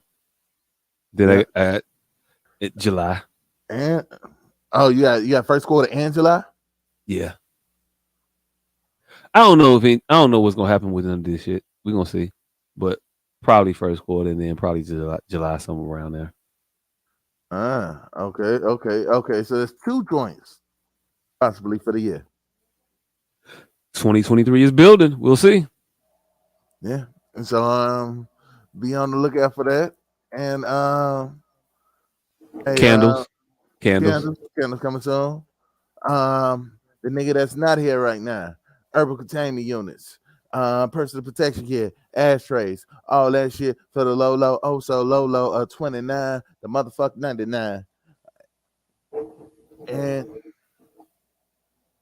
make sure to check out our Cam single, feature Sam 1000, More Than Enough. Stream that shit on YouTube. And yeah, we finna get the fuck up and out of here. Hey, so the other day I was on a boat. Yeah, some cruise in Lake Michigan. And while we was out there and shit, it was another little boat just floating around in the water. And then that motherfucker sunk. That motherfucker, it was a shipwreck. And we was just all in shock. Took a minute for it to sink in.